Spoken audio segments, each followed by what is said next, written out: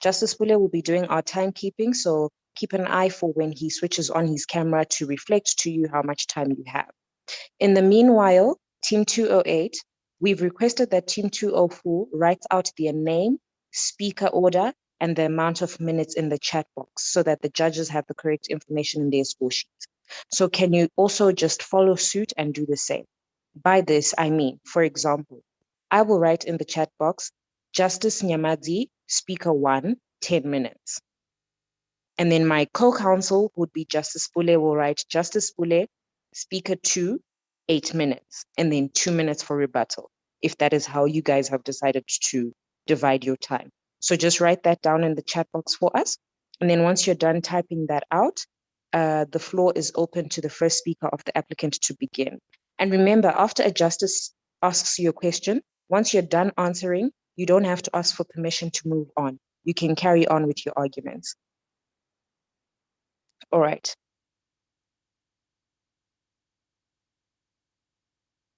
And then also, if there's more than one device in the rooms that you are in, please ensure that the other device is on mute and you're listening to my voice or the voice of whoever will be speaking from one device. This will avoid us hearing an echo whenever your mic is turned on, especially when you're speaking. So ensure that only one device is the audio output device. The other devices should only work for the function of looking at the video and not hearing. I hope this makes sense. If there are any questions, please feel free to ask. But in the absence of any questions, I think we are running a bit behind time and it's best that we get started. All right, applicant, unmute yourselves and you may take the floor.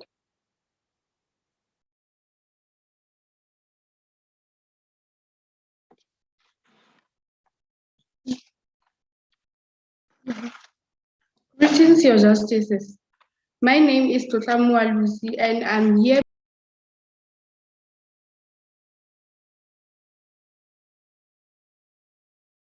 Applicant, you've muted yourself. Greetings, Your Justices. My name is one more. I don't see your message for your speaker names and minute time allocation. So before you start your presentation, if you could just let us know how much time each speaker is taking to allow Justice Bule to be able to time you correctly. We are on that, ma'am. Yes. Thank you.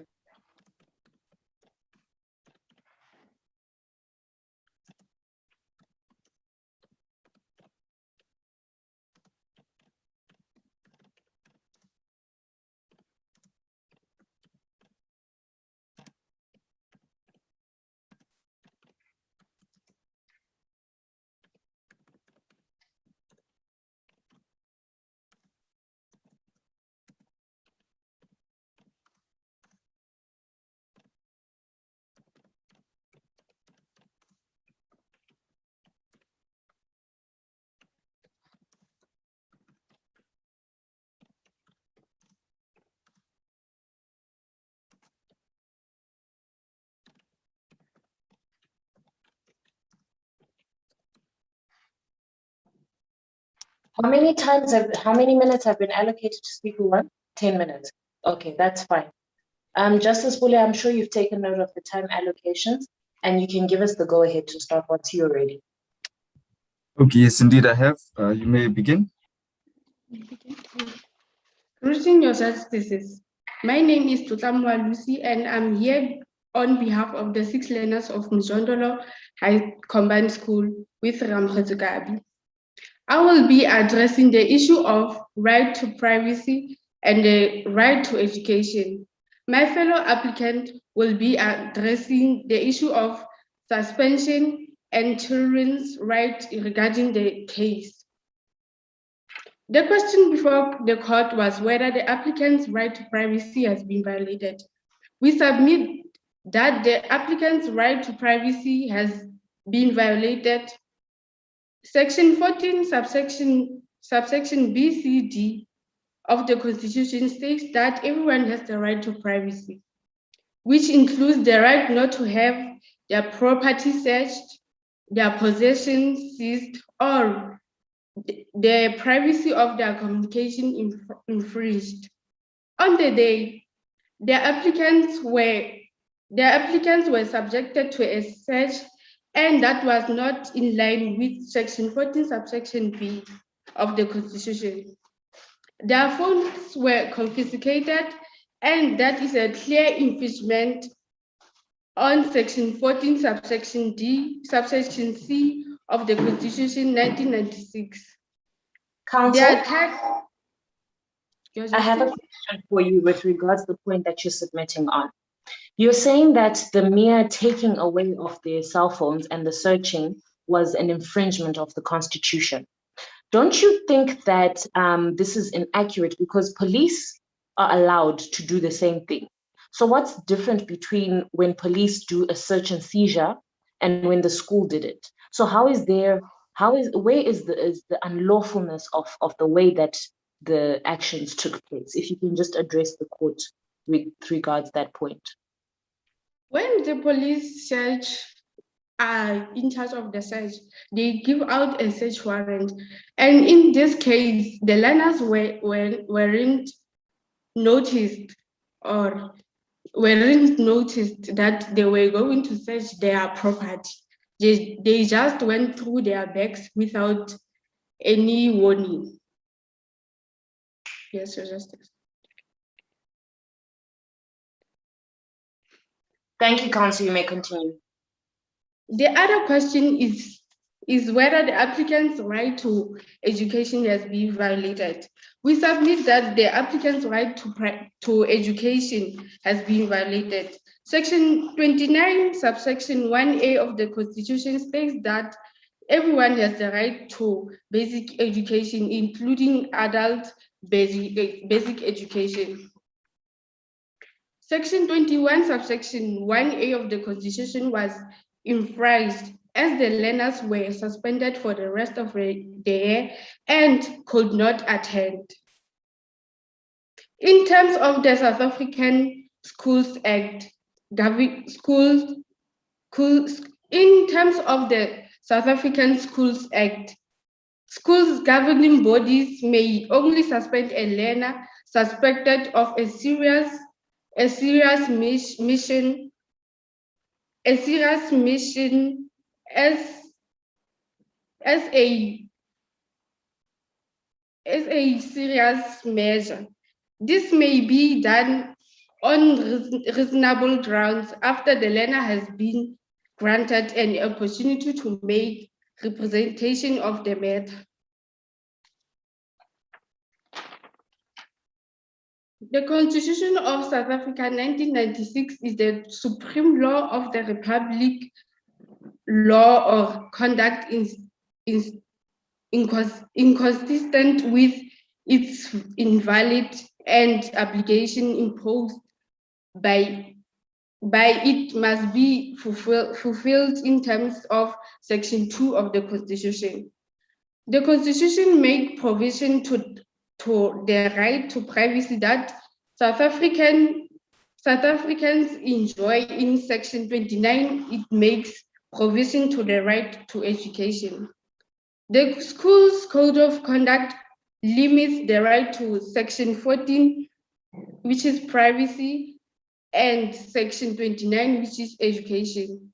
The Constitution of South Africa makes provision for limitation of rights in terms of Section 36 of the Constitution. Section 36, subsection 1 stipulates that the rights in Bill of Rights may be limited only in terms of law of general application to the extent that the limitation is reasonable and justifiable in and on open democratic society based on human dignity, equality, and freedom. The limitation of rights subjected to the learners in this instance was not justifiable. Is it the school's code of conduct that limits their rights, or is it the search that limited their rights? What was in your submission, what was the thing that limited their rights? Was it the code of conduct, or was it the search of their bags? It limits both of the sections which is the section 14 of the privacy and the section 29 of the education. Because in education, you are not supposed to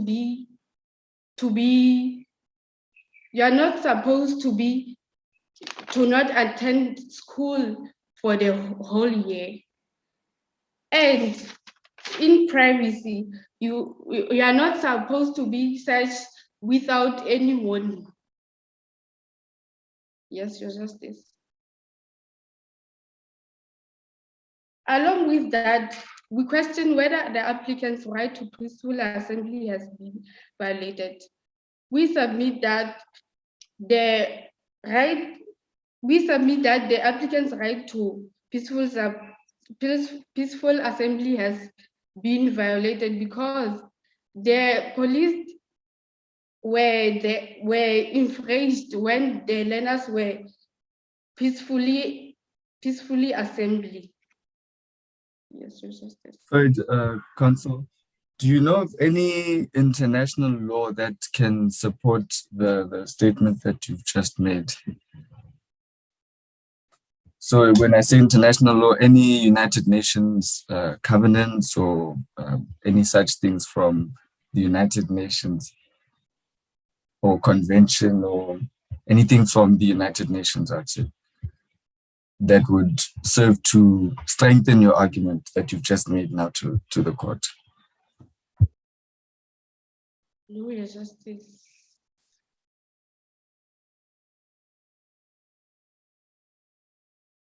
I don't have the answer to the question, Your Justice. No problem. Please proceed, Counsel.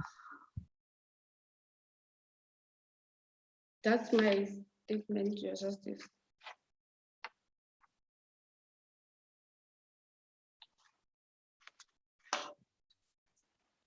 Greetings, Your Justices. I will be telling the issue. I will be speaking of the second issue that my fellow applicant already addressed. Section 10, subsection 1 of the Schools Act forbids corporal punishment in schools. The Mojondolo combined teachers were applying corporal punishment to learners without being reprimanded. It means that the Mojondolo combined teachers were violating the Child Act amended 144, section 1, subsection B, and the section 10, subsection 1 of the Schools Act, which states that no one may administer corporal punishment to any learner at school, which was violated by the Mojondolo combined teachers. The police arresting 2 of my clients for the fire at the administration block, it is unconstitutional because there was no evidence that the police found when they were investigating on the case, and they took my 2 clients to detention without contacting with their parents. I'm saying that, Your Justice, my clients are people under the age of 18, so they are still regarded as children. The police could have communicated with their parents before taking the children to detention. Counsel, the respondent in this matter is the school, is the Njondolo school. Yes, sir.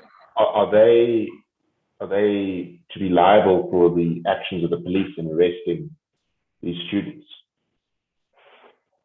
Your Justice, can you please clarify the question? So you're making submissions on the fact that the police arrested these students and that they didn't contact their parents, etc. My question is why is that something to do with the respondent, who's the school? Surely one should make that complaint against the police, not against the school. So, Your Justice, the school called the school called the police after they found that there was a fire at the administration block.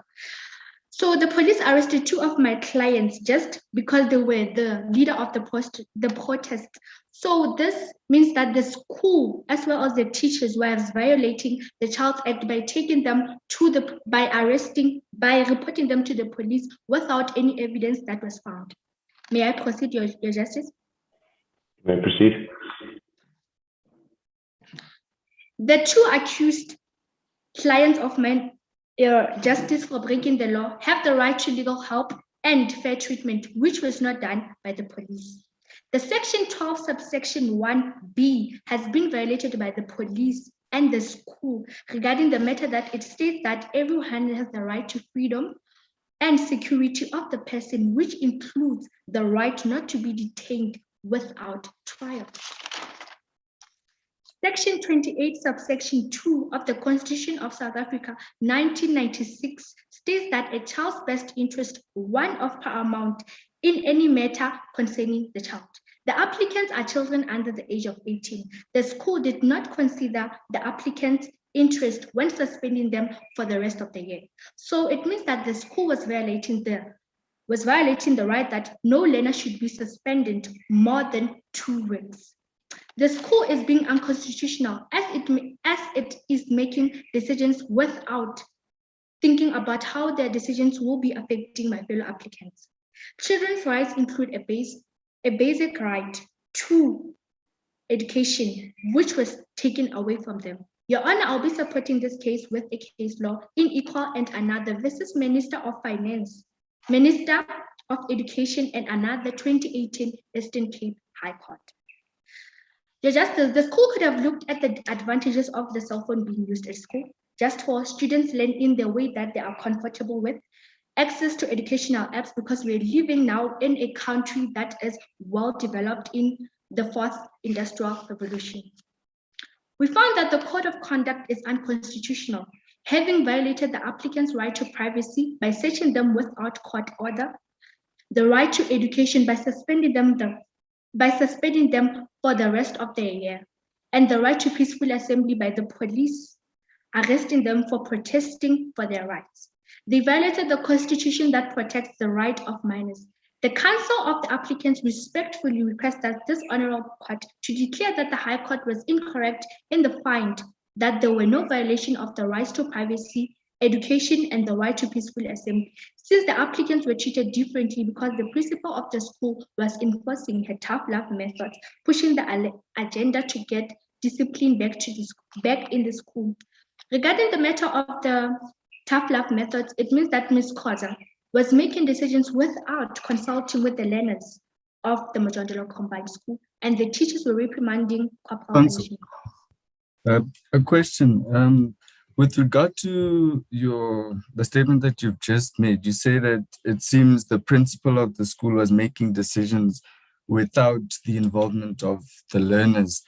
Now, I mean, in terms of the Schools Act, Schools Code of Conduct, codes of conduct must be made in consultation with the student body, as well as obviously the teacher cohort and parents as well. So in light of what you've just said, do you perhaps think that in fact there was consultation, and yes, perhaps you might say the school may have forced the section into the code of conduct, but what do you have to say about the learners' involvement in that, in creating that school code of conduct, section 4 particularly? Thank you, Your Justice, for the question. As my fellow Ms. Khoza and the SGB consulted with the learners and the teachers, but they did not consult with the parents of my fellow applicants regarding the matter of the code of conduct. Your Justice, as the code of conduct states that no learner, whether the cell phone is on or off, is found in possession, the cell phone may be confiscated and they may face possible suspension. Your Justice, this code of conduct section 4 did not state its fact accordingly because it did not make the learners to understand whether the cell phone was allowed outside the school premises or inside the school premises regarding the matter that my applicants brought the phone for things that were important. For example, If my fellow applicant just got the phone call of their parent if they were sick, you understand, Your Justice? Yes, thank you.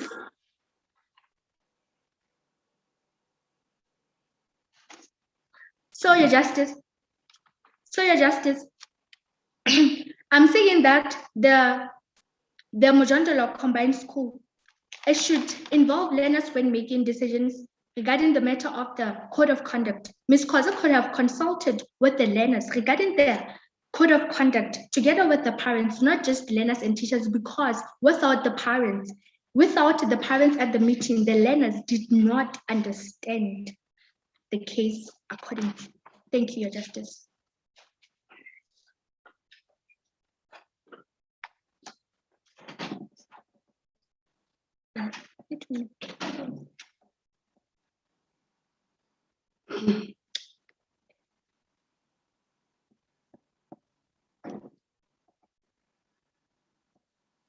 Thank you, counsel, on behalf of the applicant. I take it that the counsel on behalf of the respondent is ready to present their argument. So applicant, you may mute yourselves and we'll hear from the respondent. If it pleases the Court of Justices, my name is Sitonga Nanguselo, and along with me is my co-counsel, Nsmcc. I will use 10 minutes of this court's time, and my co-counsel will use the remaining 10 minutes of this court's time to unpack the second issue. The justices, the first issue of which we argue upon in this court is the constitutionality of the code, the school's code of conduct, and how it does not violate but justifiably limits the applicant's rights to privacy and education in terms of section 14 and 29 of the Constitution. Your Justices, we submit section 4 of the school's code of conduct was a law of general application and was not aimed at certain individuals, as it is stated in section 36 of the Constitution of the Republic of South Africa, 1996, that the rights in the Bill of Rights may be limited only in terms of law of general application, to the extent that the limitation is reasonable and justifiable in an open and democratic society based on human dignity, equality, and freedom. Your Justices, we submit that when this code of conduct was implemented, it did not infringe on the rights of the learner's dignity, equality, and freedom. So, Your Justices, therefore, that is making section 4 of the Constitution, section 4 of the school's code of conduct constitutional. Proceeding to Your Justices, we submit section 36B of the Constitution of the Republic of South Africa, 1996, which states that the importance of the limitation. Your Justices, it was important to limit the learner's right to privacy, as the school needed to check if the rule was being followed to avoid an incident which has occurred in this school before.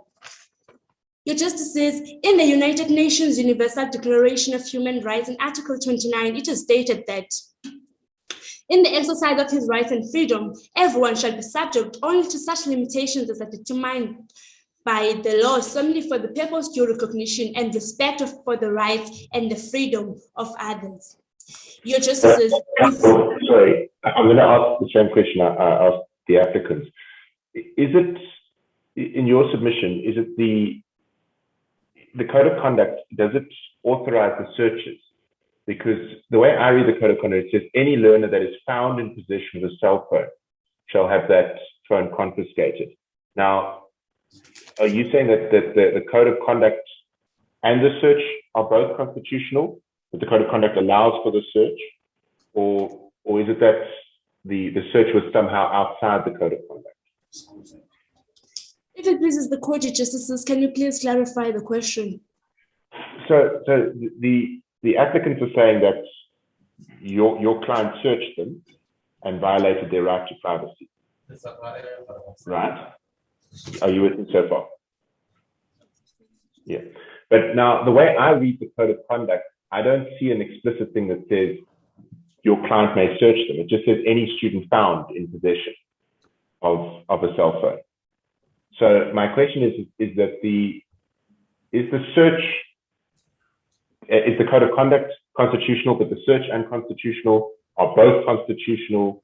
Does the code of conduct allow for the search? Your Justices, we submit that the school's code of conduct does promote searching of the learners because that is the only way in which cell phones can actually be found.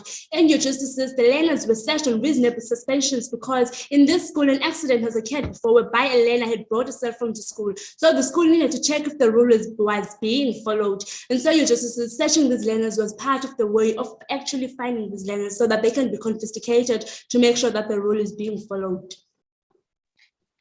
Agent, just to pick up from what my learned brother was just questioning about, your case sounds to me as though you are promoting the violation of the right of privacy merely just to find cell phones. I mean, in the day and age that we are in, learners actually may need these phones and other gadgets for some of their lessons and to promote the fourth industrial revolution. So, I mean, in line with the principles that the DBE is already issuing out, do you not think that your client was being a bit too strict in their application of this rule, as the students may have needed it for some lessons or may have needed it for safety purposes when they travel from school to home and vice versa? And it's not like they found this cell phones on the person of the student during a lesson or something. They had to search for it. So I don't see any wrongful use of the cell phone that justified such an unlawful search and seizure. So just to piggyback off of what my brother said, if you can just expand on that. Your Justices, firstly, we submit that this school has a record of learners who were using cell phones for the wrong reasons at school. Secondly, your Justices, there was no way that the school can actually control how learners use cell phones in the school, as there are fewer teachers as compared to learners. So your Justices, prohibiting the possession of a cell phone in school was the only way that the school can actually control how learners can use cell phones. If it pleases the Court of Justices, is the question answered? Your Justices, furthermore, we submit that when the applicants were fighting for their right to privacy, which was not infringed upon but limited, they violated the other learners' right to education to an extent of even influencing them to joining unlawful protests. Your Justices, the code of conduct applied to everyone, and when the applicants were caught disobeying this law, they made it their duty to disturb the teaching and the learning process of the school by all means.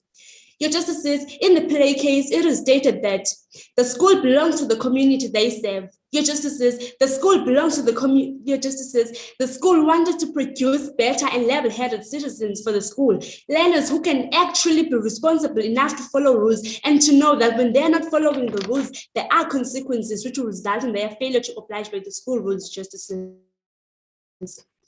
Furthermore, your Justices, in the case of Mukwanyane, it is stated that the limitation of the constitutional right for a purpose that is reasonable and necessary in a democratic society involves weighing up of competing values and ultimately assessment based on proportionality.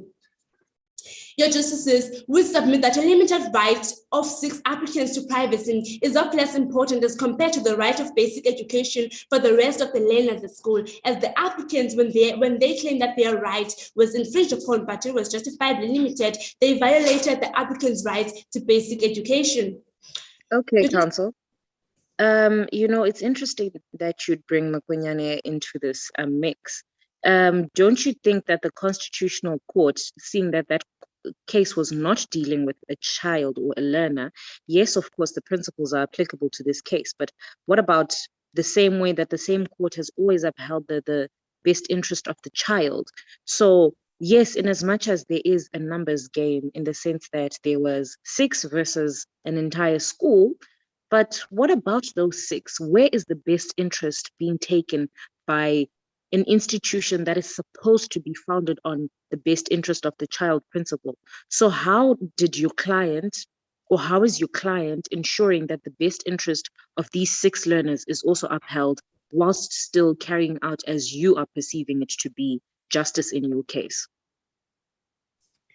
Your Justices, firstly, we submit that the applicants disobeyed the rule that was meant to create a conducive learning environment for them. Hence, they were inciting that they do not value their right to basic education.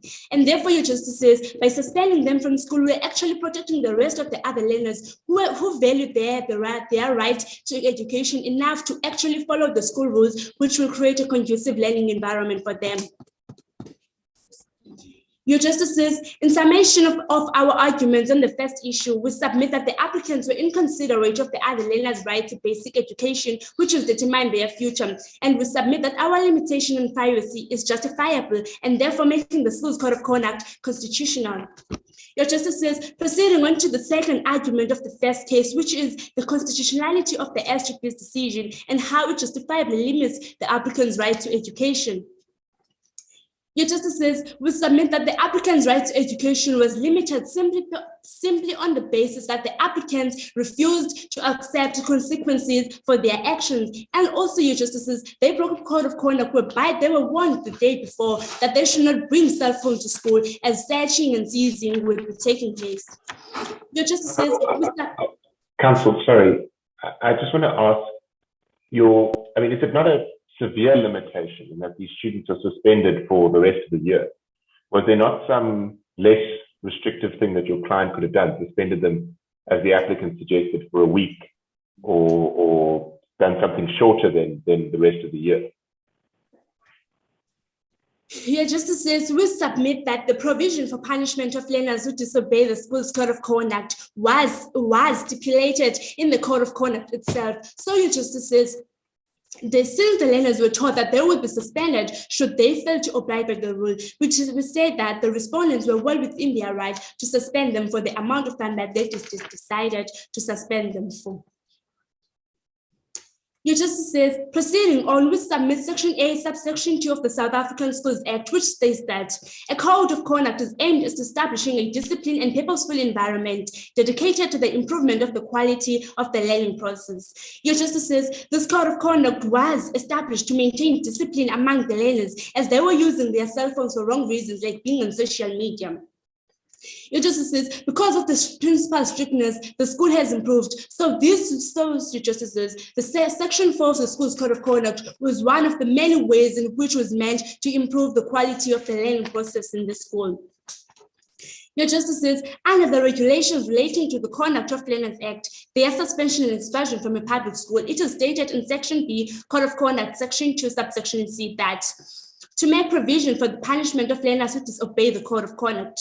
Your Justices, the school was well within their right to suspend the learners who disobey the school rule, as it was stated in the Code of Conduct that there would be suspension should learners fail to oblige by the rules. Your Justices, proceeding on, we submit the MEC for Education case at end in the Please note the time, sorry. If it pleases the Court, Your Justices, may this court give me its minute to summarize our arguments. I will grant you 30 seconds to summarize your arguments, Counsel. In summary of our argument, Justices, the applicant's right to education was not infringed upon, but justifiably limited because of the applicant's refusal to accept consequences for their actions. And also, Your Justices, it was justifiably limited, and therefore, Your Justices, making the Schools Code of Conduct constitutional. If it pleases the Court of Justices, I'd like to hand over to my co-counsel who will be unpacking the second issue of this case. Thank you, Counsel. We'll hear from the second counsel for the respondent. Spotlight. If it please the Court of Justice, I shall be dealing with the second issue, which will be addressing the court about SGP's decision whether or not it was constitutional and whether or not it violates the learners' rights to peaceful assembly in terms of Section 17 of the Constitution. Firstly, Your Justice, we submit to the court that the respondents acknowledge the applicant's rights to freedom of peaceful assembly. And by dismissing them, they were not in any way denying them the platform to exercise this right. But the respondents in this matter did not consider the peaceful method to exercise their right to peaceful assembly. We therefore submit our first submission will be on the notice under Section 3 of the Gatherings Act. Firstly, we submit that unlike the first protest, which was the demonstration, on the second and the third, which did not require notice on the second and on the third protest, the applicants did not provide a notice as ordered by Section 3 of the Regulations of the Gatherings Act. And it was also stated by the United Nations International Covenant on Civil and Political Rights under Article 21 that the right to peaceful assembly shall be recognized and no restrictions may be placed on the exercise of this right, rather than those imposed of conformity with the law. And so not giving notice is going against the constitutional requirements. And so we say that it is justifiable to limit the right, as it is stated in the Lungwana case, that if a gathering proceeds without formal notice, then that gathering, if a gathering proceeds without formal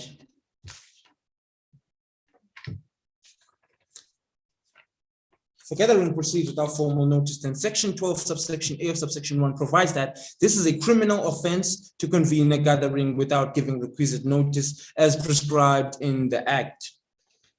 Secondly, because the applicants were not peaceful, as they infringed on the right to and prevented important events. Council, sorry, a question. When the police intervened in the protest and then handed the learners back to their parents, was that not punishment enough? Considering also that it's one of the rights of the learners is, of course, to access to education. And so was that not, you could say, double punishment for the same, in inverted commas, crime? So did the school not go above and beyond the measures that it could have gone in trying to put their point across by suspending the learners for an extended period?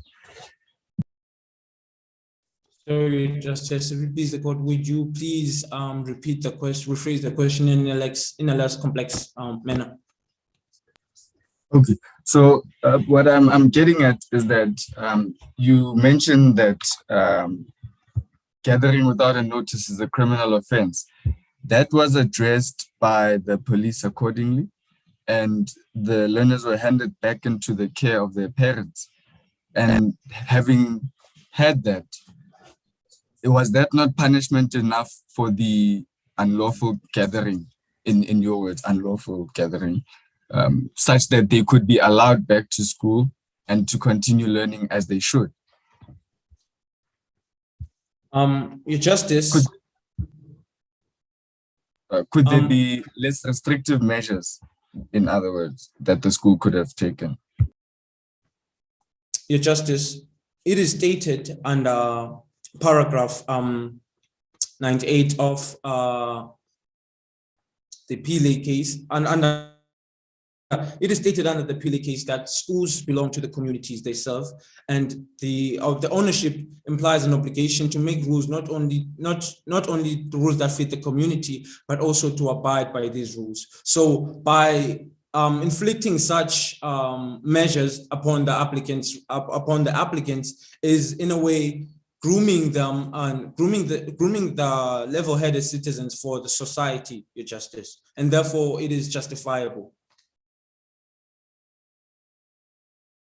If you please the court, the Justice, the first unpeacefulness was when the applicants demonstrated and infringed the right to movement in terms of Section 21, which states that everyone has a right to the freedom of movement, everyone has a right to live the republic, everyone has a right to enter, to remain, and to reside anywhere in the republic.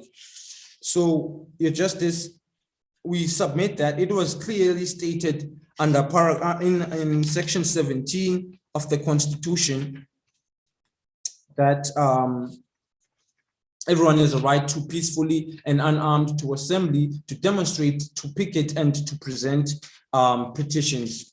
We therefore, and so the demonstration had to be peaceful in order to be justifiable, Your Justice. The second unjustifiable limitation by the applicants was when they denied their other learners their right to education by blocking the entrance and thus making it impossible for the other learners to enter the premises. And it was stated in the Sadao case that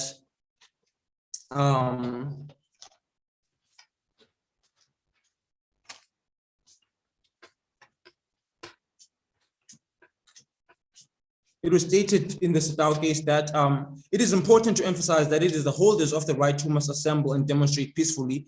It is only when they have no intentions of acting peacefully that they lose their constitutional protection. And so since the demonstration and the second protest were not in line with the law, it is justified to limit their right to peaceful assembly. If you please the Court of Justice, in conclusion of our arguments, we submit to the court that the respondents have clearly shown that Section 4 of the School Code of Conduct is justifiably limits the learner's right to privacy and basic education. We also show that the SGP's decision is not unconstitutional and did not violate the learner's right to peaceful assembly according to Section 17 of the Constitution. It is because of the aforementioned that we pray to this honorable court to grant us the following. Firstly, to find Section 4 of the Mjondolo Combined Schools Code of Conduct constitutional and that it does not violate the applicant's rights to privacy and education. Secondly, to declare that the SGP's decision was indeed constitutional and does not violate peaceful assembly. Your Justice, if you please the court, I would like to take my leave. Thank you so much, counsels, on behalf of the respondent. You may mute yourselves and we'll hear from the applicant if they have a rebuttal.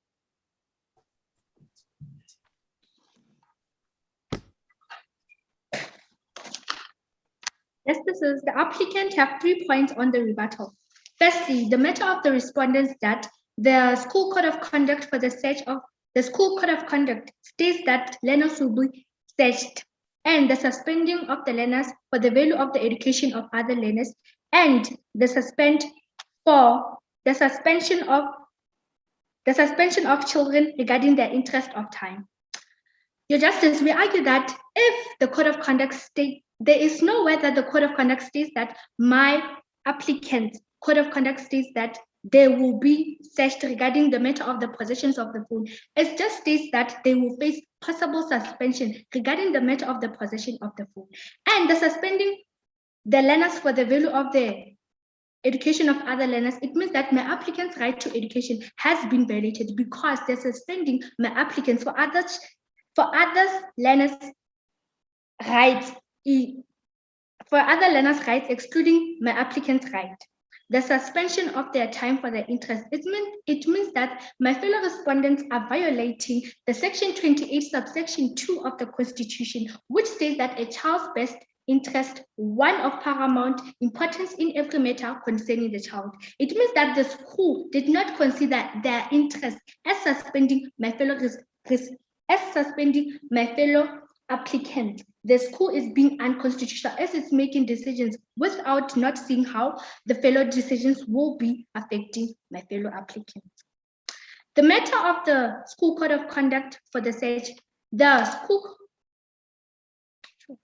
the suspension of the learners for the value of education of other learners, it means that my fellow applicants were not regarded as the children of the Mjondolo Combined School because they were suspended for the value of the other children's rights. This concludes my rebuttal, Your Justices. Thank you so much, counsels. On behalf of the applicant, we've had your rebuttal, and thank you all for your submissions. Very well done. I declare the session as adjourned. Very well done for showing up, for knowing your facts, knowing your law, and being prepared despite any challenges that the virtual platforms offer. Unfortunately, I won't be able to welcome general comments from the judges because we are running behind time and the next session needs to start. But by the powers vested in me, please take my words of encouragement when I tell you that you did very well. I was very impressed for high school students who have not had any course in legal education, this was very impressive, and your understanding of the case is very encouraging. So keep up the good work, keep working at it. If this is your first session, keep working at it and do even better in the next one. Thank you so much. A reminder to the justices to send their score sheets to Joyce, Philip, and Simon within the next 10 minutes. And with that, you may exit the session so that the next session will be able to begin. Thank you so much, everyone.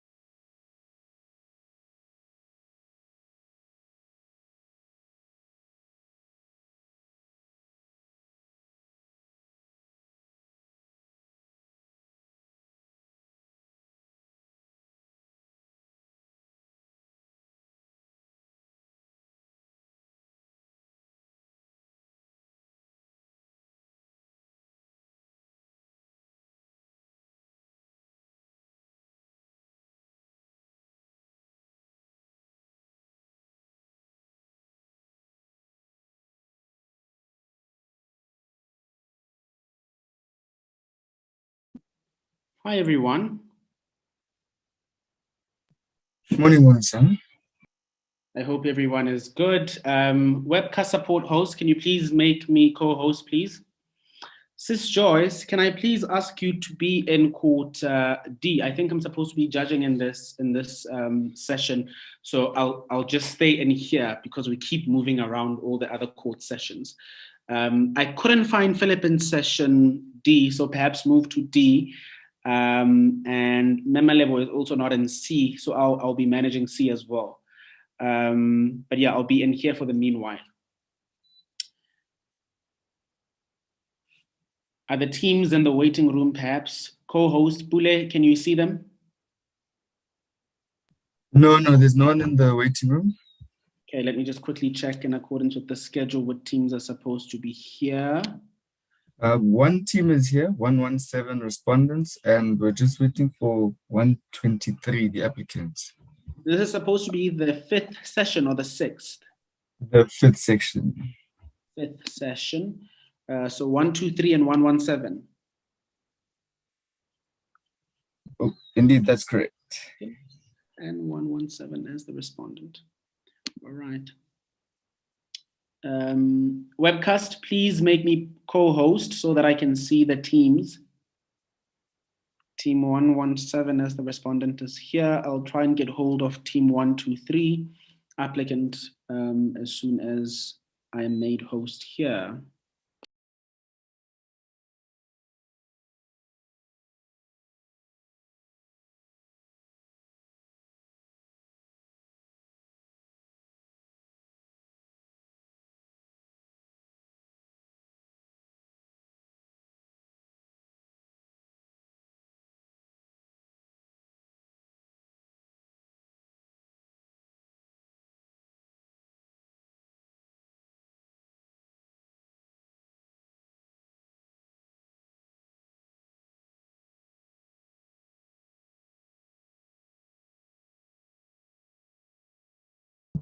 The applicant team is joining in now.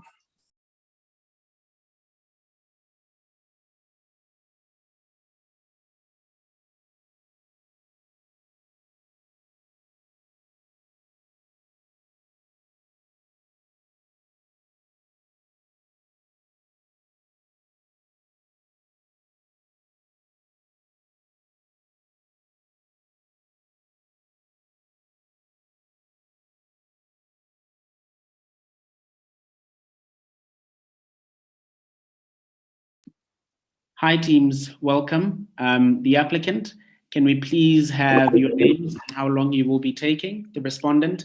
Meanwhile, the applicant is presenting. Meanwhile, the applicant team is presenting. Please use the chat box to indicate your names as well as how long you will each be taking. Thank you. Applicant, the floor is yours. 8.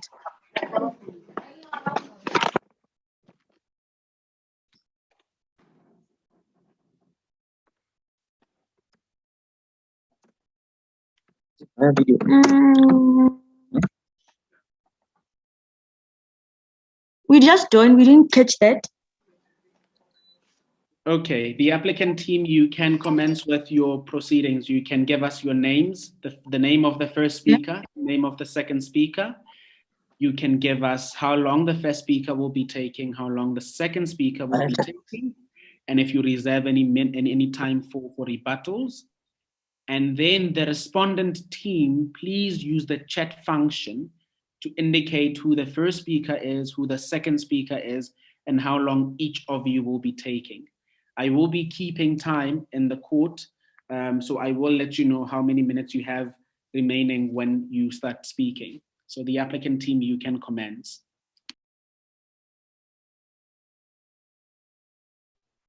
Good day, my lord. Is it my? Good day. We are here on behalf of the applicant. My name is Tubakali Tumelo. I'll be the first speaker. I'll be taking 10 minutes, and the second speaker will be taking 8 minutes, and the remaining 2 minutes will be for rebuttals. The second speaker's name is? Mameja Kwena. I'm sorry about that. First speaker, you can commence with your arguments. Thank you. Good day, my lord. Good day. If it pleases the court, my name is Tobakali Dumelo, and to my side is my co-counsel, Mame Jagwena, and we appear on behalf of the applicant with regards to the two issues that will be addressed today.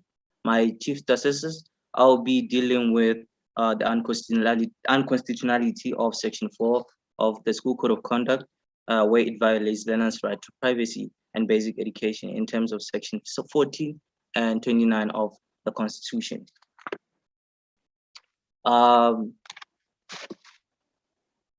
Okay, and my co-counsel will be addressing you on behalf of how the student governing body's decision is unconstitutional and it violates learners' right to peaceful assembly in terms of Section 17 of the Constitution. Section 4 of the Constitution of Section 4 of the School Code of Conduct is many things but constitutional. It is not in accordance with the Constitution. It is not in accordance with the Constitution. This is because it violates Section 14 and 29 of the Constitution, and also deprives learners from practicing Section 17 of their constitutional right, and that will be addressed to you by my co-counsel. With regard to Section 14, which clearly states that everyone has the right to not have their property searched and possession seized. And positions seized. Sorry, excuse me about that. Section 4 of the School Code of Conduct, on the other hand, allows for the searching and confiscating of the learner's possessions, which is of clear violation of the Constitution, and any search is allowed by the police and also under authority stated in the Criminal Procedure Act. Moving on to how it violates Section 29, which states that everyone has the right to basic education. And my lord, the accessibility of education goes further beyond school books and teachers teaching. Well, my lord, cell phones are one of the best alternatives or in which learners can access education. Section 4 of the prohibiting cell phones on the school premises is depriving learners from accessing education. It also violates this learners' educational right, and consequences these actions also in violating the Section 4 of the School Code of Conduct has been placed for failure to follow this Section 4 of the School Code of Conduct leads to the suspension of the learners. This also deprives learners from practicing the educational right, which is in clear violation of Section 29 of the Constitution. And my honor, the prohibition of cell phones is of personal. We believe that the provision of cell phones is of personal interest to the principal Ms. Koza, as well as cell phones pose absolutely no threat to the learning environment. My lord, a code of conduct must be of the best interest of creating a better learning environment and not a not violation of the constitutional rights. If anything, these cell phones. How do you propose that the school keeps discipline and ensure that they meet their responsibility in terms of, the education system for the betterment of students in results? Hello, can you rephrase that? I did not understand. How do you propose that the school ought to keep discipline in the school and ensure at the same time that they meet their targets in line with the education system for higher pass rates? Oh, my lord, we believe, that's a very good question, my lord. We believe that the school has to actually follow the School Acts of 1996 guidelines, which clearly states that subject to this act and any applicable provincial law governing but of the public school may, after a fair hearing, suspend a learner from attending school as a correctional measure a period of no longer than 7 days, my lord. And we believe that this section is therefore actually It's actually in Council, I need to interject there again. The same provision basically tells us, and the same act, and I think Section 8 tells us that schools are allowed to enact their own rules.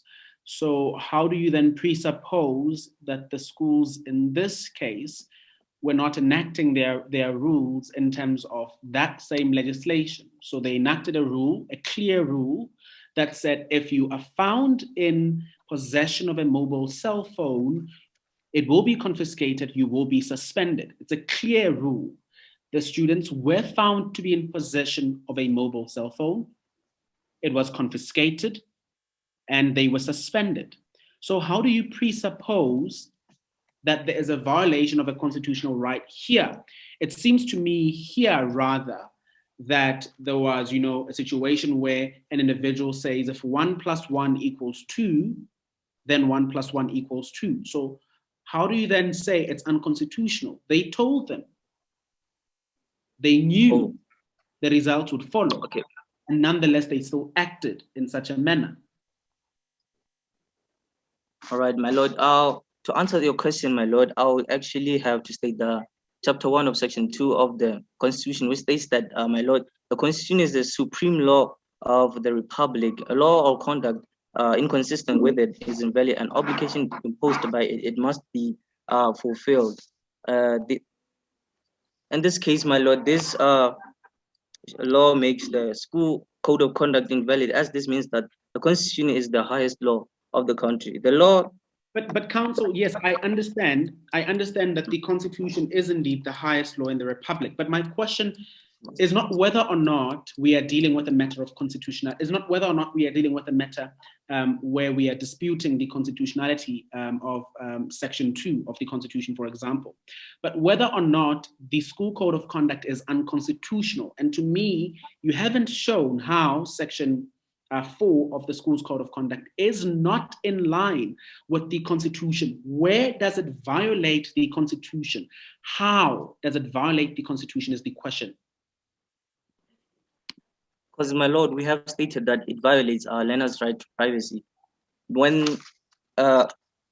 actually the search was conducted, they actually violated learners' right to privacy in terms of Section 14 of the Constitution. That states that everyone has the right to not have. Now you are moving to the second leg of your argument, which deals with privacy, and you are no longer on education, which is fine. The first leg you were arguing was on education, and that's what I wanted you to basically clarify on. But if you want us to move to the second leg, I will do so appropriately. Now, with respect to the right in particular to privacy, that right can be curtailed when we are dealing with public spaces such as educational institutions. And what basically that means is that the right to privacy is not absolute, in particular when we are dealing with spaces where we are in public spaces, institutions of education, hospitals, etc., etc., etc. So would you not say that the limitation of the right is justified by virtue of the fact that the person is in a public institution? So for example, if a student is in possession of a dangerous weapon in the school, would it not be justified, for example, to confiscate that dangerous weapon? It could be a gun. So would you not say that it would be justified as a matter of fact to limit the right to privacy in public spaces, such as educational institutions? Oh, my lord.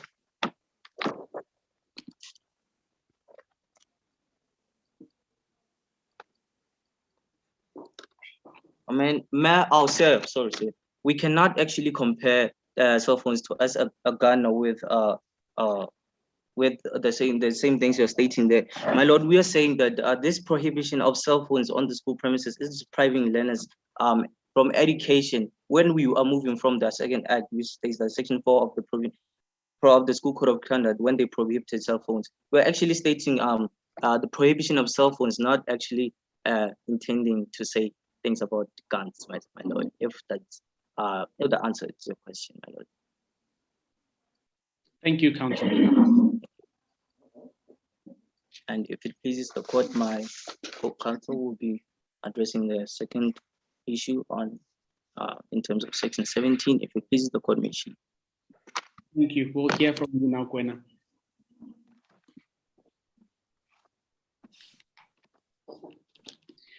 If I may just confirm for the last time, Gwena, you have 8 minutes. So I will be starting your time just now. Okay. And I'll start your time the moment you start speaking. Thank you.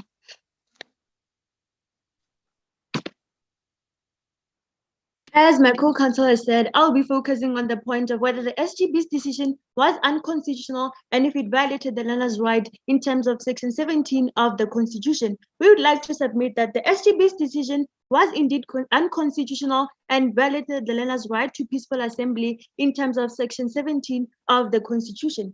Speculation, speculation, speculation, that is the basis of the case against the applicants. And I would like to list those speculation as it leads to the SGB's decision to suspend the learners. The first speculation was why the learners brought their phones to school in the first place. The school assumed that the reason why the learners brought their phones was to cause disruption in the learning process. We have to ask ourselves who caused the disruption in the learning process.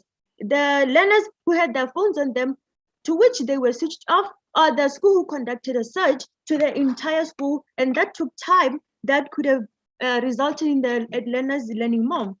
Now, the reason for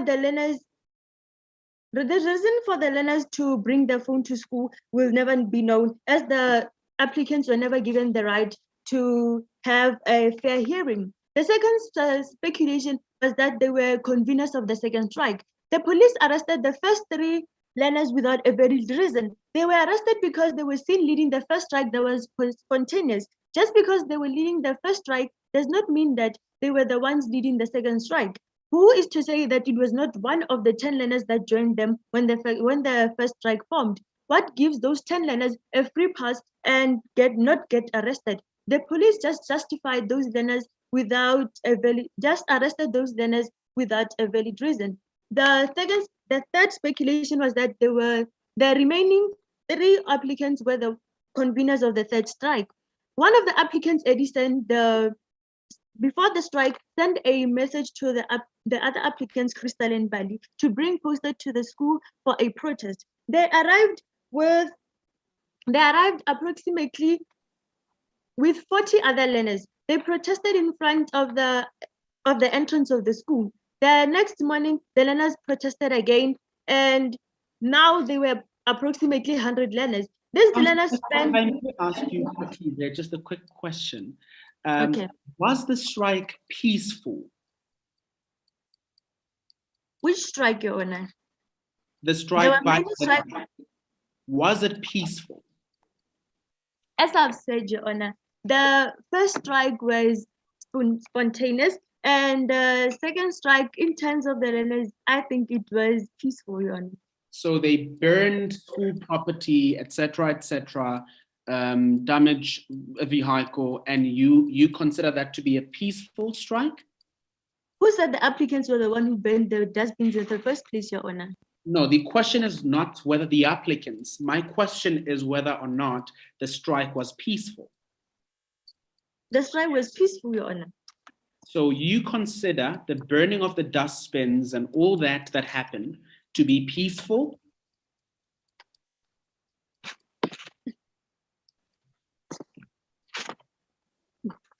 Yeah, Honor, I would consider that a peaceful assembly, yes.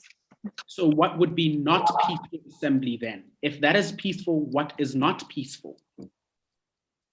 An assembly that includes violence, people getting harmed. So you would say that the burning of dustbins,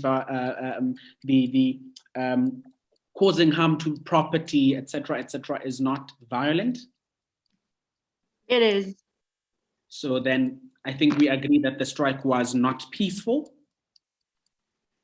It goes back to the point that the applicants were not the conveners of the strike. So listen, we are not speaking about who the perpetrator is as of yet. We are speaking about the result of the strike itself. So we are speaking about the nature of the strike itself. Would we say that the strike was indeed unpeaceful? Yes, we would. So we agree that the strike was unpeaceful. Now let's identify who spontaneously started the strike the other day. The first Was day. it the applicants? Your Honor, I didn't catch that. Who started the strike spontaneously the other day? Was it not the applicants? The strike that was spontaneous, yes. The applicants were the one who started it. Yes. And the second strike, what was the second strike about? The same issues that were raised by the applicants in their first spontaneous. The first day, yes. So we could reasonably assume that the applicants necessarily were the same people who started the second strike, even if they may not have caused the violent conduct of the students leading thereafter. They must have convened, it is reasonable to believe, they must have convened the first strike. Don't you think so? Just because they were the conveners of the first strike, my honor, doesn't mean that they were conveners of the second one. Just because they gave the learners the idea that what the school was doing was wrong, doesn't mean that they have to get the blame of what the learners were doing in their absence. Did I answer your question, Your Honor? You may proceed to the rest of your arguments. These learners spend most of their morning outside of the school. The day that the rubbish bins were burned and set on fire outside of the school gate, the police identified no culprits. But then conveniently, the WhatsApp message sent by Eddie is read by the police and they were arrested. What really was the basis of the arrest? Eddie is arrested for sending a WhatsApp message to Mbali and Crystal to bring posters. These posters were for the reason we don't know why, and he was still arrested. Mbali and Crystal were arrested because they received a WhatsApp message. How is receiving a WhatsApp message the basis of an arrest? It begs the question, did Mbali and Crystal even go to the person? Perhaps for the last time. Are you familiar with Schedule 1 of the misconduct of learners at public schools and disciplinary proceedings, which was published under the General Notice 2591 of 2001? No. So a policy that deals with the misconduct of learners at public schools. Are you familiar with it? Sorry? Are you familiar with that, Your Honor? Are you familiar with a policy that deals with the misconduct of learners at public schools? No. Okay, so there is a policy, Schedule 1 of that policy basically says that a learner will be guilty of a serious misconduct if he or she intentionally, seriously threatens or disrupts or frustrates teaching or learning in a class or engages in a conspiracy to disrupt the proper functioning of a school through collective action.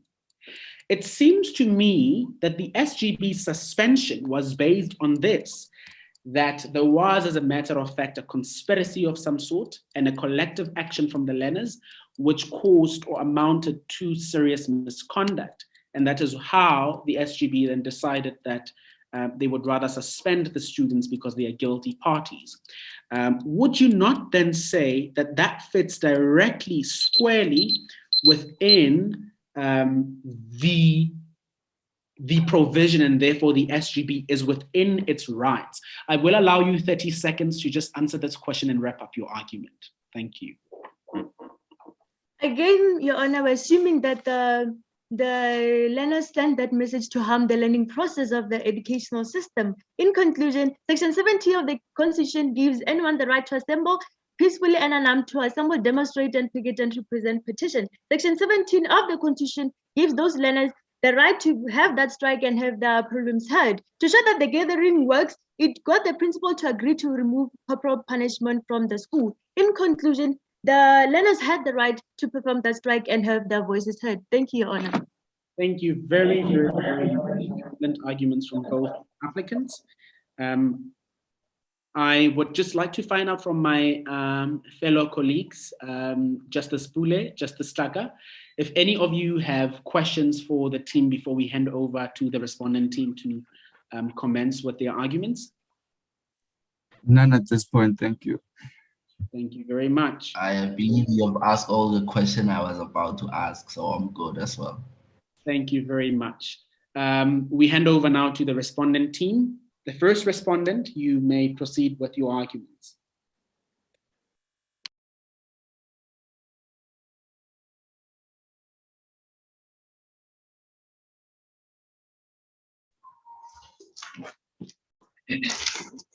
As it may please the court, my name is Sipola Zimjali. I appear as the first counsel for the respondent.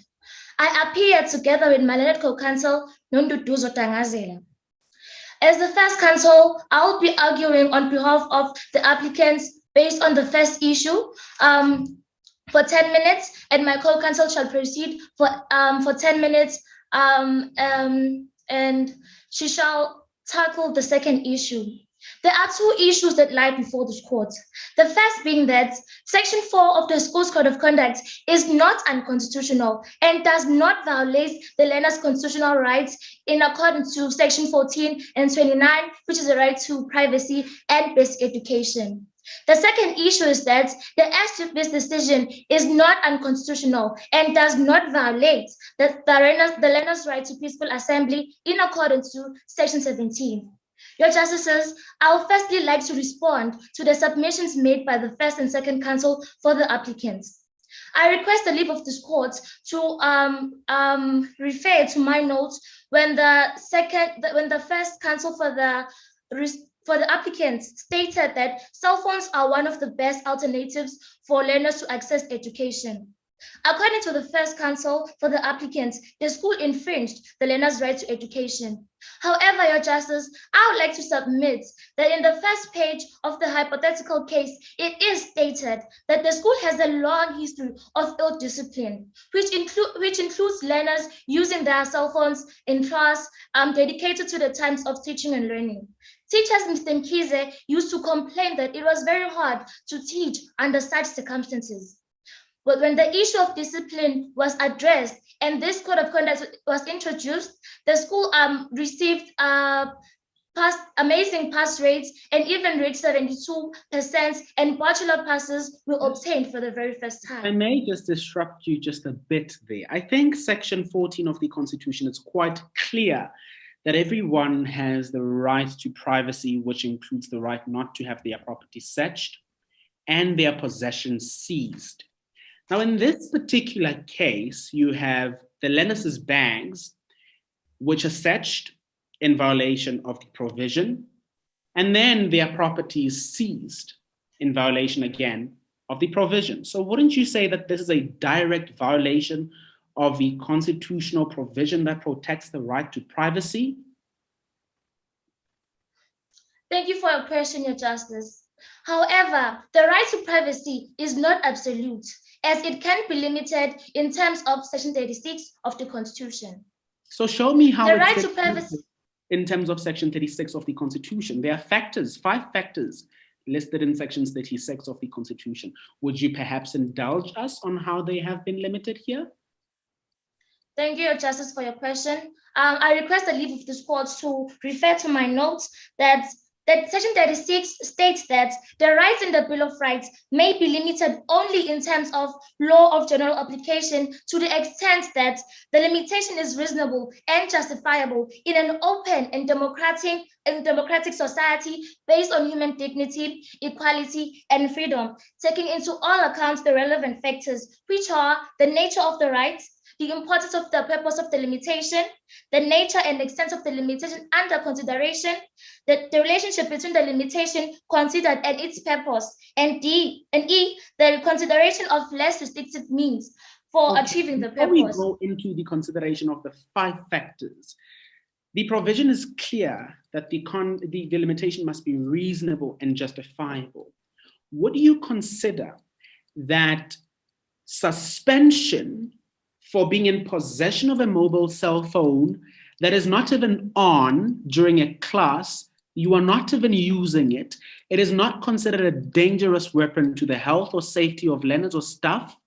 Would you say that the suspension as a consequence of that is reasonable and justifiable in an open and democratic society? Thank you so much for your question, Your Justice. However, paragraph 4 of the facts states that after a consultative process, the SGB introduced a code of conduct regulating the use of cell phones. So this kind of conduct was promulgated through the participation of the SGB, the principal, the educators, and the learners, which means that the applicants were very aware of the consequences that they may suffer after. I understand that, but does that mean if I sign a contract with you where I say failure for you to give me 4,000 rands in 5 months will mean that I am entitled to kill you, legal? So does me agreeing to something mean that that thing is constitutional? Can I sign my rights away, basically? Can I sign my constitutional rights away and say, because I signed, because I agreed, then I no longer have this right? Is that how it works with constitutional rights? Thank you so much for your question, Your Justice. May I please refer you to the case between Ministry versus Interim Medical Council for South African schools, the case of 1998, number 13 at paragraph 97, where the Constitutional Court stated that the more public an undertaking, the more attenuated will any corresponding claim to be in respect of the activity. So the right to privacy affords a greater intensity of protection with personal activities within the sanctum of the home. But when individuals engage in communal activities such as education, the intensity of this protection diminishes or it is not taken into consideration. Okay, I completely agree with you on that. And I do not dispute any of the things that you just said. But I wonder if suspension is not too severe for a student. Isn't that necessarily also a violation automatically of their right to education? And when we balance now the interests of the learners and the interests of the school, would we not say that in accordance with sections 29, I think, or 28, the interest of the child being of paramount importance would require us not to suspend them, let alone for an indefinite period of time, which is what has been done here. It would require us not to suspend them, but rather to give a disciplinary, proceeding of some sort, which would allow them to be able to receive an education. Thank you so much for your question, Your Justice. I would like to submit that the school was right at confiscating the learner's cell phones because the code of conduct is aimed at instilling discipline at school, and it's going as far as suspending them. It is for the best interest of these learners because Ms. Khoza had forewarned these learners after the case of Sifiso that anyone that is found in a position of a cell phone will have that phone confiscated and will be immediately suspended. So confiscating their cell phones is teaching them discipline and suspending them from school. I think that the school was punishing the students. It was not disciplining the students. In Antwoni versus the SGB of Settlers High School in 2002 at paragraph 17, when the court was asked to deal with a question regarding the alleged violation of a school code of conduct, there was a question as to whether or not the prohibition was aimed at promoting positive discipline or compliance with non-compliance would then justifies punishment or a sanction. Now, in that particular judgment, the court said it is important that when we are dealing with students, we ensure that there is positive discipline. But positive discipline will only occur in instances where the student is still allowed to be in class and access education. The moment the student is not able to access education, we have not considered the less restrictive means that must be adhered to achieve the outcome of discipline, and we are now punishing a student. Would you not say that this is exactly the case here? I would even, perhaps even say you should also consider Juma Masjid. You could even consider the recent case of 2020, December 2020, actually, of the principal of Umalusi versus Moko, where the Constitutional Court itself said it is disproportionate to suspend a student when there are other measures that you can take.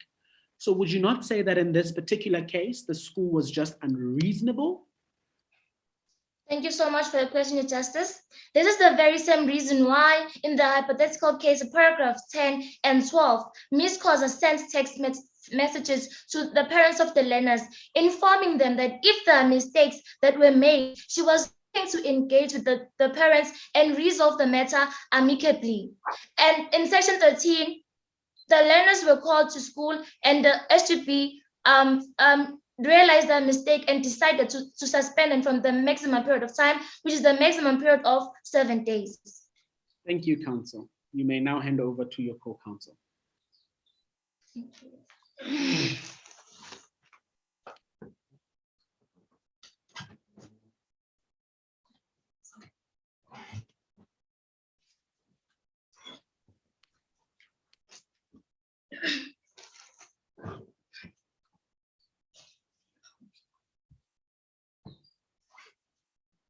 If it may please the court, justices, for the sake of the record, my name is Nontuduzo Tangazela.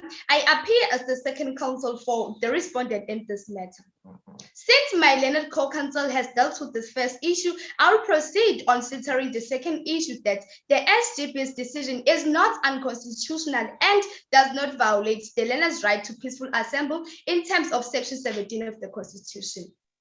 Your Justice, if I may first respond to the applicant's submission.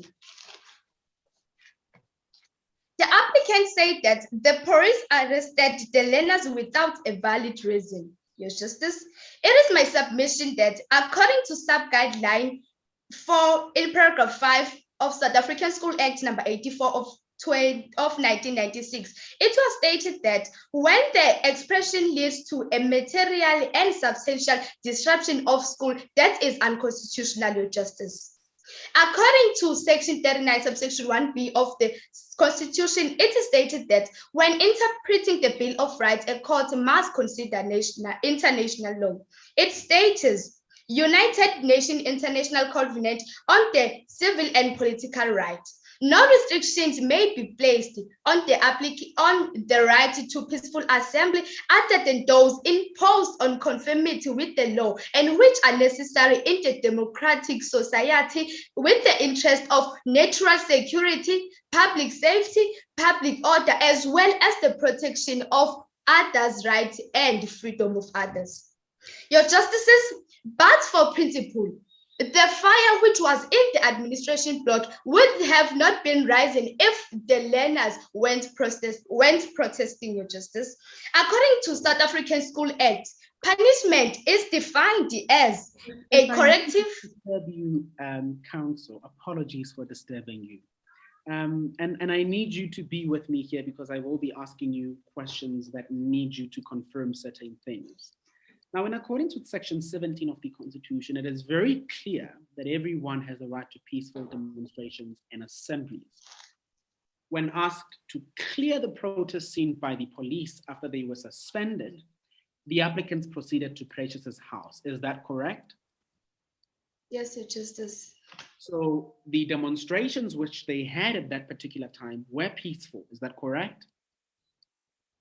No, Your Justice. So how do we then say, when were they not peaceful? They were asked to clear the scene, they formed spontaneously. They were asked to clear the scene, they moved to Precious's house. Is there any violence that has occurred so far? Thank you, Justice, for the question. It is my submission that the school followed the Gathering Act number 205 of 1995, which states that people who wishes to assemble must get a permission. It is the regulation of amendment. Not when they are meeting spontaneously, as has been raised by the applicant correctly in this case, which is why I am asking you, but I'm not asking whether or not they were formed legally. The question is whether or not their formation before they were asked to clear by the police, before they proceeded to Precious's house, was peaceful. Was that spontaneous meeting peaceful? Thank you, Justice. As my learned co-counsel. Yes or no? Was it peaceful? the spontaneous, was it peaceful? Yes or no? No, Your Justice. Why are you saying it was not peaceful? Where was the violence? Thank you, Justice. As my learned co-counsel has earlier submitted to this court, that when expression leads to a material and substantial, that is unconstitutional, Justice. And according to sub-guideline 4 of South African School Act, it is stated that the learner's right to freedom of expression is not absolute, Justice. Okay. And in the matter, let me assist you here. My understanding of the facts, and I may be incorrect, unlikely, but I may be. My understanding of the facts is until the point where they went to Precious's house, the protest which they had formed spontaneously was legal. It was peaceful. It was just a peaceful assembly. The point of violence only started when the students started to gather in numbers outside of the schoolyard. But that is now another separate strike, as has been correctly pointed out by the applicants. So insofar as I understand the facts, we cannot attach the events of that second strike to the applicants. Why? Because they were not the identifiable culprits at the scene. Or were there any identifiable culprits? In accordance with paragraph 10, I think, there were no identifiable culprits. The applicants were not identified at the scene. They were fetched wherever they were and they were arrested. They were not arrested at the scene of the strike. Is that correct? Yes, Justice. According So how do we then attach their responsibility? How do we say they are the responsible ones if we don't even know that they were even at the protest that we say they are responsible for?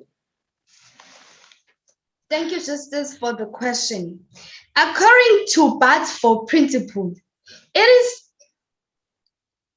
is stated that the learners were protesting and the administration fire that was in the administration block wouldn't have been rising if there was not the protest. And also in the matter between Mlungwana versus the state on the Constitutional Court, case number 32/18, it was stated that if a gathering proceeds without a formal notice, then Section 12, subsection 1A provides that this is a criminal offense.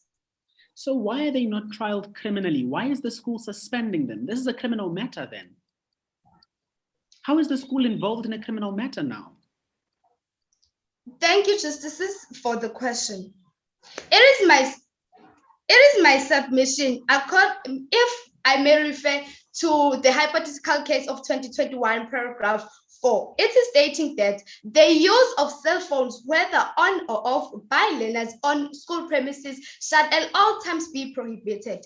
Any learner that is found in possession of a cell phone shall have that phone confiscated and may be suspended. It is my submission. For the last time once more, Council, and this time I'm trying to help you now.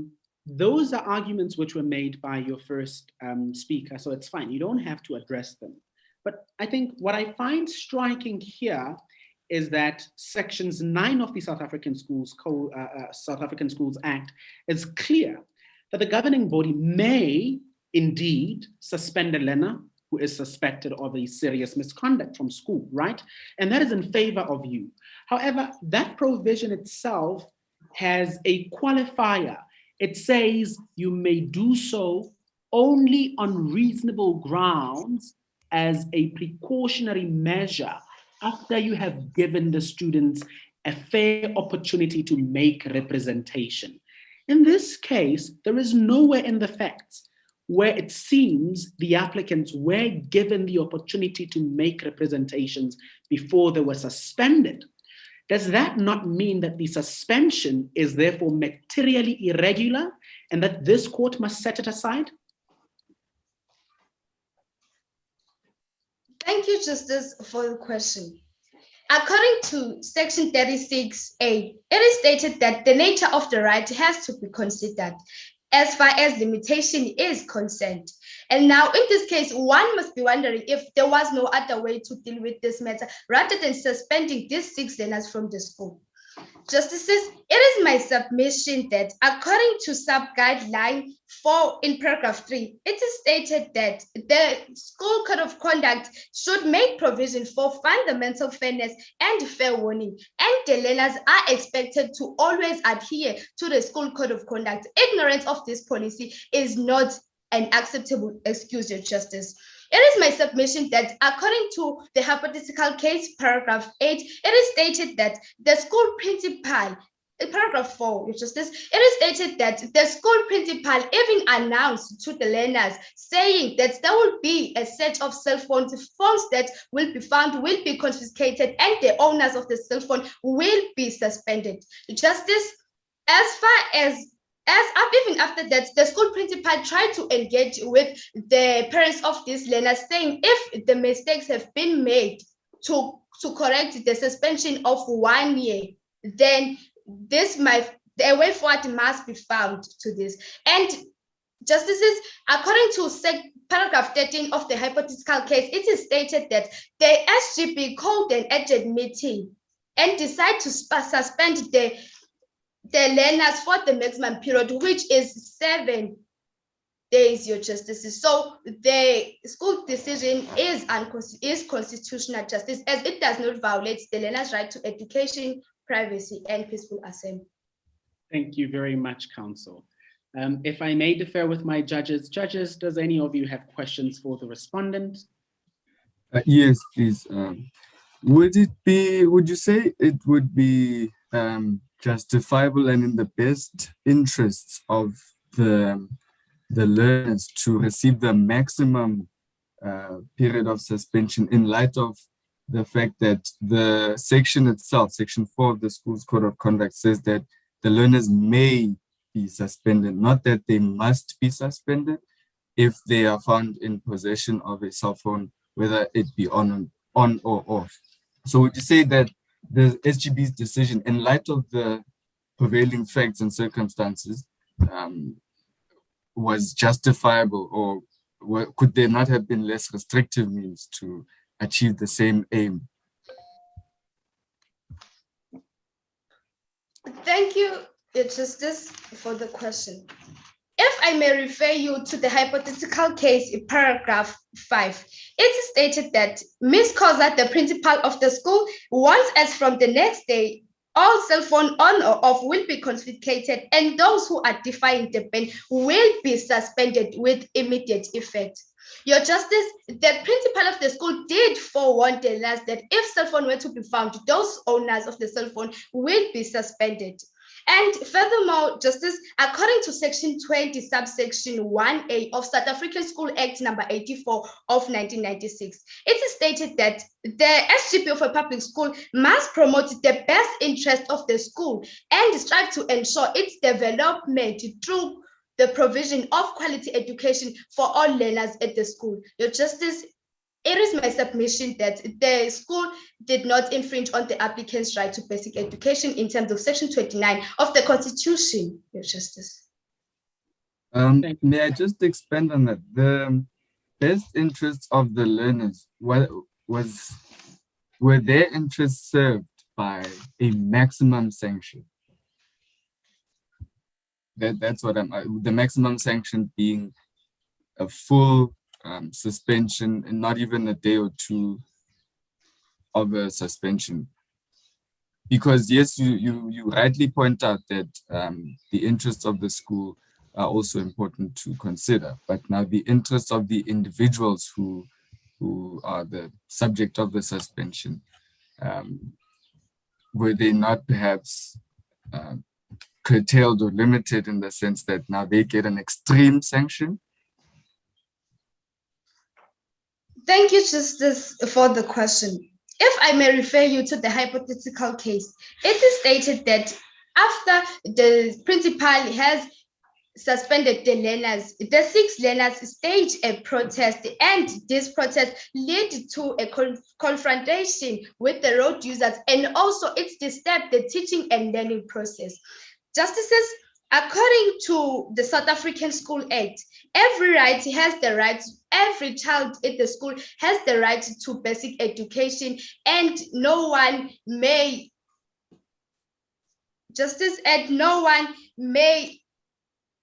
violate other learners' rights at the school. Justices, it is my submission that the suspension was correct to suspend the learners for the maximum period, which is 7 days, as they even violated other learners' rights.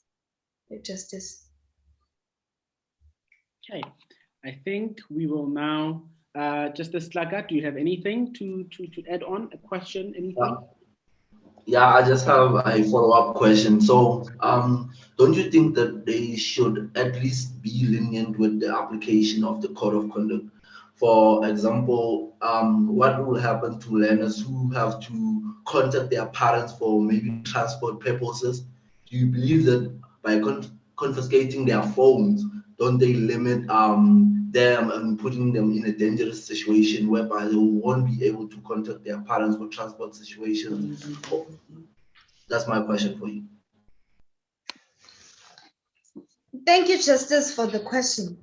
If I may refer you, Justice, to the hypothetical case 2021, in paragraph 4, it is stated that after a consultative process, the school governing body decides to introduce a code of conduct regulating the use of cell phone at the school. Your Justice, it is my submission that the parents, by the time when the school code of conduct was implemented, were present in that meeting. So in that matter, Justice, of the transport, the learners or the parents of these learners would have assigned to the school principal that my learner should carry the cell phone to school based on this and that reason, Justice. Therefore, the school did not violate on the applicant's right to basic education, Justice. Thank you very much. We will now cede over to the applicants to give a 2-minute rebuttal. Agent for the applicant, you may proceed with your rebuttal. Thank you.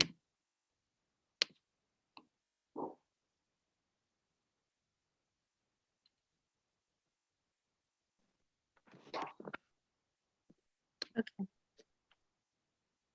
Your Honor, there's a thin line between discipline and punishment, and what the respondents were doing was pure punishment. The respondents are going on and on about the best interest of a learner, but they failed to mention that the suspension days were not the maximum days, but they were for the rest of the year. The case mentioned that the learners were suspended for the rest of the year, and was mentioned that it was in the middle of the year. Now, what do you expect the learners to do for the remaining time that they were suspended? They keep talking about the learners were put in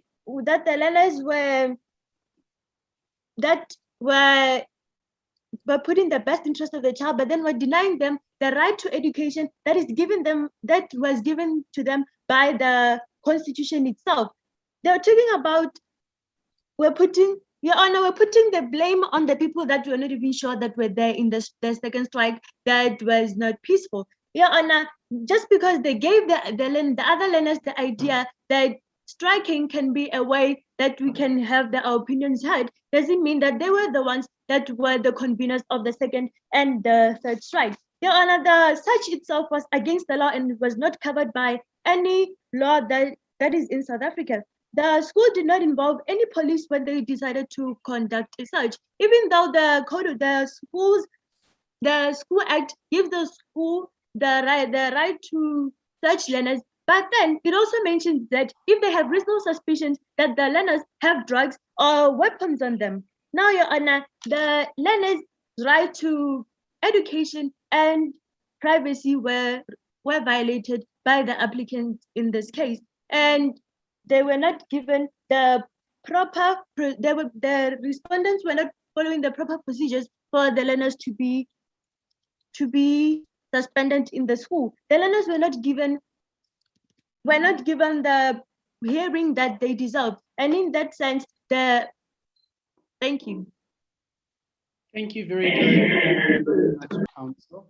I really appreciate all of you. I will just defer to my judges. We have about 2-3 minutes to give you a little bit of feedback. So judges, if you could kindly assist me and just give me or give our students some feedback briefly, if we can just keep it very shortly. Thank you. We will start with Justice Tlaka. A little bit feedback. I believe that for both our applicant and respondent, they could have expanded to their argument, especially looking at Ubuntu, could have been useful to their argument. Also, yeah, section 33, they need to know how a right could be limited by section 33. Like, they should read more on that. Thank you. Thank you very much. Can we now proceed to Justice Pule? Morning again, all.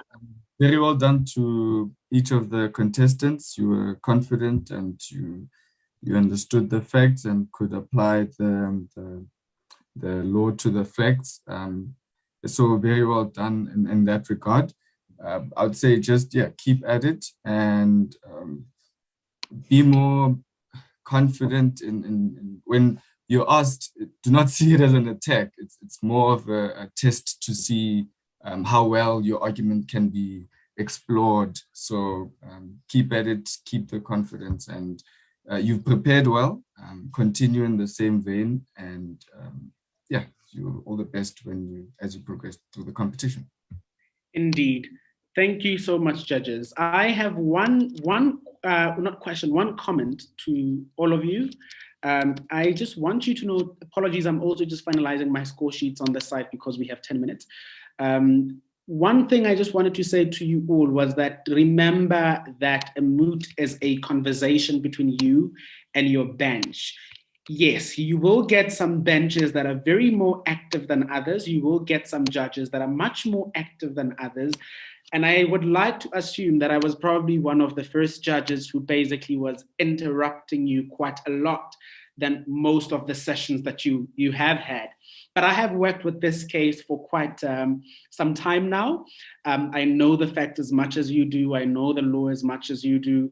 And so I have to engage even when I try to hold myself from engaging with you. But the good thing about it is it doesn't work against you. It works in favor of you because you are able to show me that you understand the facts and that you understand the law. And we keep on having this one-on-one conversation because at the end of the day, that's what a moot is. So best of luck to you all in your next rounds. I really wish you the best. I have been utterly impressed by all that you have argued here today. You may now leave our court session for our next teams to come in. Bye-bye.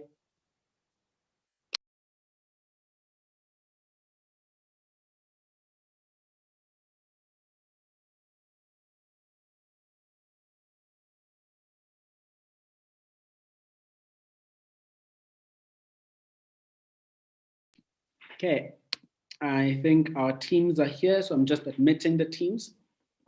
And we can begin with the preliminary things. Before I start with the preliminary things, let me just make sure that in this session, we are supposed to be having the teams that are here. So I'll just look at the schedule for the pairing of the teams quickly. All right, this is supposed to be session 6, starting at 10:30. We are supposed to be having, what court is this? A. Yeah, 103 as applicant and 133 as respondent. It seems to me that we do have 103 as applicant and 133 as respondent. If I may quickly just ask the applicant, 103, please give us your names and your times. Respondent, please type them out for us in your chat box to everyone. Okay, I see the applicant has left. Respondent, can you please quickly just give us your names and the time allocations? You can put on your mics and you can speak.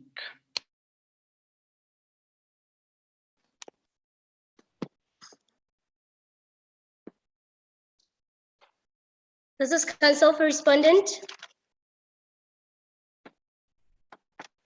My name is Ontatile Nawanda, and I'll be the first speaker for Council for Respondent, and I'll be presenting my side of the speech, of the argument, for 10 minutes. My co-counsel, Dimpomo Buseng, will also be presenting his side of the speech for 10 minutes. All right, thank you very much. I see the applicant is back. The applicant, may you please kindly introduce yourself, tell us how long you will be taking each. I see there's a person called Mapula in the room. Mapula, please rename yourself appropriately. Thank you. Applicant, over to you. Please give us your names and the amount of time that you will be taking each. As it pleases the court, I am Samkele Mpongisa, and together with my co-counsel, Mikaya Chet, we appear on behalf of the applicants, the 6 learners. I will be taking 11 minutes of this honorable court's time, and my co-counsel will be taking 7 minutes of this court's time, and we have reserved 2 minutes for rebuttals. All right, thank you so much, applicant. If I may just request you to repeat your names again. The first speaker is? The first speaker is Samkele Mpongisa. Thank you, Samkele. And then the second speaker? Mikaya Chet. Mikaya. Thank you very, very much. The applicant, I will start timing you. Samkele, you have 11 minutes from the moment you start making your arguments.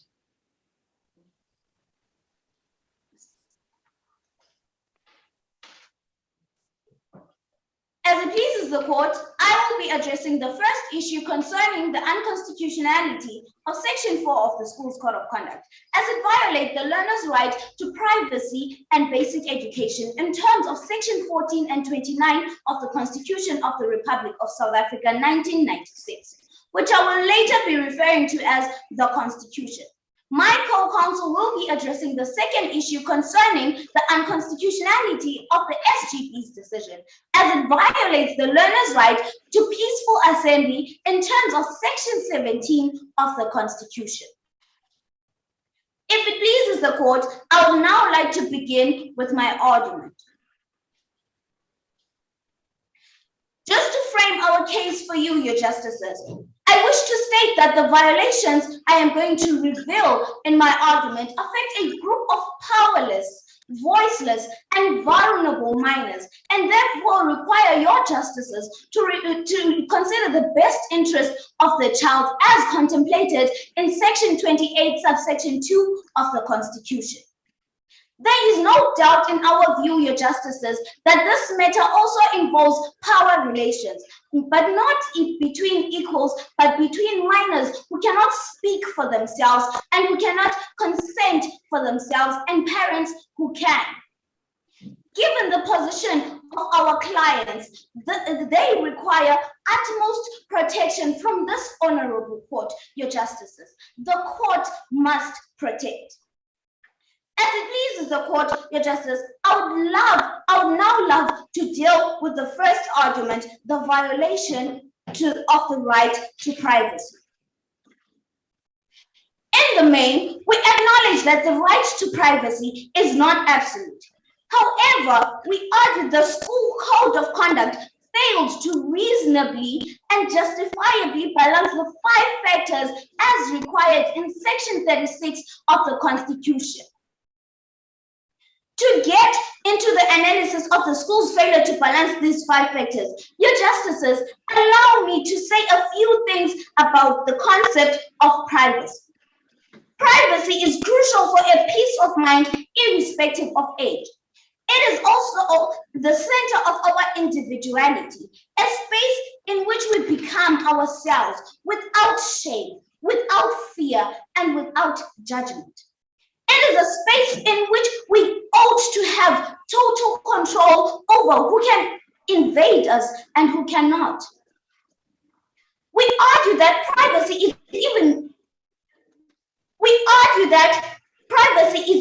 more important for minors who are still at their fragile stage of development.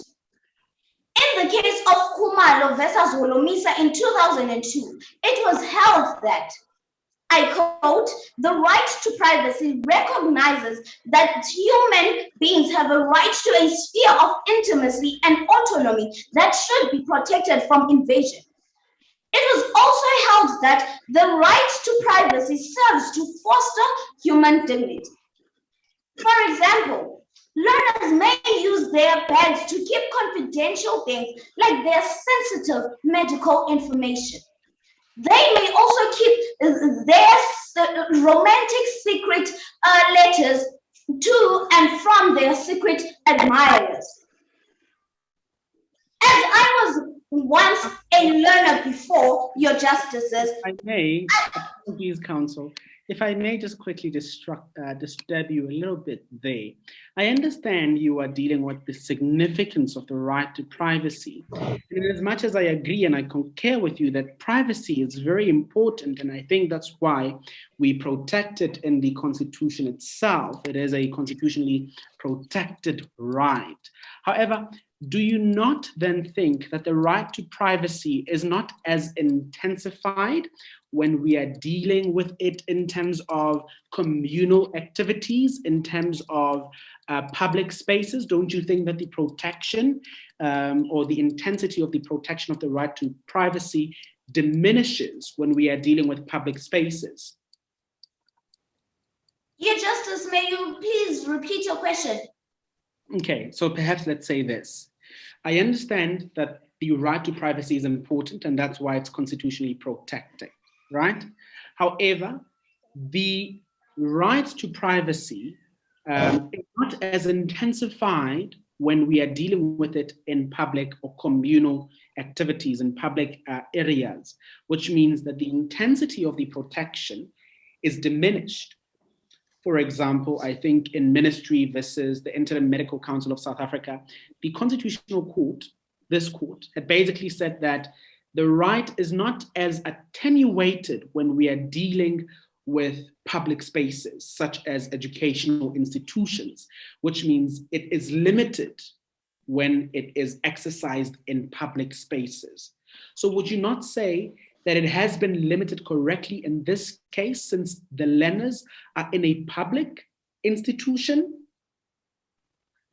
As it pleases the court, your Justice, we say that, your Justice, that is definitely true, your Justice, that it can be limited in public spaces like schools, your Justice. However, we say in this case, the way in which the school limited this right in this case was unjustifiable and unreasonable, your Justice. Counsel, may you kindly address the court on the point of the application of Section 4 being unconstitutional, given the fact that it would need to be actioned. And one of the ways one could say that the school went about actioning the Code of Conduct Section 4 was to perform a search. And in performing the search, they only looked for the cell phone. So would you not say it was reasonable and justifiable in the manner in which, firstly, the provision is stated, Section 4 of the Code of Conduct, and the manner in which it was applied, thus not making it unconstitutional in the sense that it did not go above and beyond the scope of, firstly, the section and the bounds of what the section provides? Your Justice, may you please repeat your question? All right, counsel. The question simply is the application of the section by way of the search, was it not reasonable and justifiable in light of the circumstances, thus not making it unconstitutional and thus not making it such that it infringes on the right to privacy and the right to education? As it pleases the court, your Justice, may you please simplify your question? Okay, no problem. Counsel, what I'm trying to get at is that this section 4, they need to effect it. By that, I mean they must carry it out. And it says anyone found in possession of a cell phone may get suspended. So now, in order to find, they need to seek. And they sought by way of a search. Was that not reasonable? And was that not justifiable? If not, why not? Your Justice, that was not reasonable, Your Justice, and that was not justifiable. The fact that the school code of conduct says that if found in possession of a cell phone, then you may be suspended. Now that it says that now that the school searched the learners instead of finding the phone and let it happen in a natural way. Now it invaded in their privacy, Your Justice. Thank you, Councilor Person. If it pleases the court, Your Justices, I would now love to continue with my submission. Please proceed, Councilor. As it pleases the court, Your Justice, on the relation between the limitation and its purpose, we submit that the school code lowered the criterion for invasion of privacy. To show this, we compare the school criterion to that used in the case of Amapungane versus Minister of Security. In that case, Your Justices, the minister lost despite arguing that the invasion of privacy was justified by the need to investigate and combat serious crime, guarantee national security, maintain public order, and thereby ensure the safety of the Republic. Your Justices, there is no doubt that these are legitimate and important purposes, but the minister lost, proving that the criterion for invasion of privacy is very high, and the school lowered it for a group of powerless, voiceless,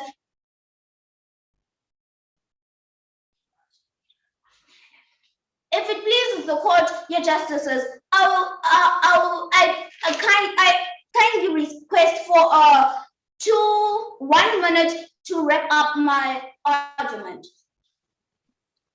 A minute has been granted. You may continue, Counsel. As it pleases the court, Your Justice, on the right to education, Your Justice, we believe the right to education is violated in 3 grounds. First, learners are excluded for 14 days during this period, for 14 days from school. During this period, they will miss out on potential test written, topics covered, and will come back far behind in their learning. Second, no mechanism are put in place for them to continue studying at the time of suspension. Third, this exclusion may cause learners to resent school and drop out as a result. Suspensions are unreasonable. To conclude, Your Justices, the thought of making someone miss school for a whole 14 days is just unthinkable in an open democratic country. If it pleases the court, if Your Justices have no further questions on my submission, I would now love to hand over to my co-counsel.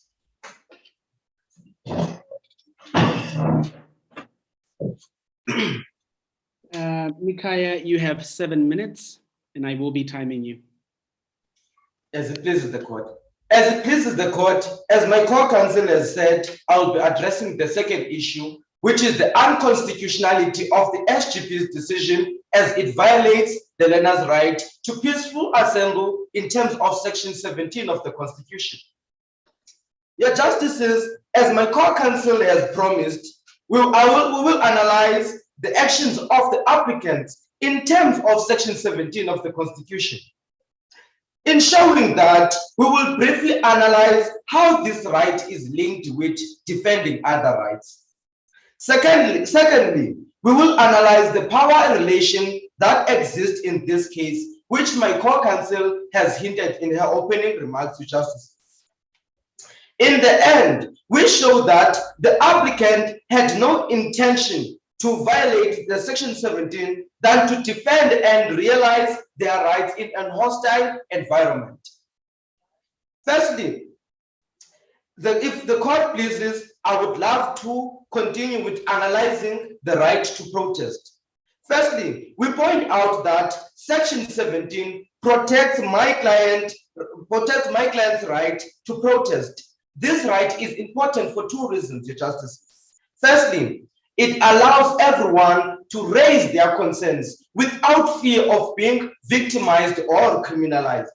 Secondly, in the case of Hotz University, if the case of Hotz versus University of Cape Town in 2017, it was held that Section 17 is linked access and exercise of other important rights such as freedom of association as contained in Section 16 of the Constitution. Quickly just disrupt you a little bit there. One ought to say that yes, the right to peaceful assembly is important, but the right is very descriptive itself. It is only in terms of peaceful assemblies. In this case, that would mean the right is lost the moment it's no longer peaceful. So would you say the students can still rely on their right to peaceful assembly, even though the protest was not peaceful? Your Justices, firstly, we submit that my clients were peaceful in their protest. How do we justify that?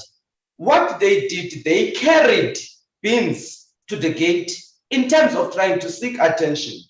And also, carrying bins to a certain point, if the teacher could want to throw some trash, you could go to the gate and put the trash in the bin so that you could see that my clients are not happy with the code of conduct of the school and the SGP's decision.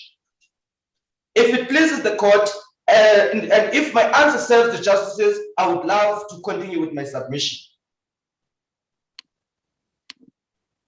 Not quite. I just want to. So I just want to confirm this. Your argument is that the protest was by all times peaceful. Yes, Your Justice. So you do not consider that the violent conduct of the gathering, as seen, I think, in paragraph 10 and 13 of the compromise, is that still peaceful? Your Justices, what my clients did, they carried the bins to the gate, not just to put the bins at the gate, not to stop or to violate everyone's right, but that was peaceful because there's nothing unpeaceful with carrying the bins to the gate. Your Justices. And so, what happened after the bins were carried to the gate? What happens after the bins were carried to the gate, Your Justices? The police arrived in the scene. Mm-hmm. When the police arrived, they said that the strike is illegal because of it was not given a notice. And it will prove that it is not illegal because my clients formed the strike spontaneously. And it was unpeaceful, it was peaceful. So, okay. I think you are omitting facts here. I think it is important to consider that they didn't just put the bins by the gate. They set them to fire. Close to a teacher's car. Justices, there were no culprits identified there. So it cannot be linked to my client. About the identification of culprits yet. We are still speaking about the nature of the protest. Was it peaceful by all times? My question is was it really peaceful by all times? We can see that they took the dustbins, they set them on fire outside just by the teacher's car park. Is that peaceful? As it pleases the court, may I please repeat the justice? My question to you is, we see in the facts that they took the bins outside to the gate, but not only that, they set them alight on fire by the teacher's car park. Is that still considered peaceful? Your justices, what you must look at here is that my clients cannot be held accountable. Okay, let's make it a little bit easy for you. Was the protest peaceful, yes or no? There was sporadic violence in the protest to justice. And was the protest peaceful, yes or no? Yes, Your Justice. Okay, thank you. As it pleases the court, I would love a minute to wrap up my submission. Your minute has been granted. You have about 15 seconds, so you have a minute now to conclude. Your Justices, secondly, we say that the evidence that was held, the evidence in WhatsApp messages should not be permissible in this court because it was improperly obtained from my clients. In fact, the right to privacy was violated here. Your Justices, my clients, your Justices, can I please now sub my prayers? You can assume that you can assume that we know your prayers. You can use the remaining 30 seconds of your time to just close up your arguments. As it pleases the court, we maintain that our clients should not be held accountable for the fire they did not cause. We also contend that they cannot be responsible for the sporadic violence for which they were not guilty by a court of law. And there is no evidence that my clients encouraged or assisted others to commit violence during the protest. Thank you very much, counsel. Your time is up. As it pleases the court, I would now, as it pleases the court, I will request 2 minutes in this court floor to sum up to conclude my prayers. Unfortunately, this court has to humbly decline. We will now hear, you may take leave, we will now hear from the respondent. As it pleases the court.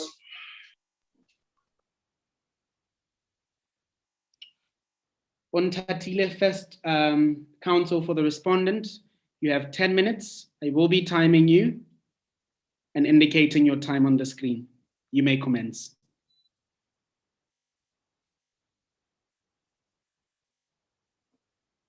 Counsel for the respondent.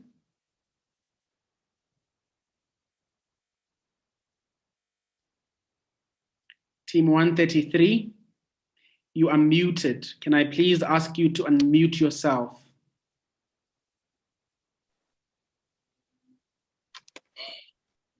Yes, Your Justice. Are we audible enough? Yes, you are. Thank you, Your Justice. Time will start the moment you start speaking. Thank you, Your Justice. So, Your Justice, I'll be advocating for the first argument that Section 4 of the Schools Code of Conduct is not unconstitutional and it does not violate the learner's right to basic education under Section 40, to basic education as well as privacy under Section 14 and 29 of the Constitution of the Republic of South Africa. My co-counsel will be advocating for the second argument that the SGB's decision is also just not unconstitutional and it also does not violate the learner's right to peaceful assembly under Section 17 of the Constitution of the Republic of South Africa. Now, my Justice, before I continue placing my submissions to this honorable court, I would like to respond to some of the submissions made by our learned friends, team applicant. Now, team applicant did make mention that the invasion of privacy was unconstitutional. The learners have the right to their privacy and this will affect them and all that they said. Now, can I bring to this court's attention that the right of privacy, it is limitable. It is limitable under so many reasons, but in this instance, I'll be mentioning only two, and one that I'll be working for. Actually, let me mention one, my Justice. One, that is if you abide at an institution that has ruled against what you may have in favor. what you may have in possession, I mean. And Section 4 of the General Combined Schools Code of Conduct is very, very clear. Even a blind person and a deaf person can be able to get it. That cell phones at all given times on school premises shall at all times be prohibited. Now, if you bring a cell phone to school, surely you are wrong. Surely you are violating respondents' right within that instance.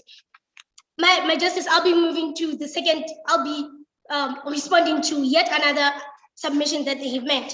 They did make mention that if I may they did make a little bit the counsel. I'm intrigued that of the statement that you say, but it is. I think it's pertinent that I bring it to your attention that Section 14 of the Constitution ranks higher than Section 4 of the Schools Code of Conduct. And Section 14 of the Constitution is clear that every person has the right to privacy, which includes the right not to have their property searched and their possessions seized. Now, in our case, it seems to me as though that the search and the seizure of the mobile cell phones by the school would then be a direct violation of the constitutional provision protecting the right to privacy. Would you not agree with me there? Not entirely, my Justice. As I have before mentioned, that they do abide under an institution. And if you abide under an institution, then you are compelled to comply with every law that institution has. That law is illegal, even if that law is unconstitutional, do you have the obligation to abide by it? My Justice, this law is not unconstitutional. So this law is carried. How do this law is that it is not unconstitutional? This law was placed within the best interest of the applicant, and even if they fail to see it, they will within the long run. So, counsel, tell me, how is it in the best interest of the applicant if you are suspending them for quite a very long time? As a matter of fact, I think it is very important at this particular point that I give you note to the December 2020 case of Markov versus the acting principal of Umalusi Secondary School, where the Constitutional Court, this court, it's an unreported case, where this court basically said that suspending learners from the school is a violation of their right to education, and it places an unreasonable hold on their careers. So how do you then justify the suspension of learners in this case to even further say that it is in their best interest, whereas this court does not agree with you on that point? My Justice, that was the next point that I was going to respond to that team applicant has made. As I respond to that, yes, they did suspend them. But within their suspension, my client, the respondent, did not make mention that they are not allowed access to the school premises, so they may get in contact with the teachers to get in alignment with their schoolwork. It does not necessarily mean that it is keeping them away from access to get their assignments. They cannot get in touch with the resources that actually help them, that actually can help them with their schoolwork. So the suspension, yes, it does not necessarily take away their right to basic education. It is only that the applicant does not want to learn. Now they're using that as an excuse to say that. Yeah, that they want to learn. They want to be in school, and this is why they are protesting. Why? Because they want to be in school. The reason that the applicant is in this court is because they feel their rights have been unjustly limited. They want to go back to school. So how do you then say that they have no interest in learning? Your Justice, they may have interest in learning. They may. There are 50-50% chances. But now as I have... Yeah, insofar as the facts are clear and insofar as this case is before us to make a decision, I think it's clear that the applicants really want to go to school. So perhaps proceed to an argument about your part in this whole case. How have you not violated their right to be in school? They are not, because as much as they were suspended, as much as they violated the school's code of conduct, like aforementioned, it does not necessarily strip them of the right to getting all access to all the educational platforms there are out there that can assist them to get well much in alignment with their school work. And they can also get in a well alignment with their friends who are at school, who have abided by the school law and have chosen not to overlook it and override it. In that sense, they can get help, Your Honor. And my justice, can I make mention that the reason there are these laws is to maintain order within the school and discipline. And if applicant does not want to follow these rules and abide by them, then clearly they don't want to be disciplined. And given the history of the school, discipline is a necessity within this case. Counsel? Yes, Your Justice. Yeah, just perhaps could there not have been more, or rather less restrictive means to achieve the same aim of instilling discipline in the schooling environment? Because Section 4 seems to be quite extreme in the sense that it says, for example, whether the cell phone is on or off, and if you're found in possession, it may lead to a suspension. So all those instances that I've just pointed out, or rather those phrases, speak to quite an extreme form of trying to reach the desired outcome, which of course is to create a conducive environment. So could you kindly address the court on that point, on whether or not Section 4 is extreme, and if it's not, why not? And if it is, perhaps then it justifies it not being constitutional. Clearly, Your Honor, my justice, excuse me, clearly, my justice, all those other restrictive means did not work within this instance. Hence, the respondent has taken it to come up with this law. Have been taken here. What other restrictive means have been taken? Suppose we say that a respondent, since it was not indicated within our hypothetical case, my justice, suppose the respondent has been trying all along to reprimand kids with their behavior when having cell phones, but it did not work. Clearly, that was when they came to this conclusion that they must adopt and implement this law. Well, suppose not, counsel. The fact very silent on that, and I do not think that would be a reasonable conclusion to make in this case, because we are dealing with a particular group of people, and we are not dealing with, the totality of the school environment itself. With these particular people, were there any less restrictive means that the fact provide us with? If not, couldn't they then have considered these less restrictive means? Thank you for the question, my justice. Okay, suppose there were other restrictive means, like my justices have just said. Suppose there were other restrictive means. Now, this code of conduct is not a permanent thing. It's just an interim thing, just to instill discipline back into the school. It will later then be reviewed. Now, my justice, can I take you to the point that this school has reached 72% pass rate? We do not want a 72% pass rate. We want a 100% pass rate. Hence now, that it is a temporary measure. Your time is up. You have 30 seconds to sum up. Nowhere in the facts does it say that it's a temporary measure and not a permanent one. So why should we take your word for it? This is to instill discipline.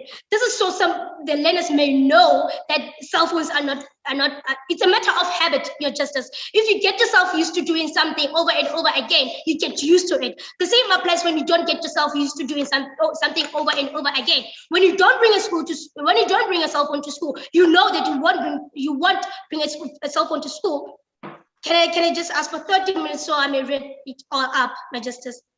I already gave you 30 seconds, counsel.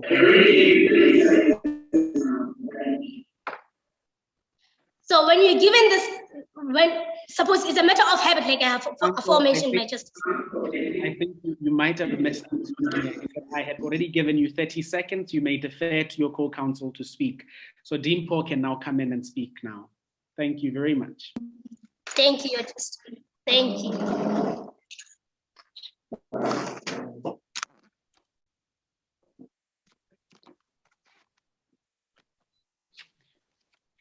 Mpho, you have 10 minutes. I will be timing you, so keep track of your time. Your time will start the moment you start speaking. Thank you, Justice. I'll get straight to my point. We heard from our learned friend that the assembly was indeed peaceful. Can you please start, Justice? Continue. Right. We have had some visions from our learned friend that the assembly was indeed peaceful. So Justice, during the applicant assembly, we have learned that learners have to return to their homes or join in, as it was impossible to gain access to the school premises due to the deeds of the applicant. Therefore, we submit that this prohibited other learners a free access to exercise their right to basic education. Indeed, we submit that the applicant violated other learners' right to basic education, and indeed contravened with this section, with this legislation.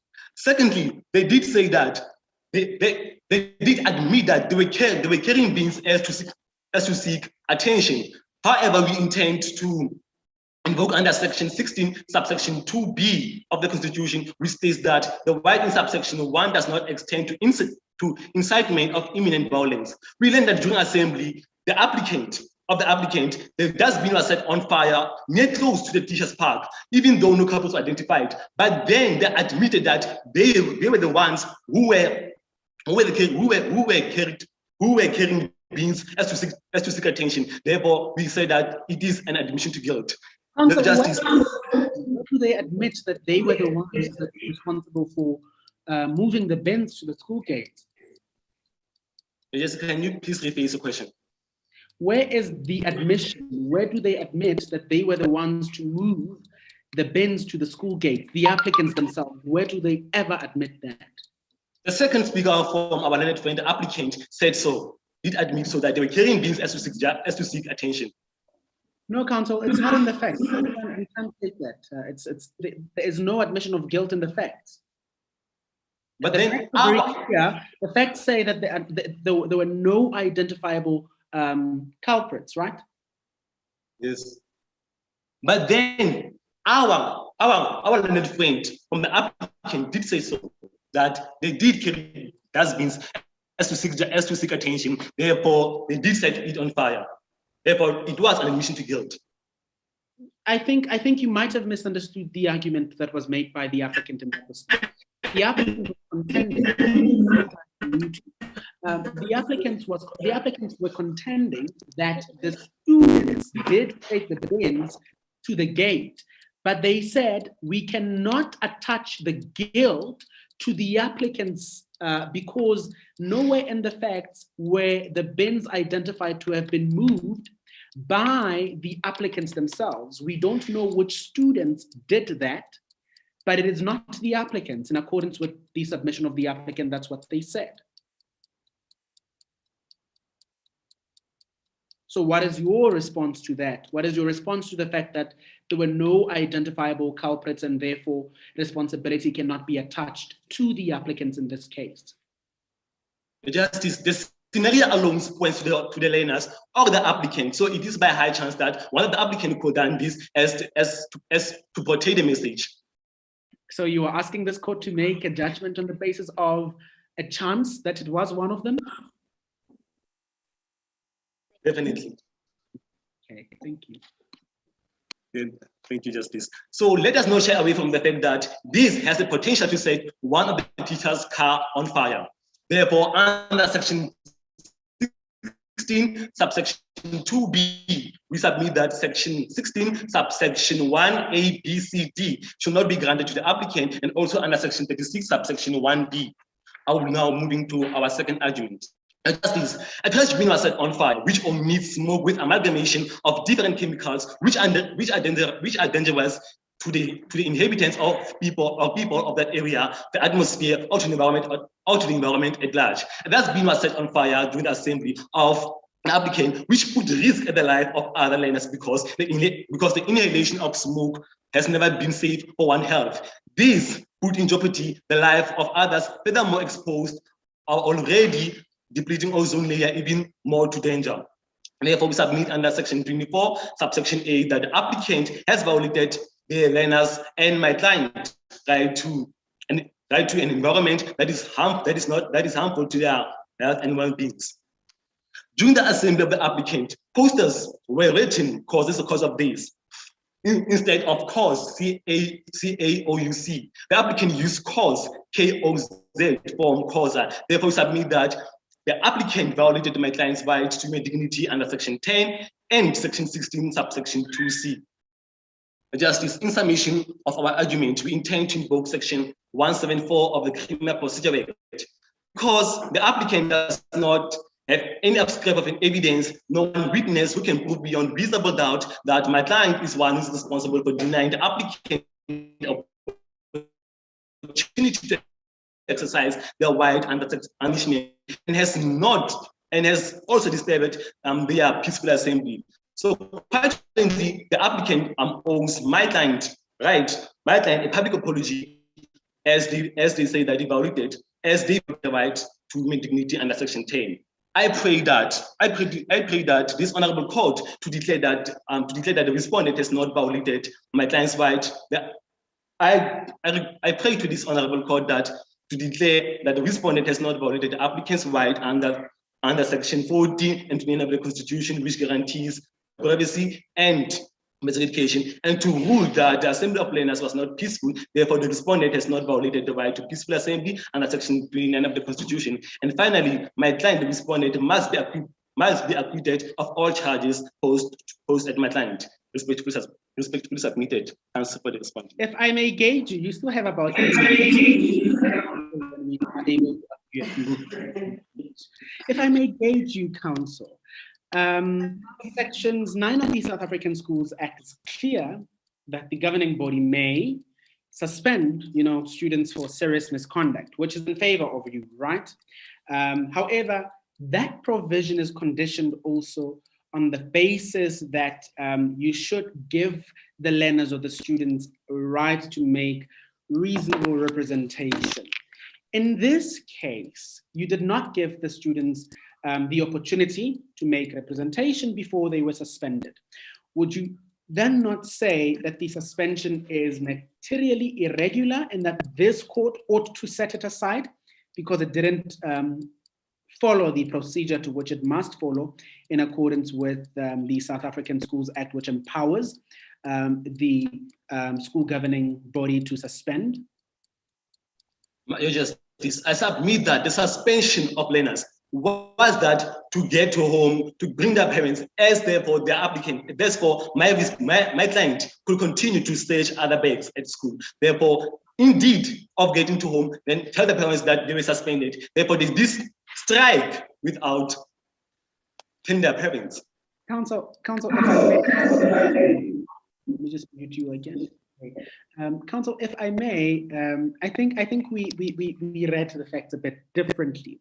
Insofar as I'm concerned, the facts indicate that the students were suspended without a right of representation, but two, for a period, for the maximum period, an indefinite period.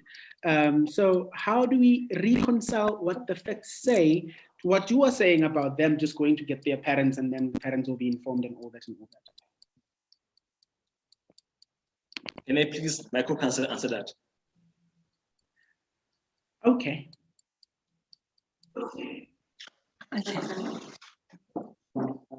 My Justice, yes, we are representing the respondent.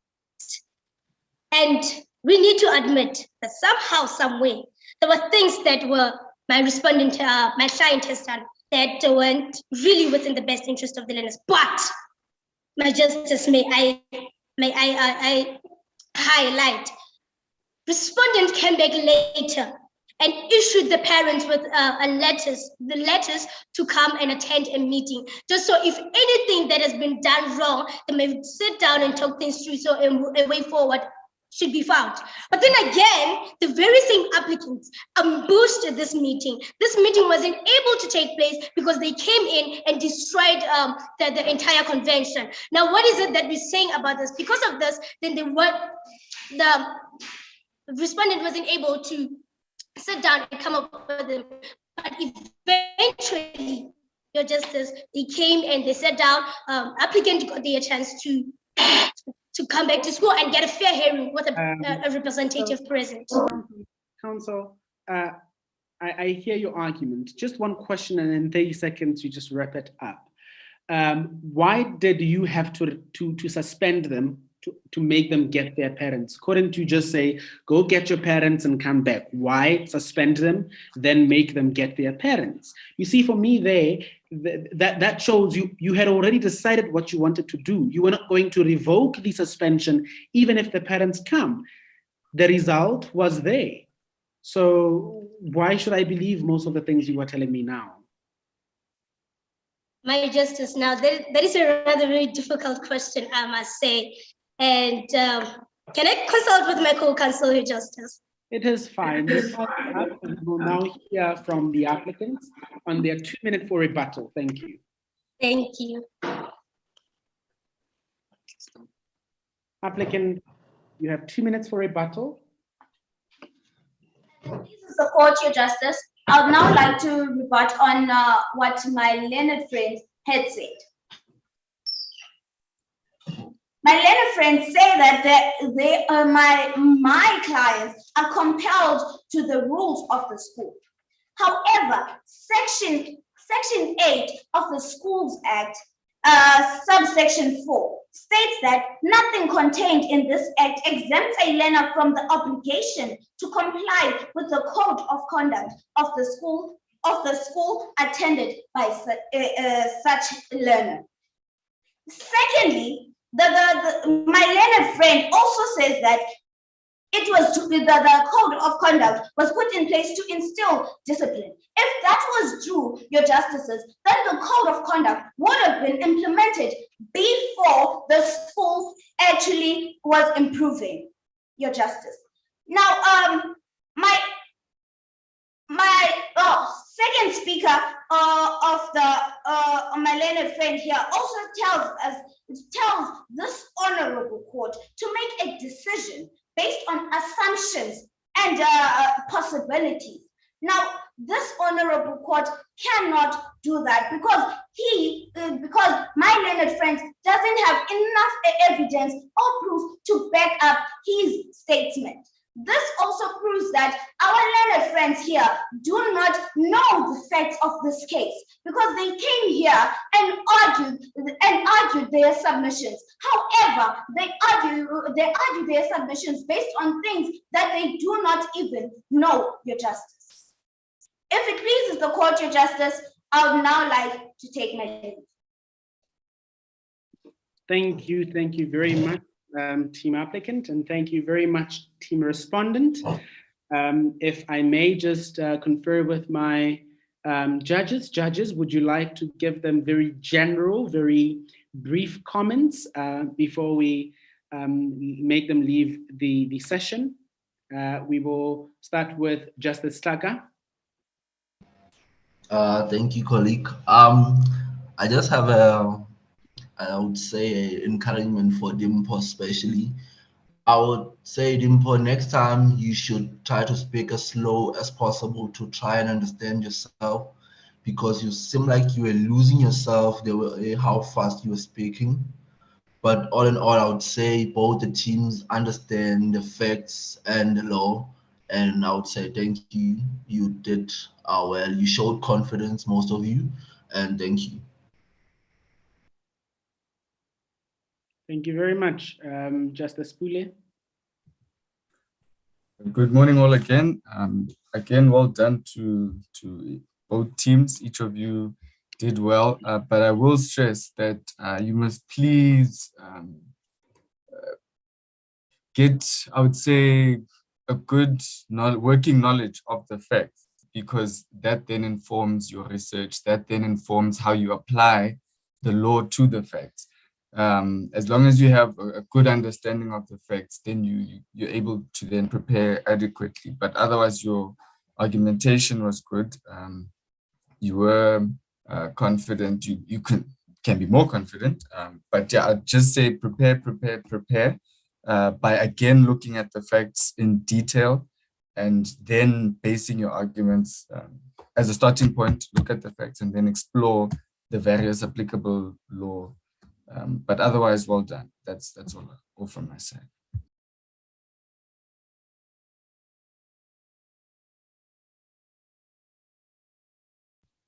Sorry, Simon, you're on mute. Yes, apologies. Thank you so much, Bule. I just want to reassure both teams that you ought to remember that this competition is basically a conversation between you and your judges. And apologies if I look a little bit busy, I'm just finalizing my score sheets. So the competition is basically just a conversation between you and the judges, nothing intense. So when we ask you questions, we are not trying to trick you, we are not trying to, disarm you of all that you had prepared for us or anything like that. We're just trying to have a conversation and see that you can follow and we can follow you as well. So please, please, please don't think of questions as discouraging. If anything, take them as an encouragement, because it means we are really much interested in what you are saying and we keep on engaging with you. You will see me probably in some of your next rounds if you still have more. And so if you see me in your bench, expect me to be engaging. So yeah, I fortunately happen to know the facts more than some of my fellow judges, because obviously I've been dealing with the facts from day one. I've been dealing with the facts before you participants. So sometimes I can't, help myself but question the things that you say, because obviously I'm interested to hear all that you say. But best of luck for the rounds that you have in the future. Our next session needs to start now. And so may you please excuse us as we admit the new teams. Bye. All right, the next session is about to start now. Let me just quickly see. This is session 7. It's myself, Naomi, and Justice Bule as well again. Okay. And the teams that are supposed to be here, let me just quickly confirm. For session 7, Court A, team 131 as applicant, and 115 as respondent. All right. I see 131 is here, but it says as a respondent. 131, please confirm you are appearing as applicant. And 115 as respondent. Yes, I will just rename 131. There is 127, nope, not in this session. I'm just going to remove. Yes, 131, you have renamed yourself appropriately. I see Bule and Naomi are both here. Please, everybody else who is in this courtroom, kindly rename yourself appropriately in respect of who you are. Otherwise, I will have to remove you from the room and put you in the waiting room until such a point that you have renamed yourself appropriately. So I'm just going to put you all in the waiting room until you rename yourselves appropriately. All right. Hi teams, welcome to the 7th session. I will be presiding over the session with my colleagues here. We will be engaging with you as you make your arguments. Can we kindly please hear from the applicants? If you could indicate the amount of time that you will be taking to speak, as well as the amount of time that you will be reserving for rebuttals, if any. Greetings to the honorable judges and my fellow contestants and the court area's largest capacity. And this is Magdalene Majope together with my co-counsels Mangaliso Ngobeni from Mafimani Numalo High School. I will be presenting my argument for the 10 minutes of this court, and my co-counsel will be presenting for the 8 minutes of the court. And the remaining 2 minutes will be for the rebuttal. Thank you very much. The applicant, counsel for the applicant, can we please hear from you the same? For the respondent.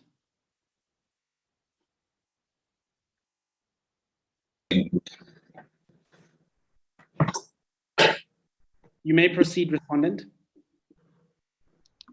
I finished that again. We can hear you. You may proceed. Applicant for the respondent, you may give us your names as well as your time allocations. Okay. As the court pleases, I am Pilile Nene and I'm here with my co-counsel, Ntutu Gondlela. We are team 115 and we are up here on behalf of the respondent. And how long will each of you be taking? We have 20 minutes in which we'll both speak for 10 minutes each. Thank you. Pilile and Ntutulo, right? Yes. Thank you very much. Counsel for the applicant, Magdalene, you may proceed. We are all ears. You have 10 minutes and I will be timing you. I will be keeping track of your time. So please just once in a while, check out my screen just to check how far you are with your time. Your time will start the moment you start speaking. Thank you.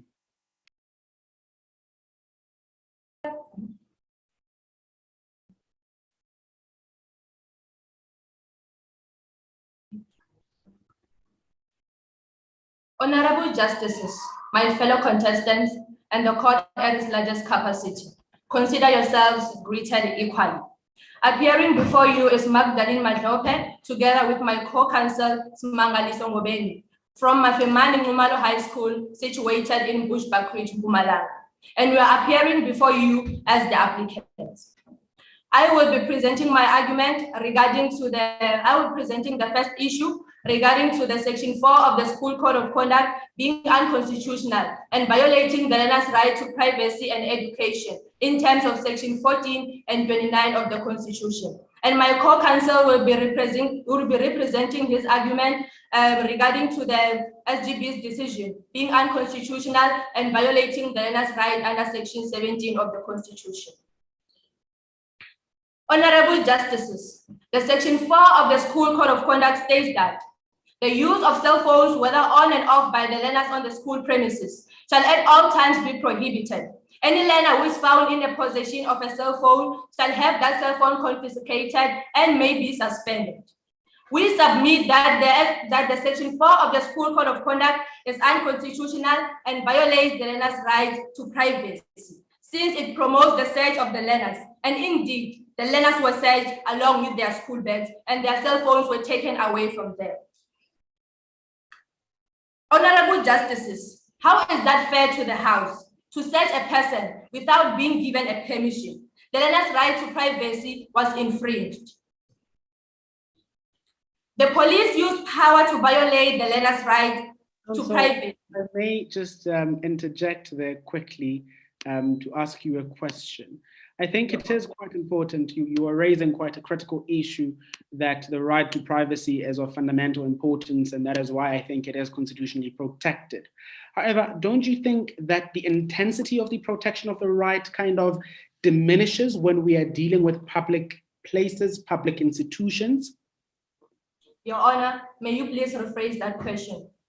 So the question is, the right to privacy is very important, and that's why it's constitutionally protected. One, an acknowledgement. Two, which is the question part, don't you think that the right to privacy or the intensity of the protection of that right diminishes, as in is not as strong when we are trying to deal with that right in public spaces and public areas and public institutions, such as schools, clinics, hospitals, etc., etc., etc. Don't you think that privacy is limited in those instances?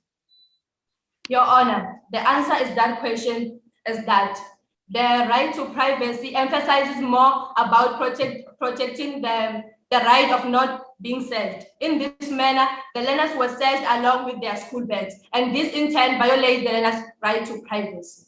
Yes, we understand that the right, what the right aims to achieve. But the question is, don't you think that the right to privacy must be limited when we are dealing with schools, for example? So, for example, would you say in instances where the school is searching the learners because there is a reasonable belief that one of the learners has a gun and they are trying to shoot one of the educators or one of the learners, would you not say then that indeed there is a reason to search the learners in that instance? Which means it would not be a violation of their right.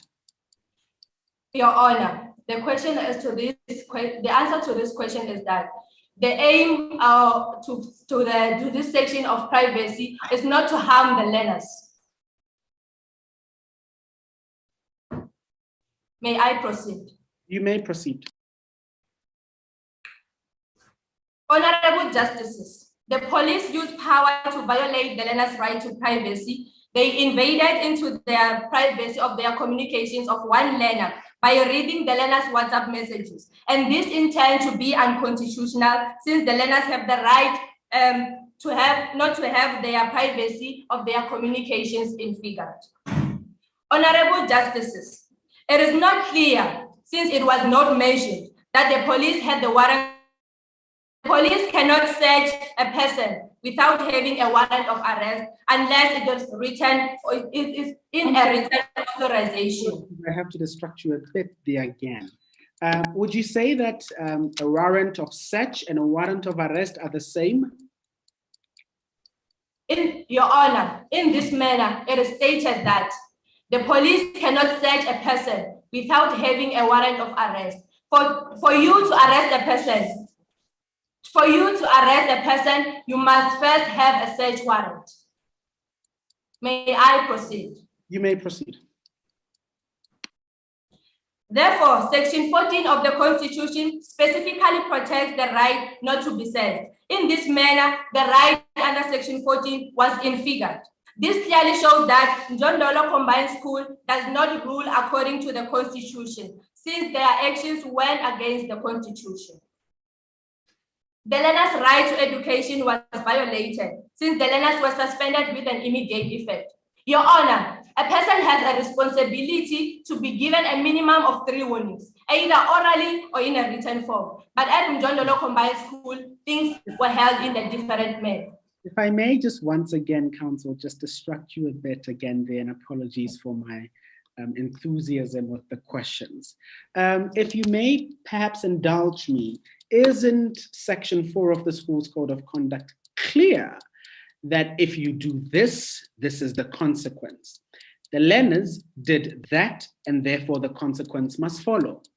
As a matter of fact, the learners were told by the principal after one of the learners was found in contravention of the Code of Conduct that tomorrow a search party will be here.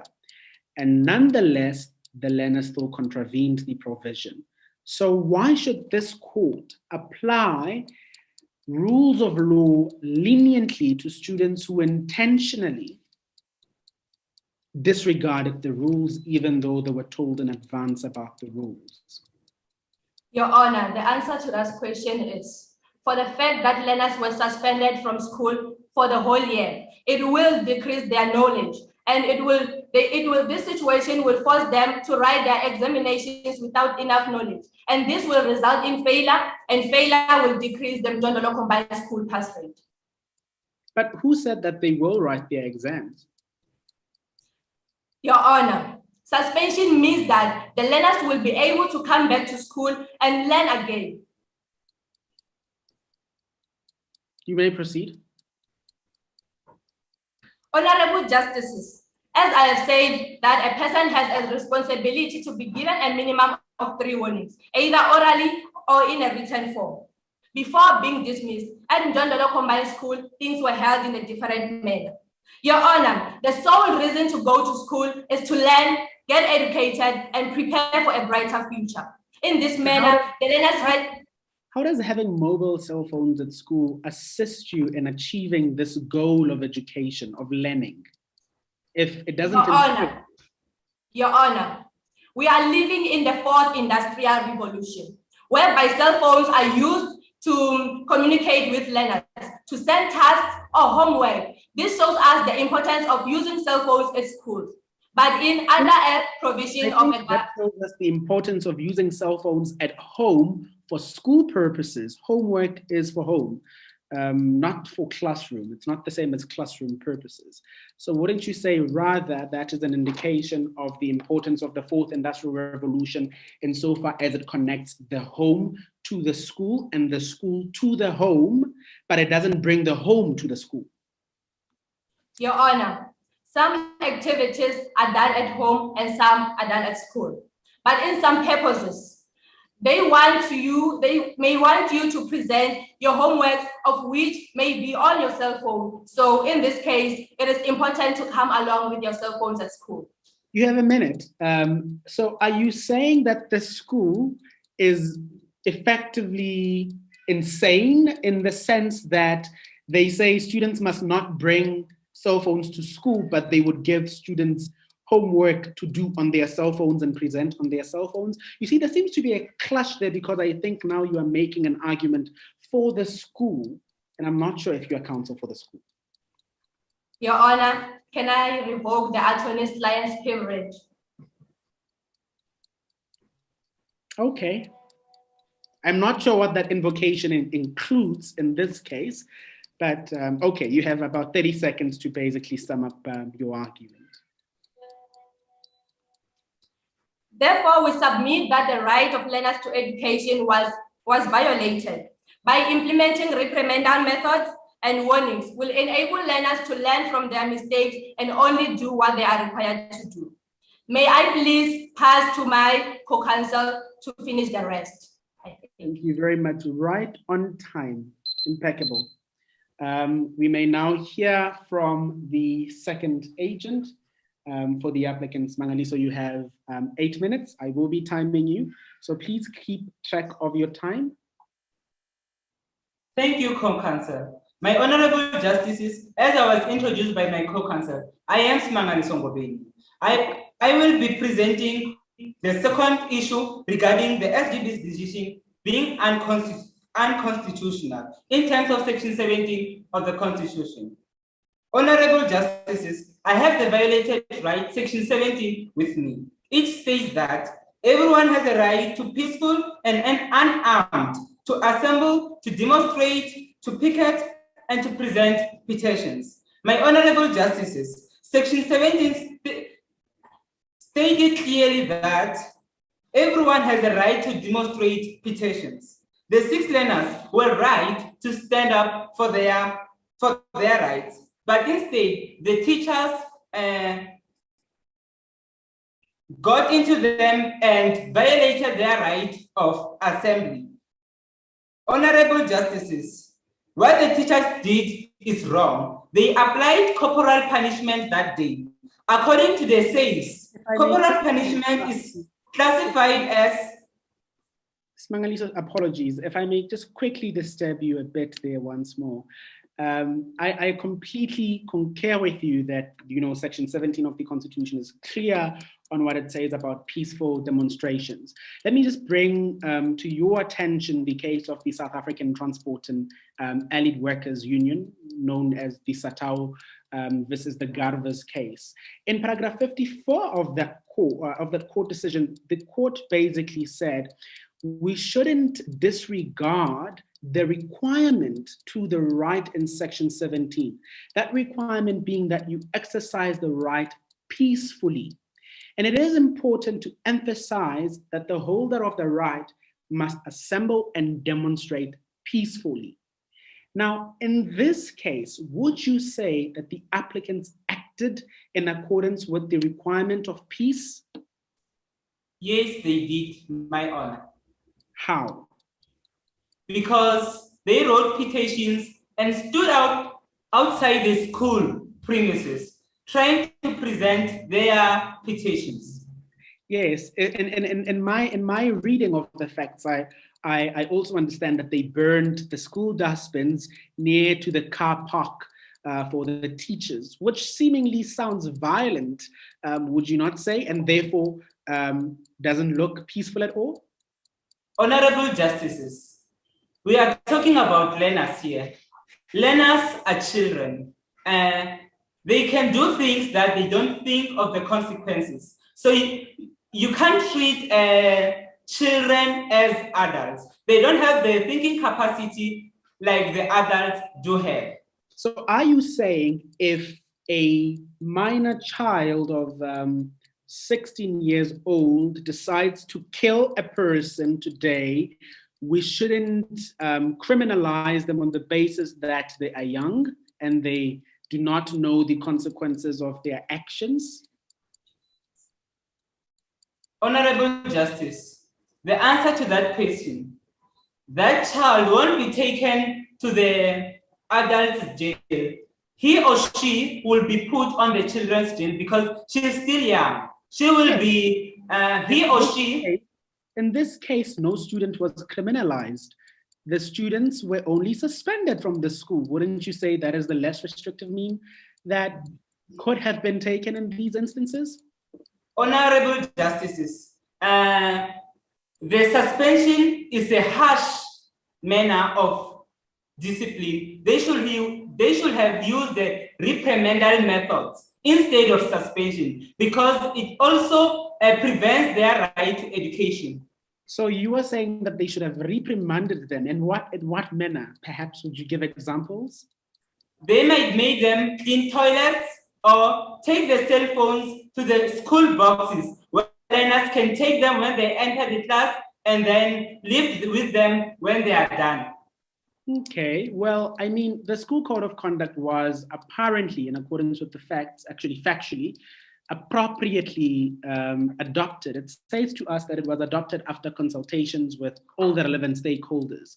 So seemingly it has the force that is of a legal, policy document that is binding to the individuals who find themselves in the school. So are you saying that the school should have enacted a different policy instead of the one that it enacted? And if so, why did the parents and the students not object to the current policy at the time of formation instead? It was implemented by immediate effect. The learners and the children were not given time to go through the code of conduct because when I read my case, it showed me that the code of conduct was implemented with immediate effect. Thank you, Counsel. You may proceed. Honorable Justices, the police case, paragraph 175, supports how unfair this case is. My Honorable Justices, according to the latest development, the SGB have no mandate of suspending a learner. Instead, they recommend. My Honorable Justices, the following is what I plead the court to do for us. As the teachers were failing, they must find a new way to punish the learners. When learners misbehave, parents must assist. For the last time, Counsel, before you conclude your arguments, you have about a minute and a half.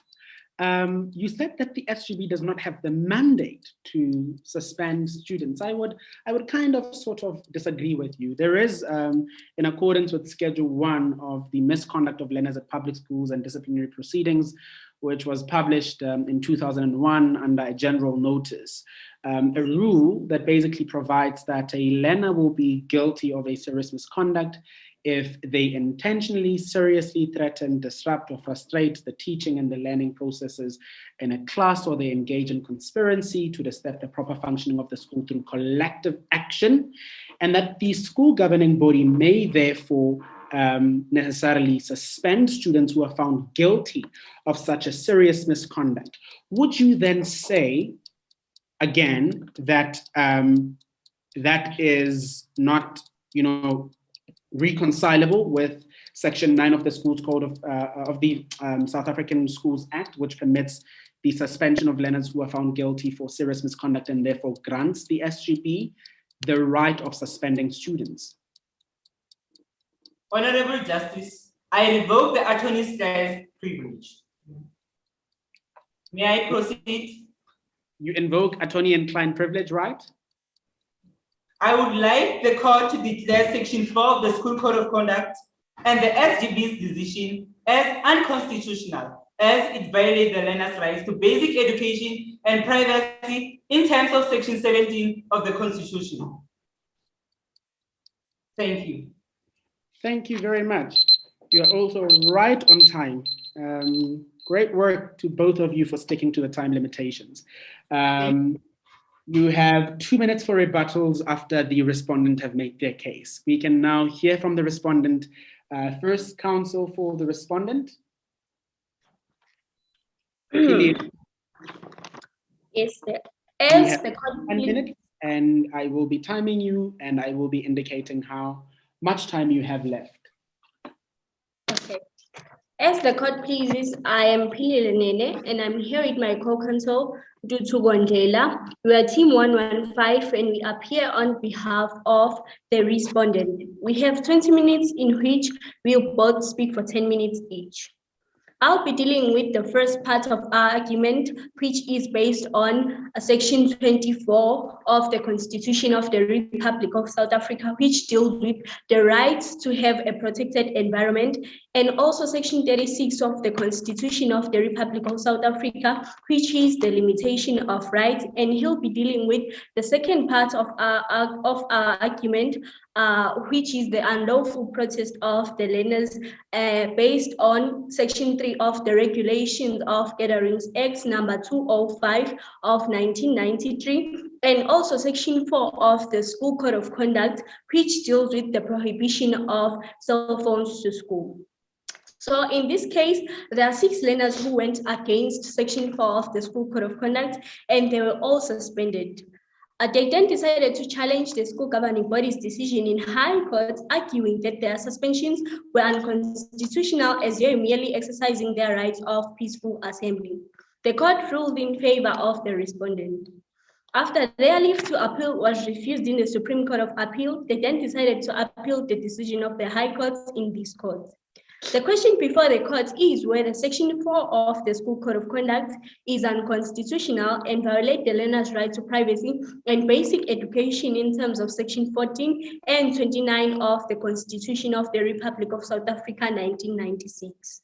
The counsel for the respondent therefore argues that Section 4 of the School Code of Conduct is not unconstitutional and does not violate the learner's right to privacy and basic education, and also that the school governing body's decision is not unconstitutional and does not violate the learner's right to peaceful assembly, demonstration, pickets, and petition. So when the learners were suspended, they decided to form a protest outside the school gates.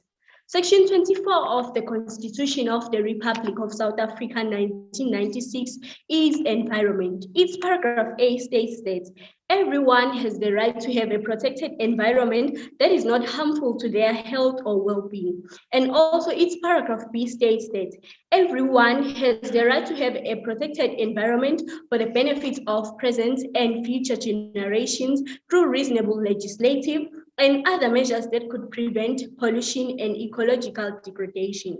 So as soon as the learners started protesting and burning the dustbins outside the school gates, they made the environment unsafe for everyone that was there, because there was a possibility. May I kindly guide you to the arguments that we as the court are most likely interested to hear? That's a beautiful argument you are making there. However, could you please address this court specifically on how Section 4 of the School Code of Conduct violates or does not violate Sections 14 and 29 of the Constitution in particular? Thank you, my Justice, for the question. Section 4 of the School Code of Conduct was passed after a consultative process, meaning the learners and the parents were there. And before they went against Section 4 of the School Code of Conduct, they knew that there was a possibility of them being suspended and their cell phones confiscated. And also, my Justice, Section 4 of the School Code of Conduct, its aim was to improve the school pass rates and also make a more disciplined environment. So the Section 4 of the School Code of Conduct does not violate the learner's right to privacy and to education, since it was established to help them. It was for their own benefit. Okay, I completely agree with you to one end. However, I think it is quite important that I also acknowledge that Section 14 is quite clear that everyone has a right to privacy, which includes the right not to have their property searched or their possessions seized. But in our case, you searched the backs of the learners and you seized their mobile phones. Isn't that a direct violation of the constitutional provision protecting the right to privacy? My Justice, Section 14 of the Constitution of the Republic of South Africa, which is privacy, can also be limited in terms of Section 36 of the Constitution, which is the limitation of rights. I agree with you completely. So show me, how has this right been limited? More specifically, I want to know, is it reasonable and justifiable in an open and democratic society to take such harsh measures where less restrictive means could have been possible, as has been made available by the applicant, especially in view of the fact that the students were only in possessions of the cell phone without using the cell phones within the school premises, and therefore there was no disruption of the learning activities.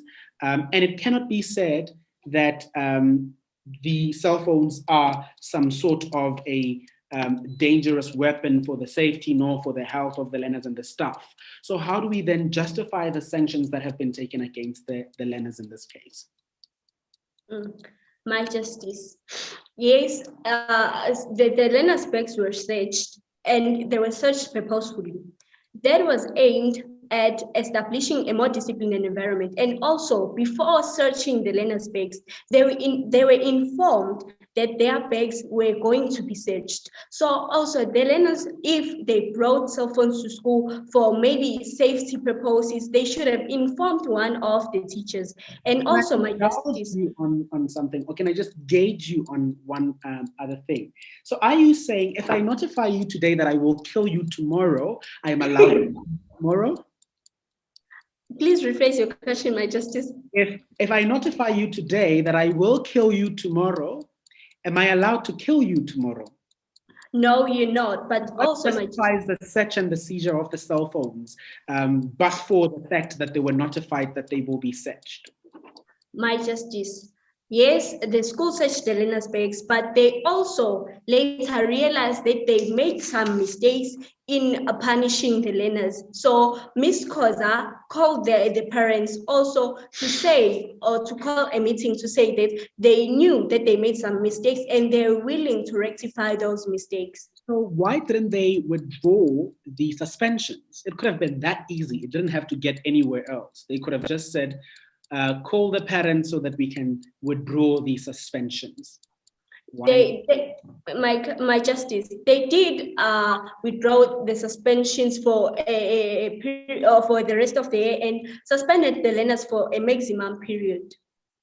Yeah, but they didn't withdraw. They suspended the learners. They didn't withdraw the suspensions. They didn't say you are no longer suspended anymore. Yes, because it is said, okay, so my Justice, the learners went against Section 4 of the School Code of Conduct, and that Section 4 says that a learner will be suspended if found with a cell phone. So they knew that they were going to be suspended, and the school... Now, this takes me to the initial question I asked you, that doesn't that provision sound to be in violation with the Constitution? My Justice, please repeat your question. Doesn't the provision that says they will be searched and their things will be taken against them sound invalid when we assess it against the Constitution, which says people should not be searched and people's property should not be seized? No, it doesn't, my Justice, because Section 36 says that every right can be limited. You may proceed. Thank you, my Justice. So the learners abused their freedom, their right of freedom of expression in such a way that they ended up making the environment unsafe for everyone that was there. They did not only end there, but they also violated the others' rights in terms of Section 21, which is freedom of movement and residence, which stipulates that everyone has the right to freedom of movement. So when the learners protested, they were making it unavailable for other learners to reach school and employees to get to work. And also, if an emergency occurred, and maybe if someone was in a crucial state, he or she could not get to hospital because the learners blocked the road. So we, as the respondent, has shown we as the respondents submit that we are justifiable in limiting the rights of the applicants, as this was for their own safety, because on their way to school they could get marked and be heard, and also to protect them from cyberbullying. So with that, justices, we submit that the respondent did not violate any rights nor act unconstitutionally. If there are no further questions, my justice, I would like to hand over to my co-counsel, Dutu Wadlela. Thank you. Right on time. I'm liking this court's ability to manage their time. Well done, counsel.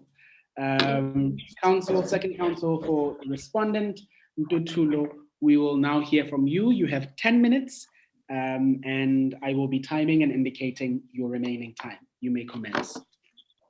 As the court pleases, I am Dutu Wadlela, co-counsel of Pililenene, and I will be dealing with the second part of our argument, which is firstly is the unlawful protest by the learners in terms of Section 3 of the Regulation Gatherings Act 205 of 1993, and also Section 4 of the School Code of Conduct, which is the prohibition of cell phones from school.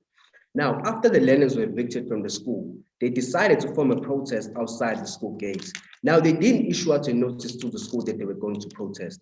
Now, if we look at Section 3 of the Regulations Gatherings Act number 205 of 1993, its subsection 1 states that any person who convenes a gathering shall give a notice in writing signed by him of the intended gathering in accordance with the provisions of this section. So as the learners engage with you a bit, the apologies for engaging with you quite early. Is this requirement still applicable in instances where this gathering is formed, spontaneously? Oh, Your Justice, this is true, but however, the learners, there were 3 independent protests that the learners formed. The first one was immediately after the learners were evicted from the school. Then the second one was when they were joined approximately by 40 learners, and the third one was when they were joined by approximately 100 learners. So the first one, are you looking at? Okay, I'm looking at the second one and the third one. We can accept that the first one was spontaneous, but the second and the third protest, they were supposed to issue a notice because they had the chance to issue out a notice, but still they didn't. Okay, engage me on that, I'm listening. Okay, so because if we look at section 12 of the Regulations Gatherings Act, number 205 of 1993, it provides that any person who convenes a gathering in respect of which no notice was given shall be liable on criminal offense and should be penalized. Because also, if we look at the case of Mlungwana and others versus another in 2019, which was ruled in the Constitutional Courts, in paragraph 16, it was stated that if a gathering proceeds without a formal notice, then section 12, subsection 1, paragraph A provides that it is a criminal offense to convene a gathering without giving the requisite notice as prescribed in the Act. Now, moving on, Your Justices, if we look at section 1, paragraph A of the Regulation of Gatherings Act, it defines demonstration as any demonstration of more than 1 people, but not more than 15 people. And as I've said, in the second protest, the learners were joined approximately by 40 learners, and on the third protest, they were joined about approximately 100 learners, making those 2 protests now unlawful. And okay, also, if I may engage you once more, counsel, apologies, and say, the school, you are contending that the school technically suspended the learners correctly, right? But I mean, were the students given the opportunity to make representations? Isn't that one of the requirements before a school can actually suspend a student, to basically give them a fair chance to make representation? Yes, Your Justice. Sfiso was given a chance to present for representation, and that led to a suspension. His suspension. Sfiso is not the applicant here. Sfiso is one, but here we've got 6 of the applicants. So let's address the issue of the 6 applicants that we've got here. Were they given the opportunity to make representations? Well, no, Your Justice. So we agree that is not a requirement. Is not a requirement in terms of the South African Schools Act that before a student is suspended, they need to be given the opportunity to make representations, and only after they have made representations can a decision about their suspension be made. Wouldn't that mean, since they were not given that opportunity here, that the suspension is irregular and therefore it must be set aside? Yes, Your Justice, we agree that the suspension may be a little bit harsh, but then the school later realized that it was too harsh, and then the principal called the meeting where the learners were suspended for a maximum period, which is only 1 week. And also they had promised in that meeting to rectify their mistakes. Is that what the facts say? Do the facts say the maximum period is 1 week? Yes, yes, Your Justice. You may proceed. Okay, so Your Justice, 6 learners brought cell phones to the school, going against the school code of conduct, section 4 of the school code of conduct, which states that the use of cell phones, whether on or off by learners on school premises, shall at all times be prohibited. Now, any learner that is found in possession of a cell phone can get their phones confiscated and may be suspended. Now, which is the duty of a school governing body to draft the code of conduct, which has aims to maintain a well-disciplined and purposeful school environment. So when the school instilled this new code of section 4 of the school code of conduct, their aim was to establish or maintain a disciplined and purposeful school environment, as the new principal had made rules before that had resulted to an increase in the pass rate. And also, Your Justice, the fact that the learners were aware of the section 4 of the school code of conduct, so they brought their phone to schools willingly and knowingly, fully aware that there was a possibility of their cell phones getting confiscated, and there was a possibility of them getting suspended. Now, I will ask you as well a similar question which I asked your colleague. Yes. Does the fact that a person is aware of something mean that they no longer have their constitutional rights? No, Your Justice, they do. So in this case, I just want to know, how are the rules constitutional if they say one thing and the Constitution says another thing? How do we reconcile the two? But then, Your Justice, you must consider that there was a consultative process. And the learners, if the learners had any problems, they could have said that during the consultative process. Then okay. Let us say you and I enter into an agreement, okay. And in accordance with that agreement, I am your teacher, you are my student. In accordance with that agreement, if you get an answer wrong in your book sheet, I'm supposed to whip you with a shambok. Corporal punishment is not allowed. The Constitution speaks of the right to human dignity.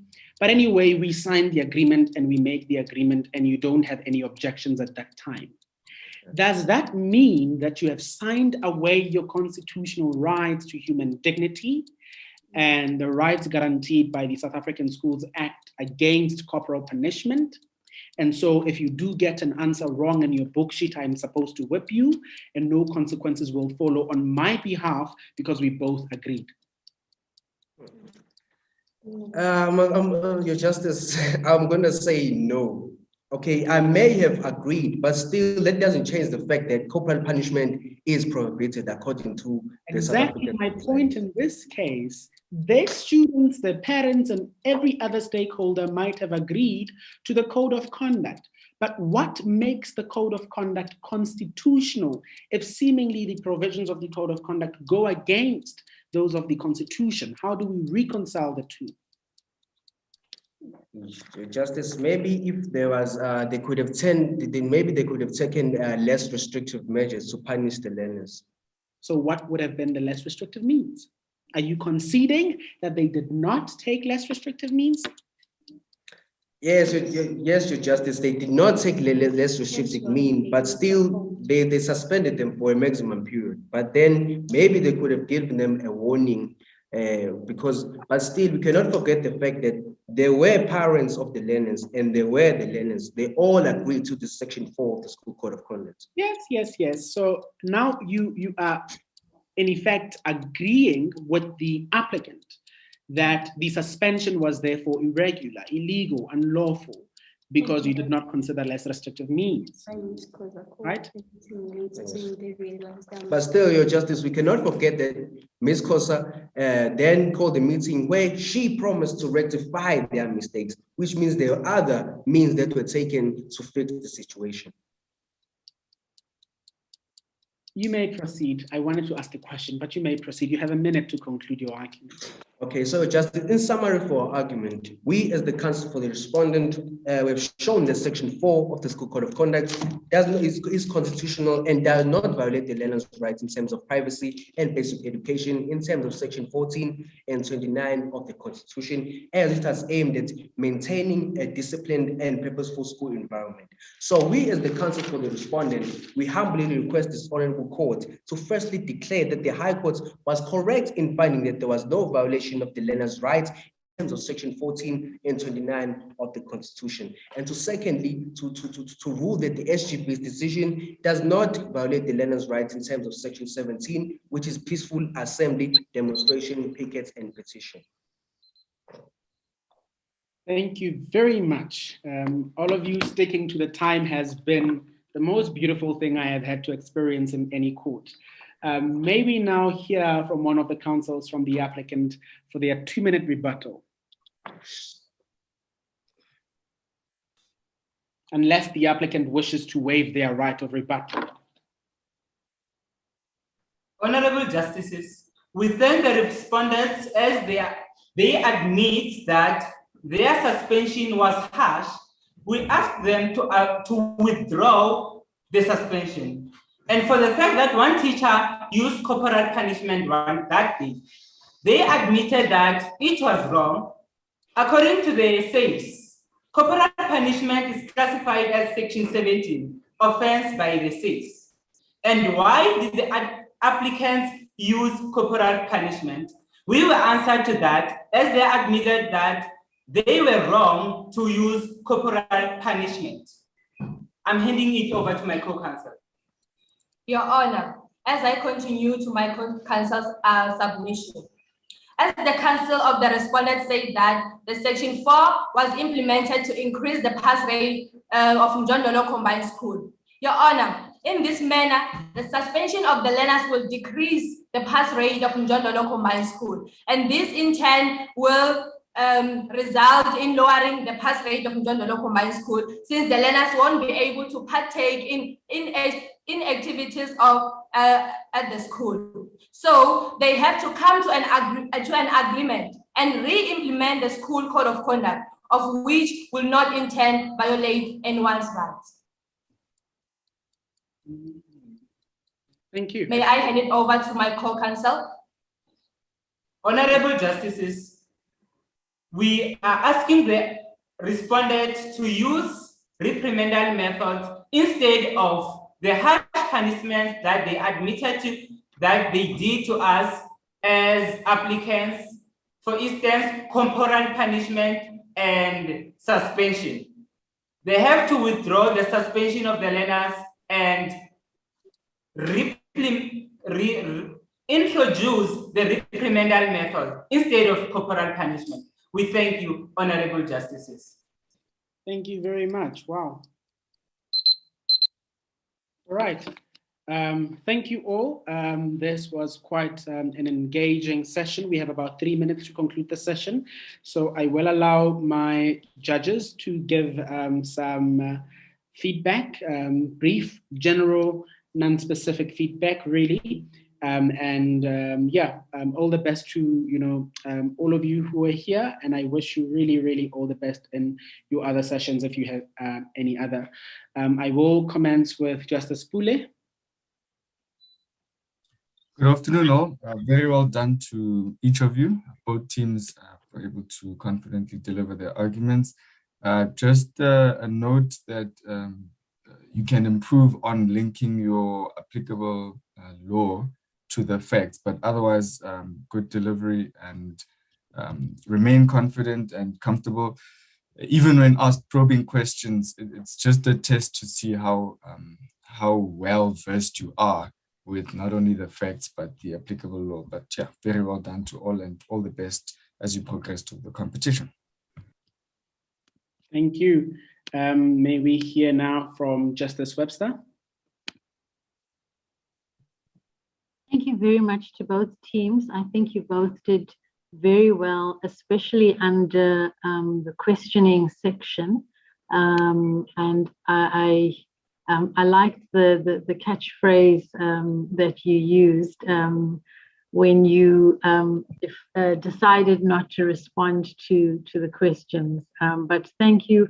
I think in terms of preparation, it was clear that you were prepared, but I think probably there might be a need to maybe just rework how you present so that you don't get thrown off when you are asked questions.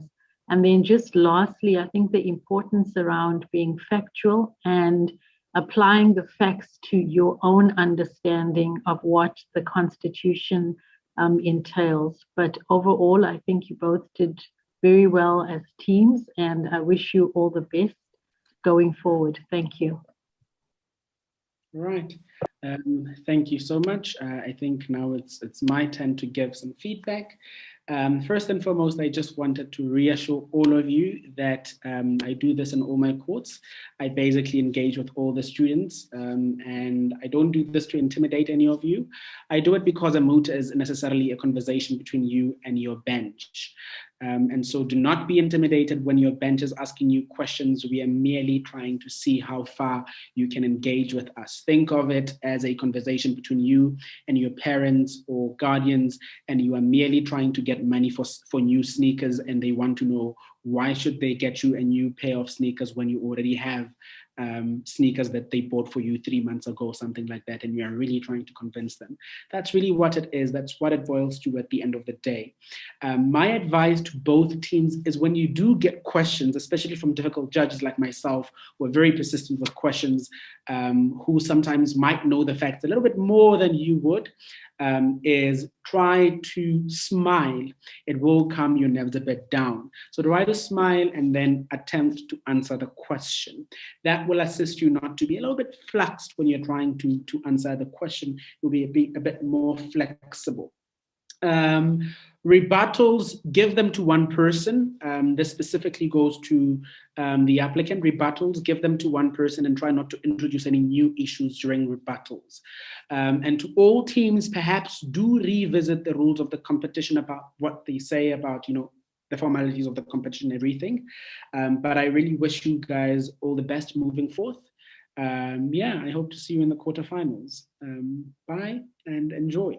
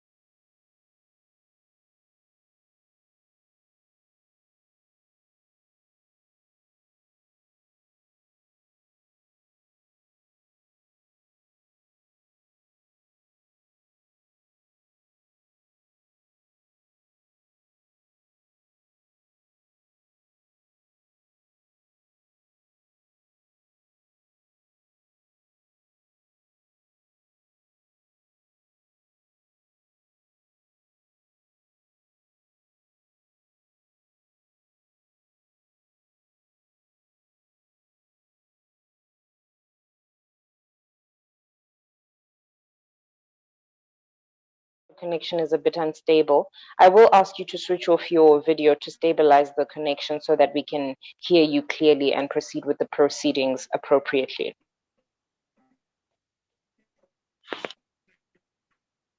Is that fine?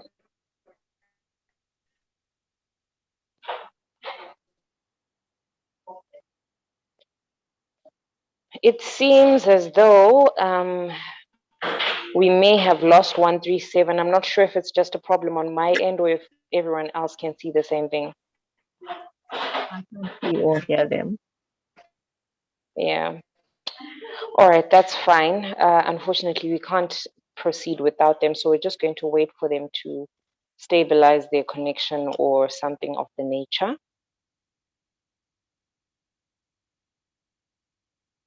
Okay, they seem to have dropped out. Maybe their connection didn't allow them. So maybe I'll just ask them to try with their video off or something of that nature.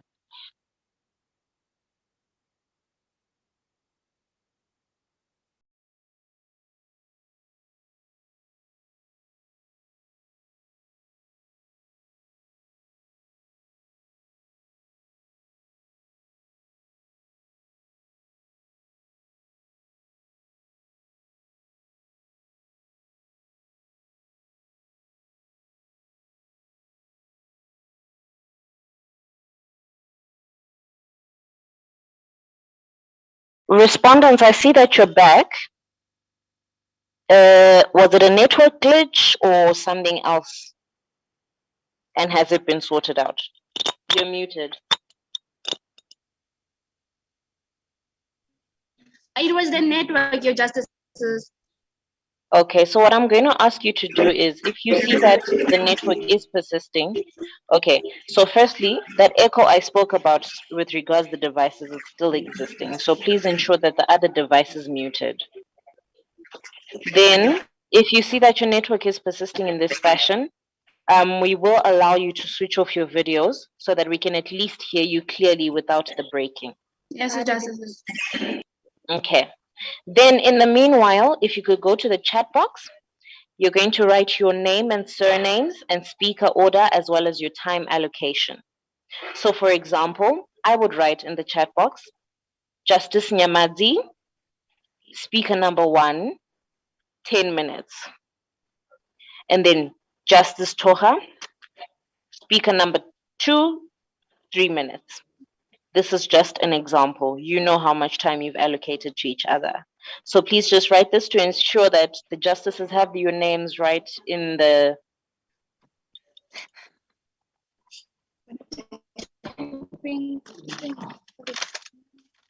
Yeah. So let's just do that. And then in the meanwhile, if you could just switch off your video for us. Your mic is still on so we can hear you. Sorry, Your Justices. Fine. All right. As you do that, I see here.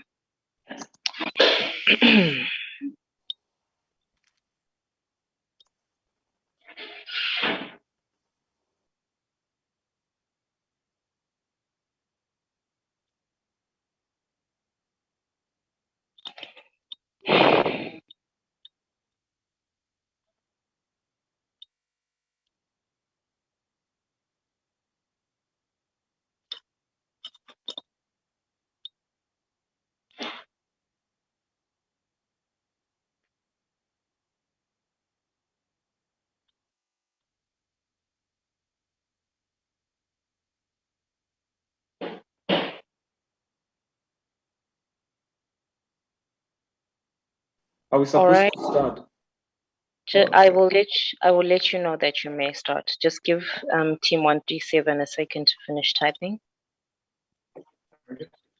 No, admin.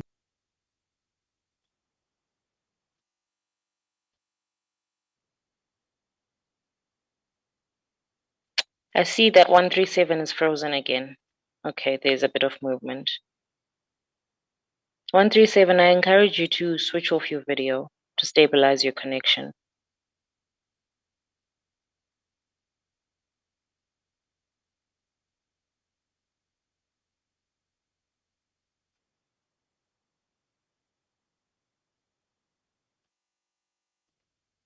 All right. I still don't have your names and time allocations. 137.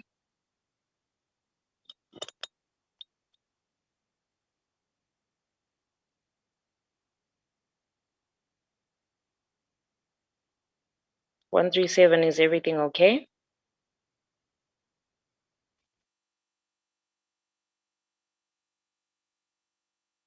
Yes, so justices, we are almost done. All right, that's fine.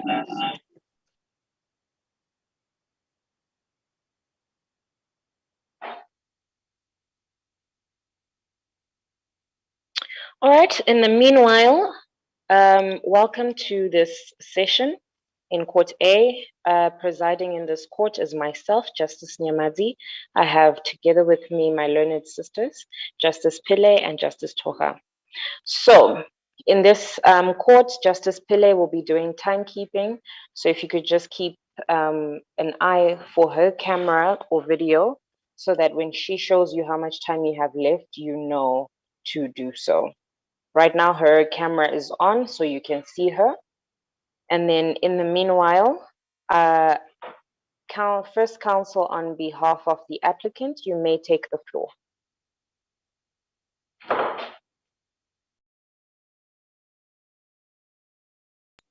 Am I audible? Yes, counsel, you are. Okay. Chief Justice, your justices. Done, your justices. I'm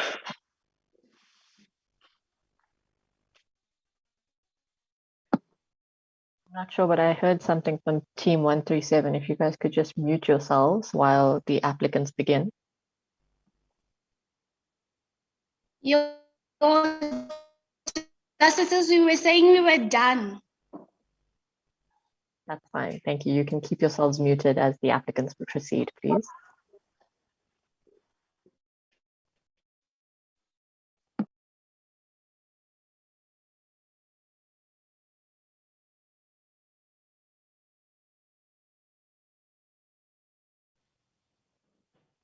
Did I miss something?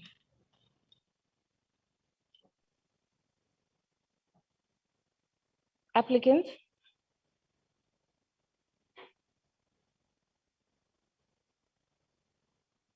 Justice Pillay, is everything above board on your end? No, we seem to have lost the applicants. I can't see or hear them. Okay. But now I can. Okay. We can't hear you. Can you hear us, Team 121? Yeah. Can I start? Yes, whenever you're ready. Okay. Chief Justice, your justices. My name is Milam Tlanga, and my right, I'm with my co-counsel, Kabela TV Talent, and will be appearing on behalf of the applicant. I'll be speaking for 8 minutes, and my co-counsel will be speaking for 11 minutes, and reserve 1 minute for rebuttals. In today's court, we'll be humbling ourselves as the applicant to bring two submissions. One, Section 4 of the Code of Conduct does violate the learner's right to privacy and education, respectively. And secondly, we'll be submitting that Section 4 of the Code of we'll be submitting that the SGB's decision was unjustified as it has violated the learner's right to peaceful assembly. Would the court like any brief summary of the brief summary of the facts? No, we are familiar with the facts. You may proceed to your case. Thank you, Your Honor. The critical question before the court is whether Section 4 of the Code of Conduct is constitutional and whether its provision violates Section 14 and 29 of the Constitution, and whether the SGB's decision is actually justified as it violates the learner's right to peaceful assembly. In response to this question, the applicant submit that Section 4 of the Code of Conduct is unconstitutional because it allows the confiscation of the learner's cell phone, and also Section 4 of the Code of Conduct and its provision violates the learner's right to education. Also, we want to submit the fact that the SGB's decision was actually unjustified as it was violating the learner's right to peaceful assembly. Counsel for the applicant, therefore, argues in line with Section 14 and 29 of the Constitution and the case of Anthony V. Governing Body of Settlers High School, that Section 4 of the Code of Conduct has violated the learner's right to privacy and basic education. Turning to the first issue on whether the right to privacy has been violated by Section 4 of the Code of Conduct. Section 4 of the Code of Conduct states that the use of cell phone, whether on or off by learners on the school premises, shall at all times be prohibited, and any learner that's found in possession of a cell phone, the cell phone may be confiscated and they may be suspended. The part that makes Section 4 of the Code of Conduct to be unconstitutional is because it actually permits the confiscation of learners' cell phone possession, in this case, which is a mobile phone. This is a direct violation to Section 14, subsection C of the Constitution, which gives everyone, including the school learners, the right to privacy and not to have their cell phone or the possession seized. Confiscation also infringes on the right to human dignity of the applicant when the applicant possessions are forcefully seized, as it doesn't show any respect to the learners. We submit that a phone is actually a potential risk on the school premises, as per paragraph 1 of the fact states that instead of paying attention in class, most learners were actually on social media on their cell phone rather just learning. So we submit that, yes, okay, a cell phone was actually a very potential risk within the school premises. But certainly we have to understand that they were not acting, the Section 4 of the Code of Conduct was not acting at the best interest of the learners at all. And we'll be justified to submit that this cannot be actually ensure that the right to privacy is actually protected at all times. So firstly, let's actually weigh up between the suspension and the cell phone use in the school premises. Certainly that is actually not justified because it was actually too harsh towards the learner. It was not certainly something that we can say we do want to accept that, because it was not recognizing the learner's best interest. So the first question that you might ask yourself is that certain, yes. Does it make any difference that the children were aware that this was a rule of the school, but decided to break it anyways by bringing phones to the premises? Could they, if they had a problem with the code of conduct, could they have not approached teachers, the principals, had a discussion with the SGB before just violating the rules? Okay, certainly, learners are certainly not taken into consideration in most instances, and when they voice out about the things we have seen from the peaceful assembly, they were not taken into consideration. So certainly we can consider the fact that they cannot recognize also the learners' voices being said. So meaning the fact that, okay, the parents were the only one who can be justified to do this, and parents wanted the best, because at Section 4, at paragraph 4 of the fact states that the parents were the one who were actually applicable to do what's actually to say yes to the suspension. So let's understand the fact that, okay, a phone can be useful in many ways, including homework and communication, and they need that to be actually to have it on their own selves, because that can be able to improve their education and also improve communication at home. Not certainly using it at home, but certainly not certainly using it at school, but certainly to use it at home. That can be something that can benefit a child. The respondent should have came up with a better solution to ensure that the learner's interests are actually protected at all times by actually not confiscating their cell phone, because one, they can try out new solution like what? Teaching children about the basis of saying that a cell phone is a bad usage in the school premises, and also talking about fining them if they actually don't go with the grounds of what is said to be accepted. Paragraph 1 and paragraph 2 of the fact states that, okay, it proves the fact that, okay, the school had a problem, certainly, and we submit that. And also on paragraph 2, let's look at paragraph 2 of the facts. It states that learners are punished even for small transgression, and some teachers apply corporal punishment without being reprimanded. This justifies the fact that the school was actually acting too harsh without recognizing the learner's best interest. And we have to, and it actually needs to be submitted the fact that we have to just ensure that the learner's interest is actually always protected, because that needs to protect the learner's right to privacy. Cognizant to Section 28, subsection 2 of the Constitution, which states that a child's best interests are paramount importance in every matter concerning the child. We submit the Section 4 of the Code of Conduct does not take into account the best interests of a child. This court in 2008, MEC of Education, KwaZulu-Natal and others, v. Pile, ruled at paragraph 98 that even though discipline are legitimate goals of the school premises, they should not be stated too broadly to the fact that they don't take the interests of the child. In this case, as it is in this case, we argue and reason with the court that the confiscation of the learner's cell phone does not take into any consideration the learner's best interest, which violates the learner's right to privacy. This court thus needs to review the High Court ruling that there's a clearly violation of the right to privacy of learners. This is therefore makes Section 4 of the Code of Conduct unconstitutional. And also in Counsel? yes. If I may, Yes. I hear you're speaking at length about the penalty and how it is not proportionate, essentially. However, I ask myself, are you familiar with any legislation that directs the SGB to make any alternative penalties available for the school to put in place for things like this that are less restrictive than the ones that have been imposed in terms of the facts? Yes, okay, let's look at cognizant section 28, subsection 2 of the Constitution states that a child's best interests are paramount importance in every matter concerning the child. So it is important to consider the learner's best interests need to be considered. And also, let's look So at outside, Council, outside of the Constitution, right? Are we familiar with any other legislation, an act of sorts that would guide an SGB or a school principal and the governing body as to which kind of penalties are permissible and which are not? Okay, certainly we say that, okay, the governing body school may, after a fair hearing and suspending from, certainly they should go to subject any applicable provincial law so that they can see that the effect, that is that actually justified to just come up with that law in the first place, go outside or create their own standard of what they believe is actually the best law to applicate in this instance. Meaning the fact the code of conduct must be aimed at establishing and disciplining a purposeful school environment dedicated to the environment, meaning the fact they do have an opportunity to just do whatever they want. Proceed, Council. Okay. Certainly, we say that, okay, the learners and such counsel for the applicant praise for this court, similarly to all the failure to take into account the learner's best interest, amounted to violation of the learner's right to privacy, meaning the section 4 of the code of conduct is unconstitutional. And you have 30 seconds to conclude your argument. You can conclude what you were submitting for 30 seconds, and then you need to hand over to your co-counsel. Okay, I'll hand over to my co-counsel. Can I start?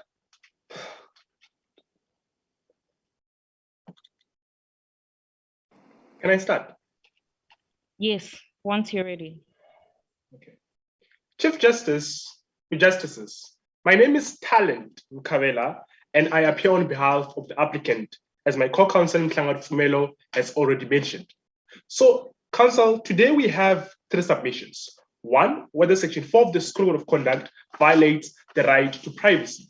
2, whether it violates the right to education. And thirdly, whether the SGB's decision violates the learner's right to peaceful assembly. So I will deal with the other 2 submissions, as my co-counsel has already dealt with the first submission.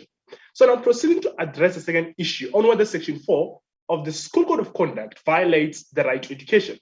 Now, Your Honor, let us turn our attention to paragraph 4 of the facts that speaks about the provisions of the School Code of Conduct. Now, the School Code of Conduct states that, and I quote, the use of cell phones, whether on or off, by learners on school premises shall at all times be prohibited. Now, the part that makes this Section 4 of the School Code of Conduct to be unconstitutional, it is that it permits the suspension of learners that are found with cell phones. Now, mindful of paragraph 58 in head of Department of Education, Free State Province versus Welcome High School and another, Section 28, subsection 2, and Section 36 of the Constitution, we submit that Section 4 of the School Code of Conduct permits a severe punishment. This is therefore inconsistent with the aims of the Constitution.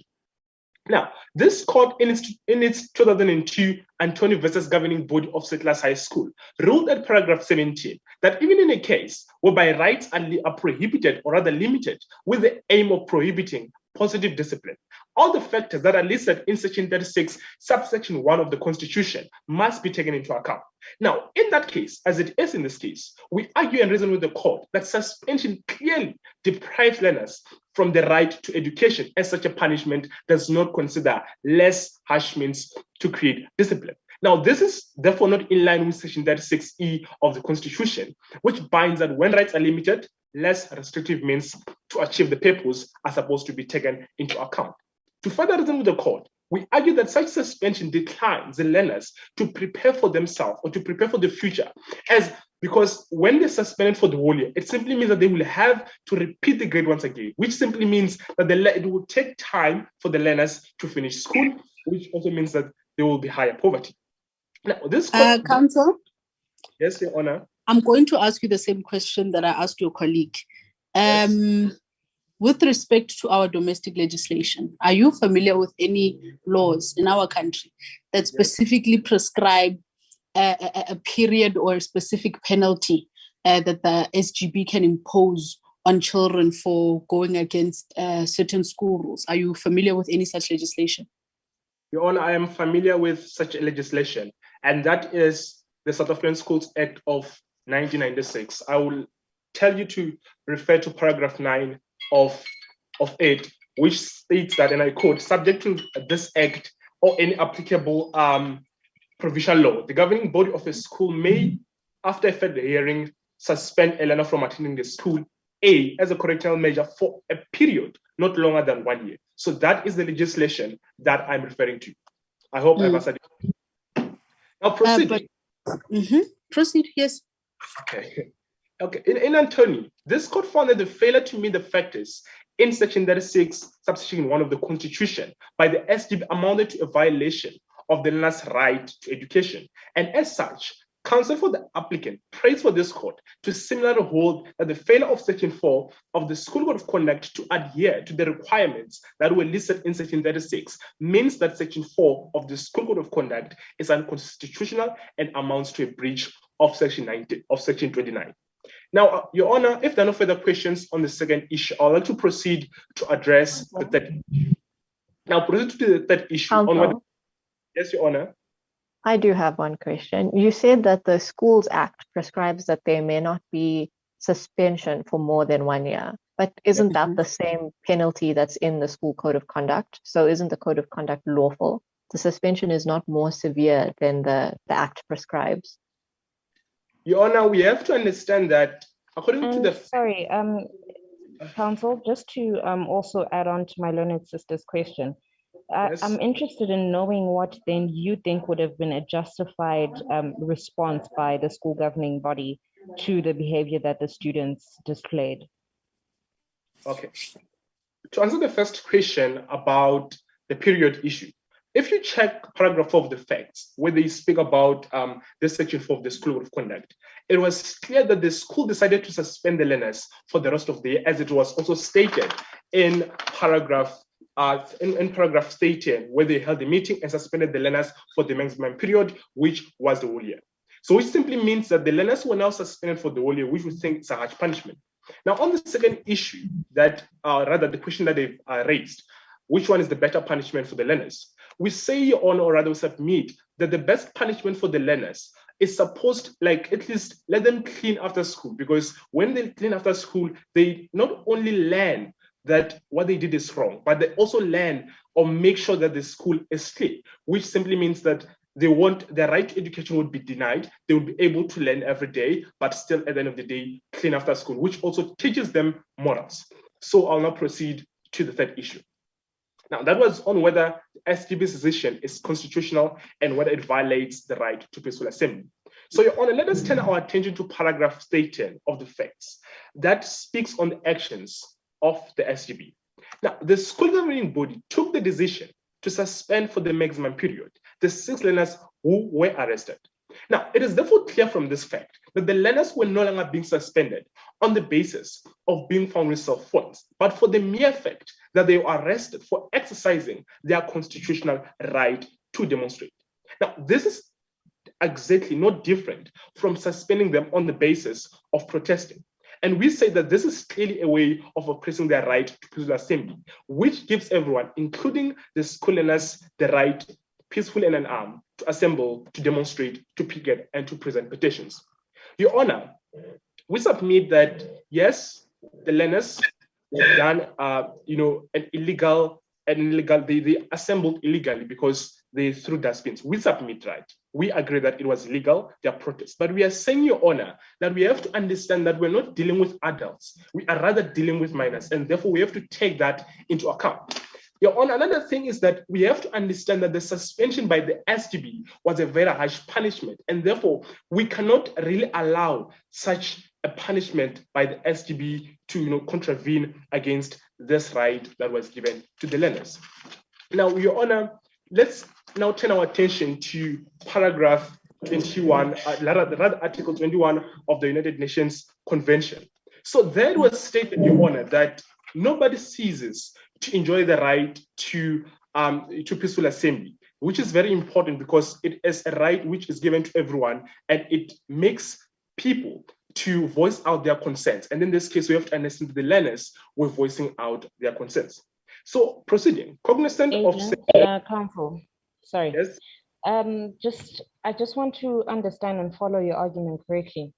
So Yes. are you saying that the right to peaceful assembly is an inalienable right? And by inalienable right, I mean it is a right that can never be limited. Is this what you're submitting? Your Honor, the right to peaceful assembly can be limited in some instances. And I will What are further those instances? I'll further show you on how Show this me. right. What are those instances? Okay.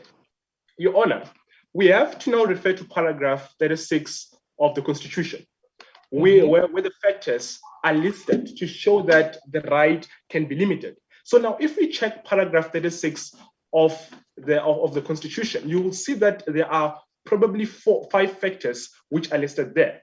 And one of those factors is the nature of the right, 2, the importance of the purpose of the limitation, 3, the nature and the extent of the limitation, 4, the relation between the limitation and its purpose, and 5, less restrictive means to achieve the purpose. So we are submitting that all these factors were not taken into account, because less restrictive means to achieve the purpose is not something, or it's not a factor that was taken into account by the SDB. There were other means in which they can create discipline to the learners instead of suspending them, mostly or especially for the whole year. That is what we are saying.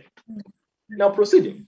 Cognizant of section 17 of the Constitution, as well as section 36 of the Constitution, it is our submission that the SDB's decision projects an unjustifiable limitation of the right to peaceful assembly, and thus does not reflect the purpose and object of the Constitution.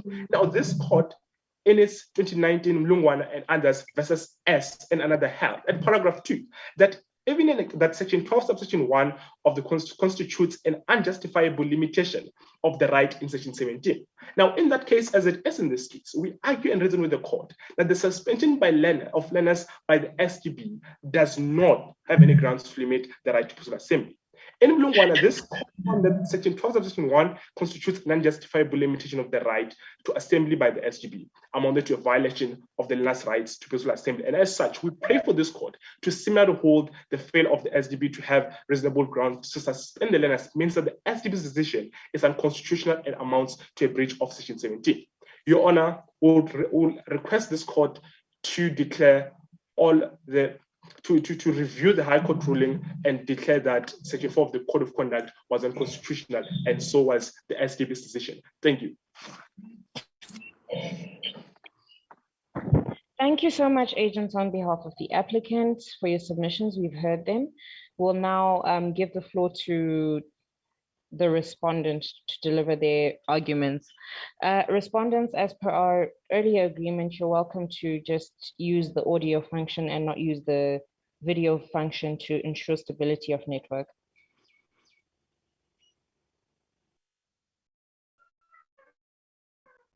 Your justices, we were unable to hear the whole argument from the applicant side because we lost network connection with the meeting. As I will proceed to my case, that your justices, we should know. Sorry, agent. How much of the other arguments did you not hear? Did you not hear a big chunk, or was it for a short while? We didn't hear. We had only just a bit of what the argument was all about. All right, we missed the whole argument. In the next instance, in your next round, if this is to happen again, ensure that you notify the moment that you get your connection back.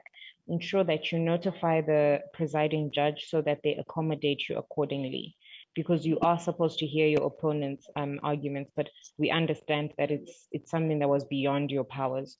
So it's fine. You can proceed with your submission. Thank you, your justices. If it pleases the court, the first issue of my argument is that the SGB of Mjondolo decided to suspend the applicants for simply being in possession of switched off cell phones. This decision is constitutional because of the following: the magnitude of the punishment is proportional to the infringement, and secondly, the applicant should have somehow received a small punishment as the switch of cell phones did cause a disruption to the proceeding of the class. Your Justices, the South African Schools Act states on Section 8 of Section 2 that a school may only adopt a code of conduct that is aimed at establishing a disciplined and purposeful school environment, and also dedicated to the improvement of and maintenance of quality of learning environment. Your Justices, prior to the introduction of the School's Code of Conduct, Mjondolo Combined School had a problem with discipline. Learners were constantly using social media on their phones during their lessons, and as a result, it led to their academic performance to be very poor and was at 53%. But we should know that after the introduction of the School's Code of Conduct, the performance of the school was able to improve at the level of 72%. The school also managed to produce bachelor passes.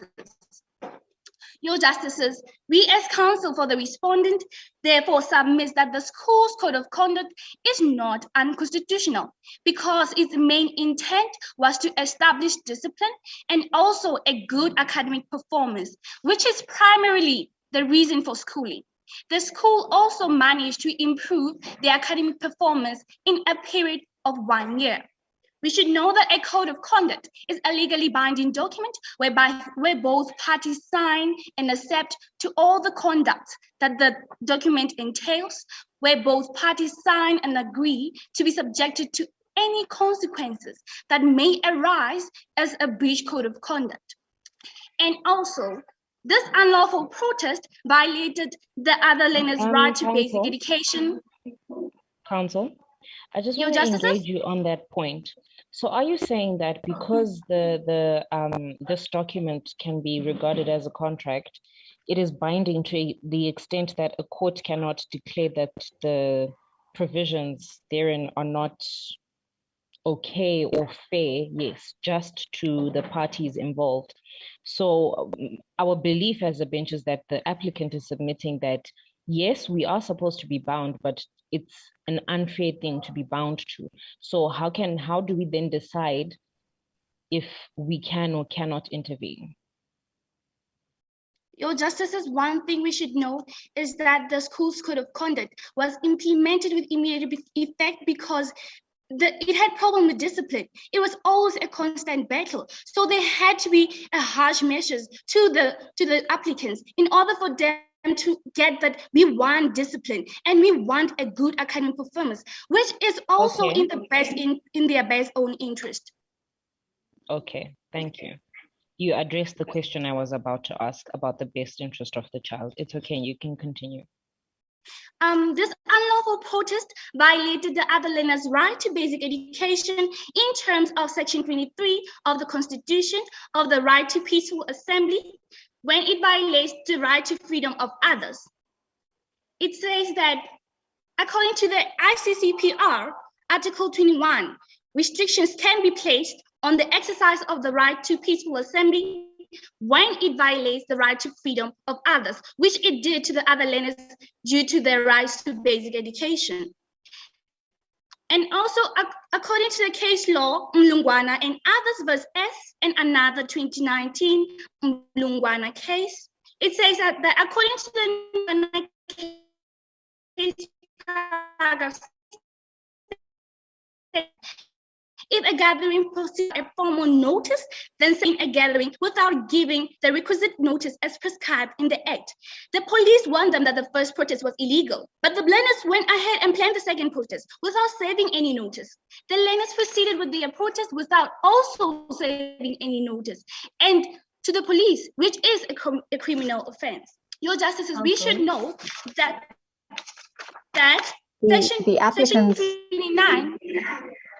Counsel, apologies to interrupt you, but the applicants have told us that in that very case, the need for the applicants to give a notice has been declared unconstitutional. And so why is it necessary then for the children to have served a notice to the school before they protest?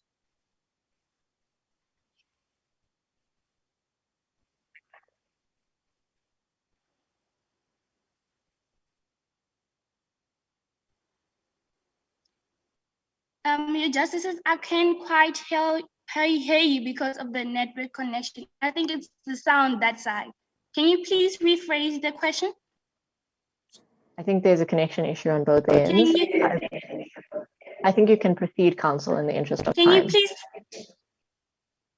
Okay. It's fine, you can proceed. We should know that Section 29 of the Constitution of 1996 states that everyone has the right to basic education, including adult education, and B, to further education, which the state, through reasonable measures, must make progressively accessible and available. It complements Section 29 of Section 28 of Section 2 of the Constitution that states that a child's interests are of paramount importance in all cases concerning the child. Your Justices, in this case, the applicants are denying hundreds of children attending John Dolo Combined School their basic right to education, all those to further their own interest. The applicants were only concerned with their own benefit, and in so doing, compromised and violated the needs of majority of the learners. I would like to plead, is it possible I can give submissions to the rebuttals with the applicants for the little that I heard? Your Justices? Your Justices, can you hear me? Yes, we can. We're just waiting on our Chief Justice. May I proceed? Just hold on a second, counsel. I've paused your time. You have 2 minutes left on the clock, but I've paused your time. We just want to find out from the Chief Justice if it would be permissible for you to reserve this time for Sir rebuttal. Okay, thank you, Justices. I'm done with my case. I only wanted to know is it possible that I would give rebuttals to in the case of the applicants for the little that I heard. As Justice Pillay has said, but we're just waiting on the Chief Justice to provide guidance in that particular respect. But while we wait, I can ask you some questions. With respect to the difference between a suspension and an expulsion, right? As well as any regulations to the Schools Act that specifically direct the powers of a school, the limited powers of a school. How many days, as far as you know, I'm just going to make it as blunt as possible. I don't want to beat around the bush. How many days, as far as you know, are permissible for a school to suspend a learner? Well, as far as I know, it is only... Sorry, counsel, you can proceed with your answer just after I give you your way forward. So I think it will just be in the best interest for you to carry on. If you did hear anything, you're welcome to respond to whatever you heard, but remember to manage your time and to just do it within the time that was provided. Carry on. No, counsel, you can deal with the main issue. We'll deal with ours if there's any time left. Don't worry about it. Proceed. As we know, I know that it is only 7 days that as SGB is only allowed to suspend the learners. But we should know that this was a harsh measure that the SGB had to conduct because they were also verbally told to stop bringing their phones to school, which as a case, it caused a disruption to their proceeding in the class. So we know that when it comes to suspension, as it should be a last resort, which is what we did, because we always told them not to bring their phones to school, but as a case, they did not respect or even adhere to the rules that we had made. So we had to take that action. Thank you, counsel. Proceed. For the rebuttals, I would like to say that a governing body did have a consultation process because the message calls warned the learners verbally, but there was a constant battle with discipline. due to the schools, due to the bringing of foes to school, which on other Mrs. Koza had to take harsh measures, and then with the along with the SGB, they took that they had to bring in the school's code of conduct. It had to be taken when it says because it had to be taken as it states in section 28 of the children, that it says, which says Elena cannot be detained as a measure of last resort, because we know that the suspension is also going along with the school's code of conduct. We also said that whoever, thank you. Thank you, Justices.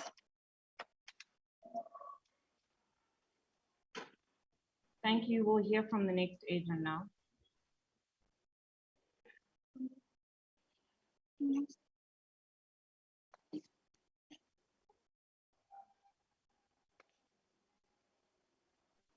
Just to be certain, respondents, you're welcome to carry on. We do.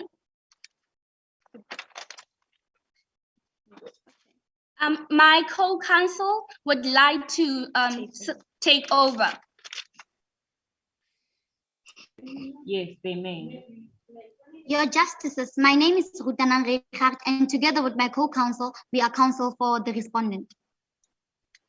I would like to address the court on the first issue on why Section 4 of the School's Code of Conduct is constitutional. And the second issue is that counsel for the respondent would love to bring before this honorable court is that the decision of the SGB of Njondolo Combined School to suspend the applicants does not violate the right to peaceful assembly. And Section 17 of the Constitution of South Africa tells us that every individual shall have the right to assemble freely with others. The exercise of this right shall be subject only to necessary restrictions provided for by the law.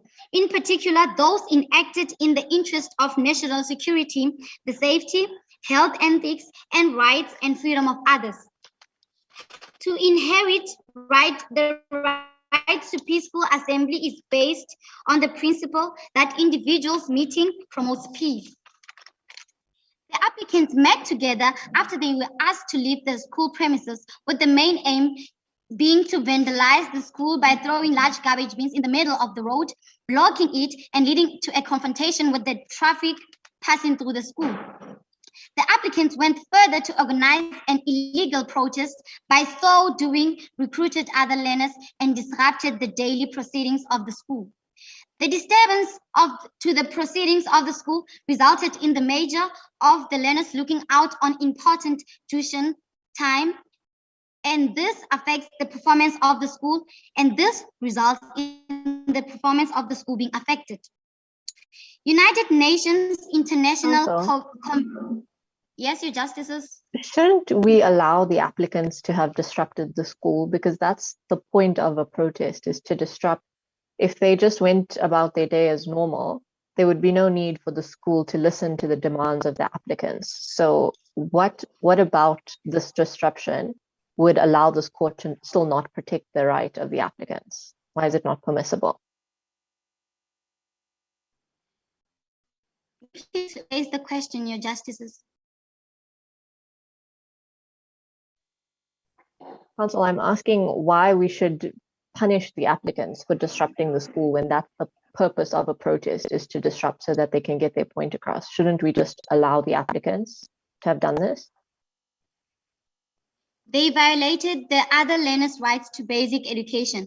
By so doing it, they compromised and organized an illegal protest, for they had not given any notice.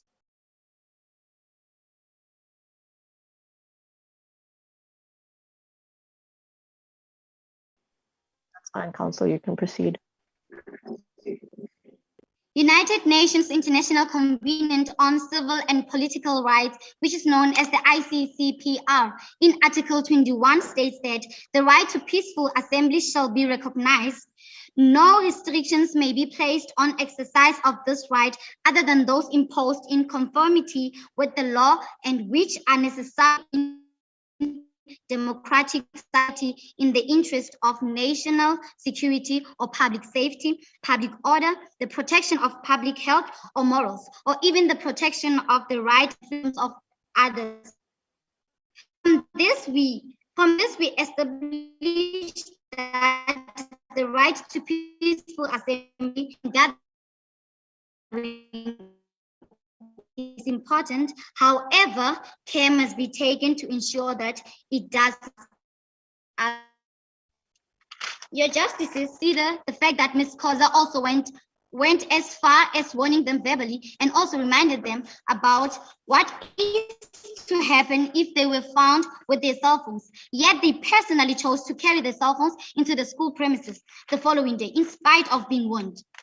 The learners staged the first protest outside the school gate, which led to learners being confronted by road users and thus violated the road users' rights to freedom of movement in terms of Section 21 of the Constitution, subsection 1, which states that everyone has the right to freedom of movement, which allows them to move freely and not to be stopped by any disruptions. Submission of our prayers is that the court recognizes the injustice towards the SGB and the principal, Ms. Koza, and rules in favor of the school. As they only acted in good faith, they only wanted to uphold their right, and it is constitutional. Thank you, Justices.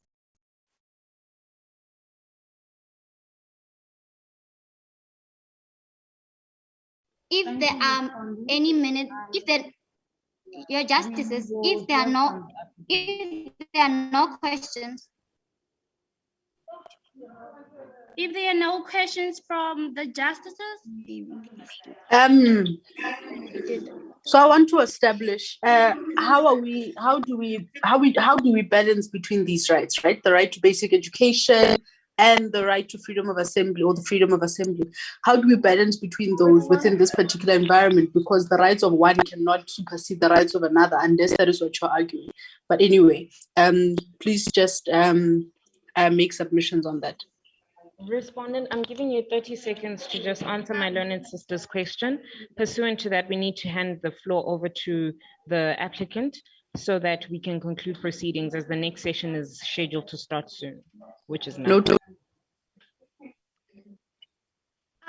We do respect and we do recognize the right to peaceful assembly, but we should know that Section 28 of the Constitution states that a child's interests are of paramount importance in all cases concerning the child. And all Mrs. Koza and the SGB were doing was just all in the best interest.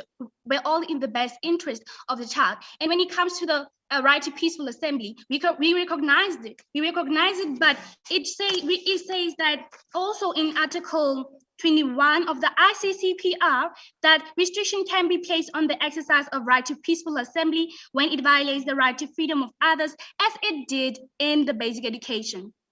Thank you. The Justices.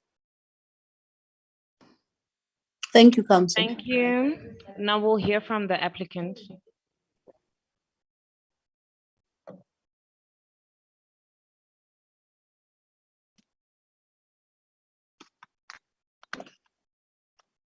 Applicant, are you there? Okay. Can you hear me? We can hear you.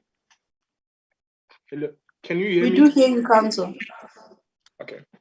So, Your Honor, I'll just go straight to my rebuttals. Now, the respondent submits that the Section 4 of the School Code of Conduct is constitutional because of the fact that, because of an opinion that the results have improved. But Your Honor, we have to understand that the 72 pass rate increased before Section 4 of the School Code of Conduct was implemented, simply meaning that it didn't influence the pass rate of the learners. Then, Your Honor, the respondent also further submitted that all the decisions that were taken by the SGB were in the best interest of the learner. Now, the question that we ask ourselves is, does suspending a learner or learners for the whole year benefit the learners? Because it's obvious that they're going to be denied their right to education, meaning that the SGB's decision was not really acting in the best interest of the learner. And then they also continue to say that the decision that was taken by the SGB and the school to suspend learners for the whole year was the last resort. It wasn't the last resort, because we have to understand that there are other measures, Your Honor, that can be taken. And we have to really value the right to education and in this instance. And then she also further told us that there was a consultation where Ms. Kozam warned the learners, therefore meaning that all these decisions were taken and the learners knew about it. But we have to understand that that was really after this Section 4 of the School Code of Conduct was implemented. There was no consultation between the SGB, the school, the learners themselves. Simply meaning that the learners do not know that, do not know the provisions of this Section 4 of the School Code of Conduct. Your Honor, thank you. Can your justices, can I comment on the applicant's mission to the rebuttals? No, you may not.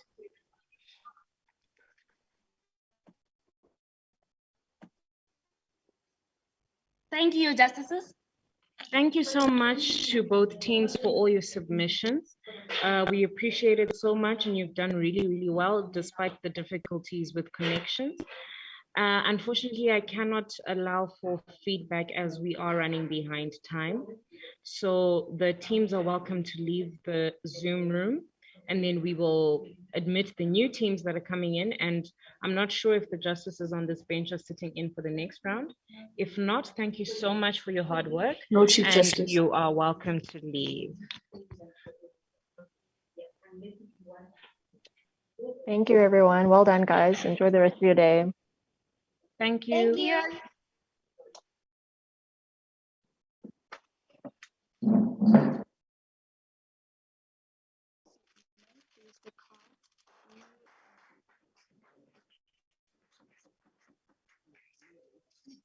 We did. Mahamika presentation of honor, so we don't know what to expect.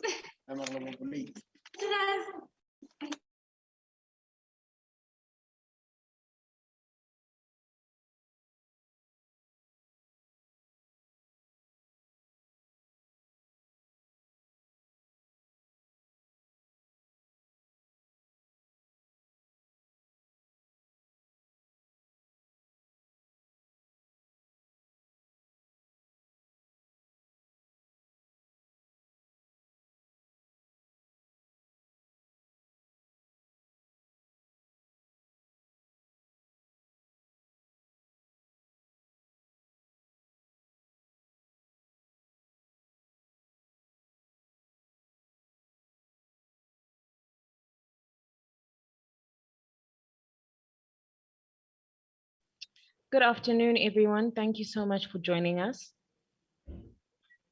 I just want to confirm if the speakers' cameras and audios are working well. So team 224 rather, let's start with 224.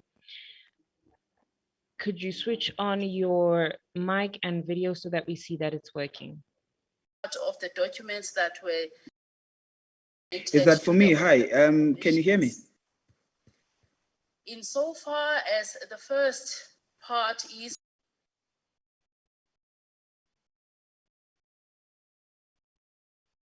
Okay, team 224, I can see you. Could you just maybe speak so that we ensure we can hear you? Greetings, Your Justice. Okay, great. Thank you. We're up and running. Can I get team, the respondents who seem, okay, 216?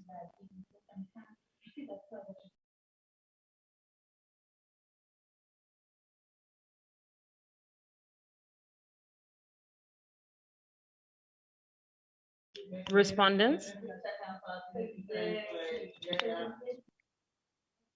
We can hear you.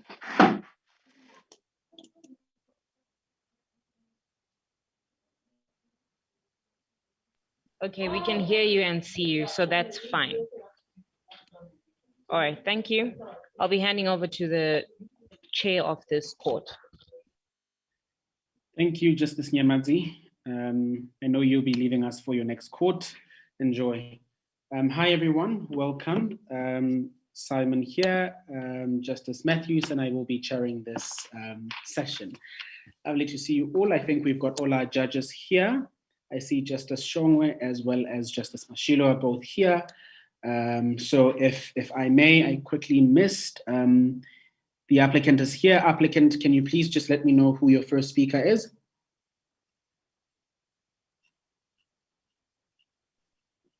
Greetings, Your Justice. The first speaker from the applicant side will be Penyo Mutiba. Pardon?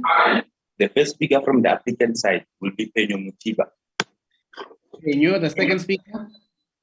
Opano Maji. Pardon? Opano Maji. Opan. Yes, how long will each of you be taking? I will be speaking for 9 minutes, and my co-counsel will be speaking for 8 minutes, and reserve 3 minutes for rebuttal. Respondent, names and times.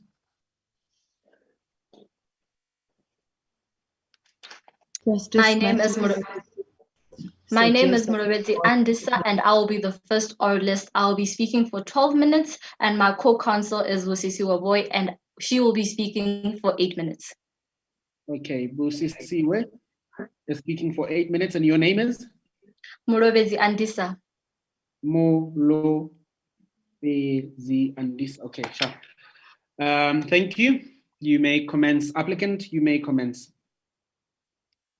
Can I just request, Justice Mashilo, are you able to keep the time? Yes, I don't mind doing that. In addition to that, can I please ask that the participants also write their names in the chat box, just so that the other judges have access to them as well? Right. Thank you very much. Without any further ado, participants, you may just, while one of you is speaking or something like that, you may just type in. I think, for respondents.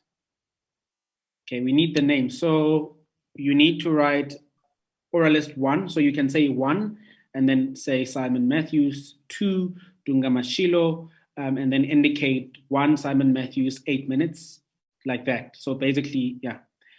Applicant Penyo 1, how long will you be speaking? Secondly, 9 minutes, there you go, exactly. That's what we need. So just put those in the chat box so that all the judges can see them. And then you can commence, applicants, once you've sent out your things, and then respondent, you can also just send your things out. Thank you very much. Applicant, Justice Mashilo will be tracking your time, so just perhaps, once in a while, look at her screen to check out if she's indicating any time from her side. Thank you. As it pleases the court, my name is Penyo Mutiba, and and together with my co-counsel Opano Maji, appear on behalf of the applicant. I will be speaking for 9 minutes, and my co-counsel will be speaking for 8 minutes, and reserve 3 minutes for rebuttal. I will be addressing the unconstitutionality of Section 4 of the School Code of Conduct, and in terms of Sections 14 and 29 of the Constitution of the Republic of South Africa. And my co-counsel Opano Maji will be addressing the unconstitutionality of the SGB's decision in terms of Section 17 of the Constitution. A code of conduct is meant to be adopted, amended, and implemented for the learners in order to protect the learners' rights and give insight on their responsibilities as learners of the school. But what role does a school code of conduct serve if its purpose is to intentionally infringe and violate the learners' rights which it claims to protect? Your Justices, the question before the court is whether Section 4 of the respondent, General Combined School Code of Conduct, is unconstitutional and does violate the learners' rights in terms of Sections 14 and 29 of the Constitution of the Republic of South Africa, and whether this decision is unconstitutional and does violate the learners' rights to peaceful assembly in terms of Section 17 of the Constitution of the Republic of South Africa. Counsel for applicant argues, in line with the South African Schools Act number 84 of 1996, Isaac Sitole's case law, and Sections 14, 17, and 29 of the Constitution of the Republic of South Africa, that indeed the respondent, General Combined School Code of Conduct, and the SGB's decision are in violation of the learners' rights. If it pleases the court, I would like to present the applicant's case. Firstly, what is a constitution? According to the basic provisions of the Constitution of the Republic of South Africa, 1996, a constitution is defined as a body of fundamental principles to which a state is to be governed by. It sets out how all the elements of government are organized and contains rules about what power is vested, who is the power, and over whom the power is vested in the government of the country. A constitution is the supreme law of the country. It provides the legal foundation for the existence of the Republic and sets out the rights and duties of its citizens and defines the structure of government. South Africa is a democratic country, and the Constitution is the cornerstone of our democracy. Therefore, any law which is inconsistent with the Constitution is unconstitutional, as it violates the basic human rights which are infringed in the Bill of Rights. My Justices, during the adoption and implementation of General Combined Schools Code of Conduct, it is ambiguous whether all the learners were part of the consultative process.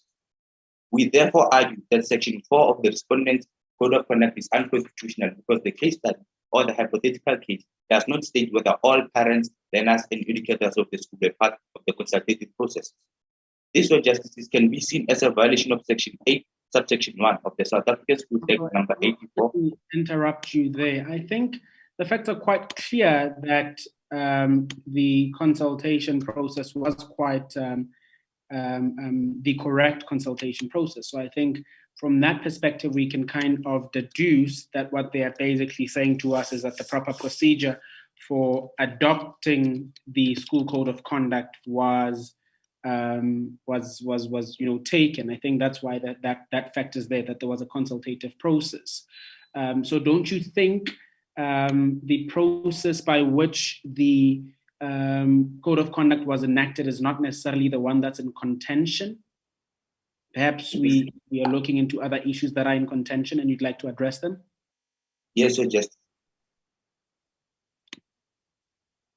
Yes. Can I please proceed? Yes. Thank you, Justice. This, Your Justice, is seen as a violation of Section 8, subsection 1 of the South African Schools Act number 84 of 1996, which states that, subject to any applicable provincial law, the governing body of a public school must adopt the code of conduct after consultation with the learners, teachers, and parents of the school. Okay, let me allow me to just redirect you a bit. Say we accept your argument on that point, nonetheless. How do you think Section 4 violates or does not violate Sections 14 and 29 of the Constitution in particular? The Justice, Section 4 of the School Code of Conduct does violate Section 29 of the Constitution, because it led to a suspension of the learners without the disciplinary hearing for the entire school year, which also violates Section 9, subsection 1A of the Schools Act, which states that, subject to this act and any other provincial law, the governing body of a public school may, after a fair hearing, suspend the learner from attending the school as a correctional measure for a period not longer than a week. But how did it break the provision regarding the maximum period? And so far as I understand it, the facts are not clear as to how long the students were suspended. It only says the maximum period, and you are saying to us the maximum period is 7 days. So should we not assume that what the facts are intending to tell us is that the learners were in fact suspended merely for 7 days?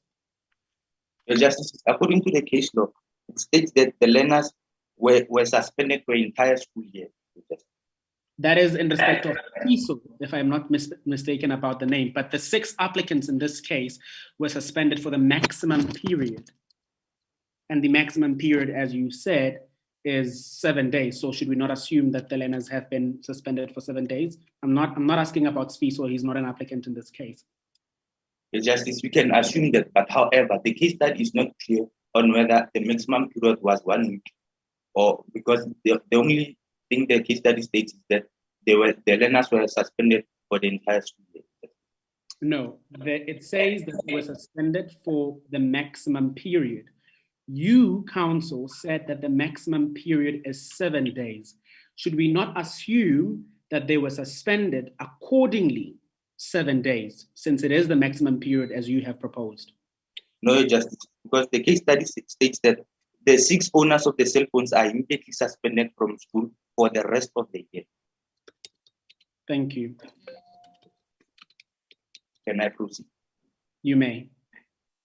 This act states that no school code of conduct should be adopted and implemented without the full cooperation of learners, educators, and parents of the school.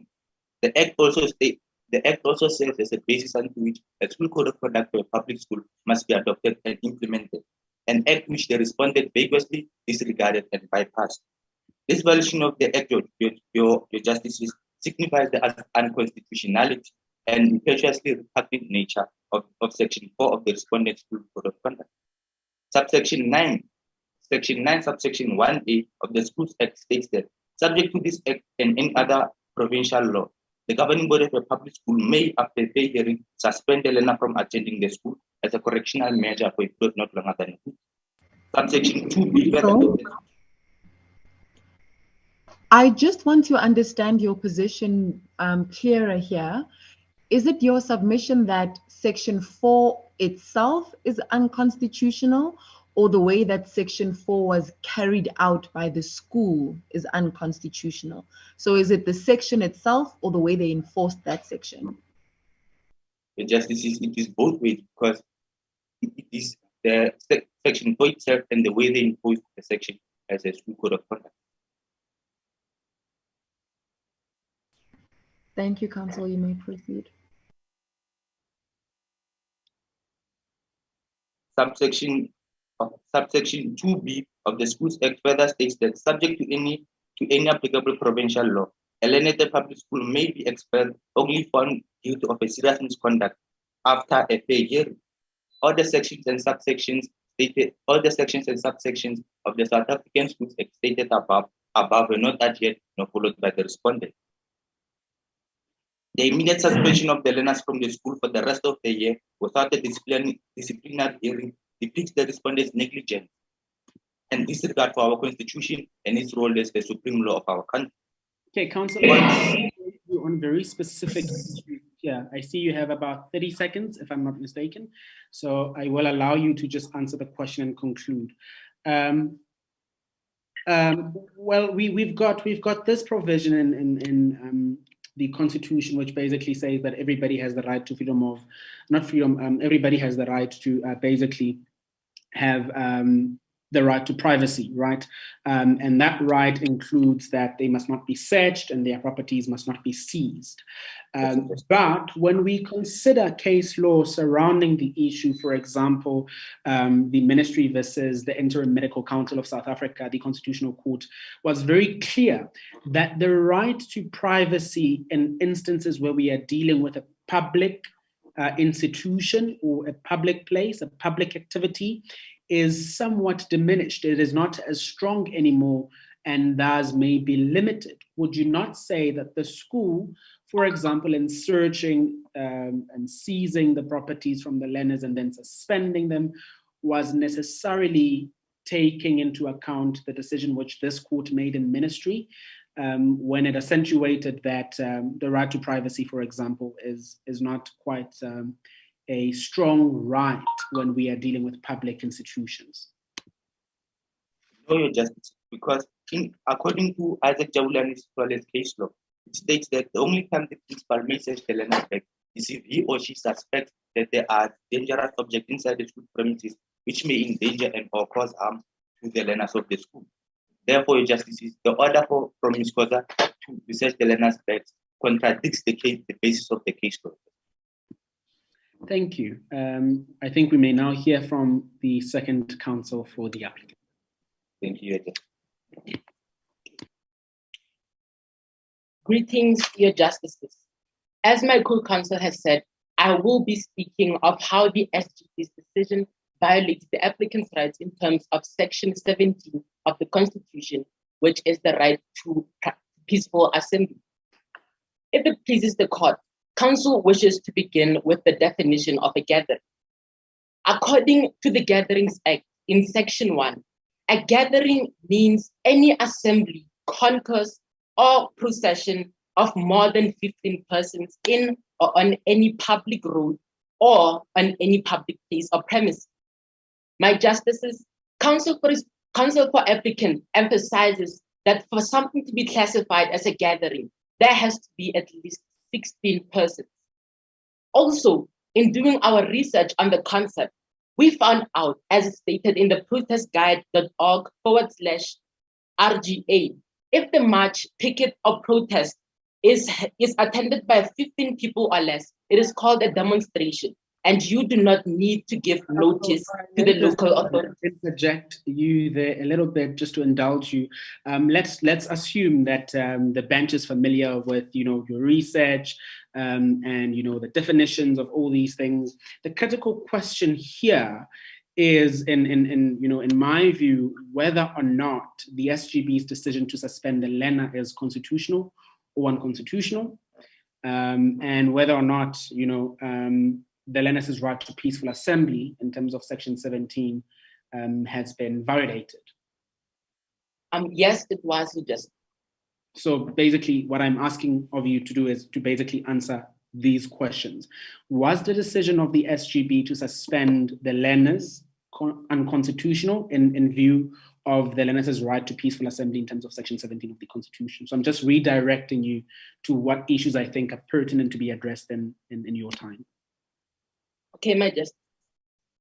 Section 3 and Section 12 of the Gatherings Act and paragraph 16 of the Mlungwana case all emphasize that a notice must be given for any gathering to be held legally. But the applicant's assembly only consists of 6 members in the first and second instances and only 3 members in the third. As it pleases the court, counsel for applicant contends that the applicant had no control over the people who joined the gatherings. These gatherings formed spontaneously. Therefore, the applicant is in no violation of any law as stated by the respondent. So far as I know, we've got about 3 different instances of gatherings, so to call them here. We have the first instance, which is formed spontaneously, and I would concede, perhaps even the respondent might concede, that the notice is not necessary. But then the second gathering is the one where there is about 40 students that come up, and then the third gathering is where now we have about 100 students that come up. And all of those are necessarily planned. There's WhatsApp chats that are going around, etc., etc., etc. So how do we then, from then, say these gatherings, were spontaneous, there is no need for a notice, and that they don't comply with the requirements in terms of the Regulations Act? Well, my justices, in terms of that, we do notice that Eddie sends a WhatsApp message to Crystal and Bali to bring their posters to school for a protest at 5:30 p.m. However, the case study does not specify that they spoke to other learners and planned this gathering. It was these 3 were the only participants at that time. And in the second instance, the case study states that a cluster of approximately 10 learners joined the first 6. It was a spontaneous gathering. The learners who joined the gathering in the latter times joined the first 6, and in the third gathering, they joined the first 3. So these were not planned gatherings, as there were only 6 or 3 members in each instance. Okay, say this court accepts that argument. Would you say that the gatherings, the assemblies, the protests in this case were peaceful? Yes, Your Justice. On what basis? Well, Your Justice, a peaceful protest is a protest in which no violence is demonstrated, or anyone is harmed, or anything, or anyone is harmed, my justice. So in our case, that we have an instance where the students take dustbins out the school gate, and they bend them, they set them to fire, and they set them to fire close to the teacher's car park. Would you then say that that is not violence? No, my justice, because no one was harmed in this demonstration. The property was in fact harmed, and there was, as a matter of fact, incitement to cause harm to more property, in particular the cars that were nearby. Yes, Your Justice. However, the case study does not say that the applicant was responsible for the fire. So we cannot assume that this was. Yes, I am not. That is the second leg of the question, which I have not gotten to. But the first leg of my question for you is: was the protest violent or not? Whether or not there are identifiable culprits is something else. Was the protest violent or not? It was not. It was not violent, even though I have mentioned instances of violence to you. You still stand to your position that it is not violent. Yes, it does. So what would amount to a violent protest? Well, Your Justices, a violent protest is determined by the intention of the holder of the protest. However, the applicant did not in any way want to harm anyone, did not show any harmful intentions towards anyone or the school or anyone else. So what is important is the intention and not the result of the conduct. Yes, the important thing is the intention of the planner of the gathering. Okay, so now let's consider that you and I intend to form a gathering where we basically just want, the government to give us free education. But while we are in the process, somebody is murdered, because we are now like a mob kind of a thingy, and a government official is murdered. We had no intention of murdering a person as a group, as a class of people. We had no intention of murdering a person. We just wanted free education. But things got out of order and one person is murdered. When we are being trial, is it relevant at that point that a person died, but we did not have the intention to kill them, we just happened to kill them? Or we are going to serve our sentence for negligence perhaps, or something like that? Or it's just what matters most is our intention. And if we did not have the intention to kill the person, then we won't be guilty of anything. Well, your Justice, in terms of that, the gathering must be led by us individuals, and those following us must be aware of every step we take. Therefore, your Justices, whatever we do not do is not ours to do. So are you conceding that protest was violent, but it's just not attributable to you? It's not because of you? Yes. Or you're still saying that it's not, violent? It was not violent, your Justice. Okay, you can proceed. Okay, Justice. Therefore, the applicant is in no violation of any law, but instead has their right to peaceful assembly violated. Part 2, paragraph 75 of the Guidelines of Freedom of Association and Assembly in Africa states that no notification need to be submitted for small assemblies or spontaneous assemblies. May I gauge you for the last time, Council, just for the last time, and I apologize for interrupting you quite a lot. So there is a policy on the misconduct of learners at public schools and disciplinary proceedings. It regulates that. It's a general notice, and Schedule 1 of that policy basically says that a learner will be guilty of a serious misconduct if he or she intentionally, seriously threatens, disrupts, or frustrates teaching or learning in class, or engages in a conspiracy to disrupt the proper functioning of the school through collective action, such as a strike, right? Now, the 6 applicants here in this case seemingly disrupted the learning process by facilitating the staging of protests that did not allow the learners to enter into the school premises to continue learning. And they engaged in, conspiracies to collectively disrupt schooling with their WhatsApp texts. So wouldn't that mean that suspension by the SGB is reconcilable with Section 9 of the South African Schools Act, which allow them to be suspended when they are guilty of a serious misconduct, and in this case, a serious misconduct including disrupting learning activities? Well, you Justices, the applicant was already suspended. So there is no further suspension that could be given to the applicant, as the applicant himself was in fact demonstrating against the fact that they were suspended arbitrarily. All right, thank you. I see your time is up, and I'll hand over now to the respondents to make their case. Thank you. First, agent or counsel for the respondent, you may proceed.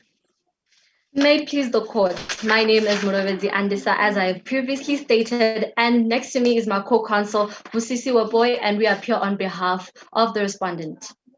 My Justices, on behalf of the respondent, counsel submits that the Code of Conduct does not violate the right to privacy and to education, as the school will act well within its local parentis role to ensure the educational welfare of the other learners. Council also submits that the suspension of the learners, as decided by the school governing body, does not violate the right to peaceful assembly, but only limits it, as it infringed on the fundamental rights of others. My justices, as per section 4 of the Code of Conduct, the use of cell phones, whether on or off, shall at all times be prohibited. Any learner that is found in possession of a cell phone will have the phone confiscated and may be suspended.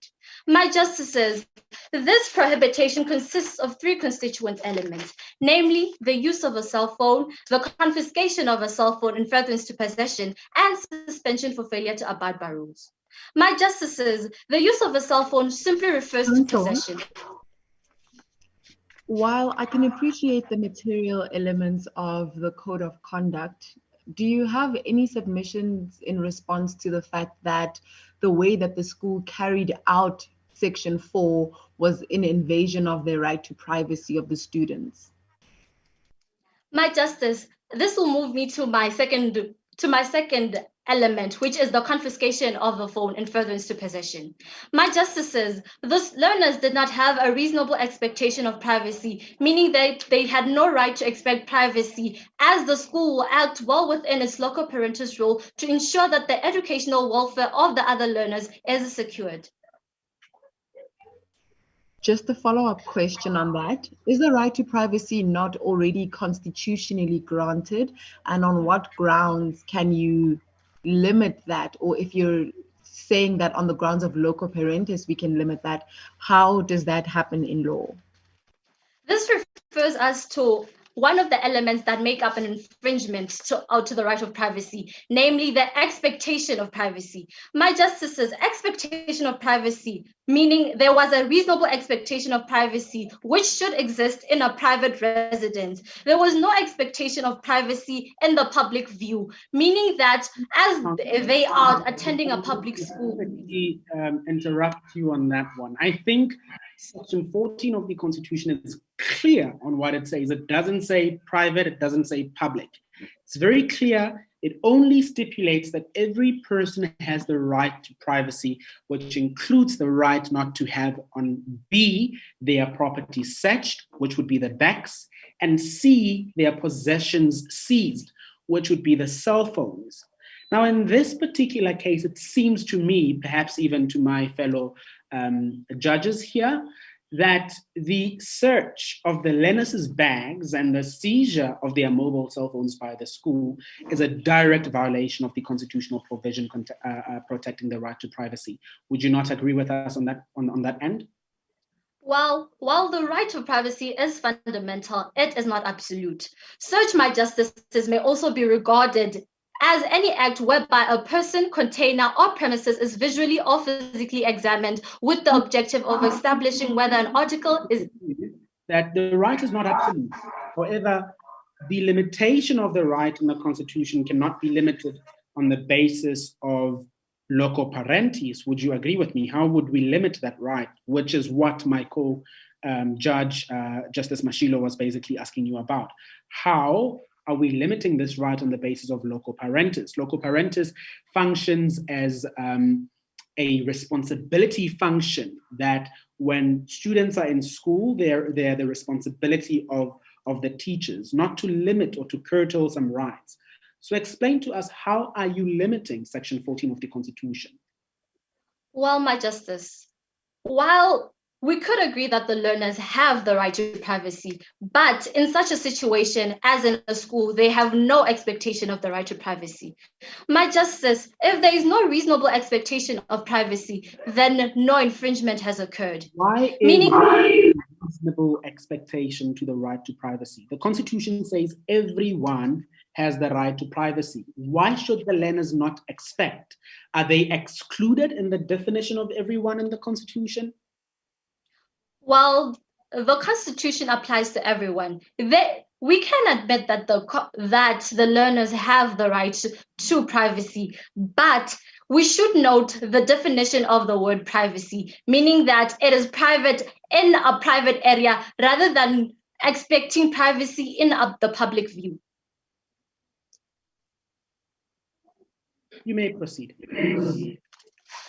My Justice, I will move to the second element of the prohibition. The applicant did not and still does not have a reasonable expectation of privacy. You have 7 minutes. Are you familiar with sections 36 of the Constitution? Yes. Which is? Subject to any act or any applicable provincial law. The rights in the Constitution may be limited in terms of the law of general application. Correct, Counsel. That's the one. Limitation clause. You can limit sections 14 of the Constitution using that law, that provision, section 36 of the Constitution. But what I want to find out from you now is, even if you were to say that you limited the right to privacy in terms of sections 36, show me how is this limitation reasonable and justifiable in an open and democratic society based on all these values, in particular in consideration of the fact that the students were merely in possession of their mobile cell phones. They were not using them to disturb learning activities in the school premises. But secondly, they cannot even be considered to be dangerous weapons for the health or the safety of the learners or the staff. So why is there even a need to confiscate them? Why is there even a need to suspend the learners? Where My all Justice. In sections 36 considered, less restrictive means in particular? Less restrictive means to achieve this would be suspension as applied by the respondent. My Justice, with regard to the issue of the cell phone. That the school had no other available option but to suspend the students. My Justice, I would like to remind the court that the learners were given a notice about the pending matter as stated in paragraph 6 of the facts, which states that Ms. Koza warns as of the next day, the learners, any learner that is found in possession of a cell phone will have the phone confiscated and will be suspended with immediate effect. This shows that the learners deliberately went against the code. Counsel, just a follow-up question on that. Schools generally have a lot of different forms of discipline available to students, whether they have notice of the fact that there's a pending matter, whether they're aware of the rules or not.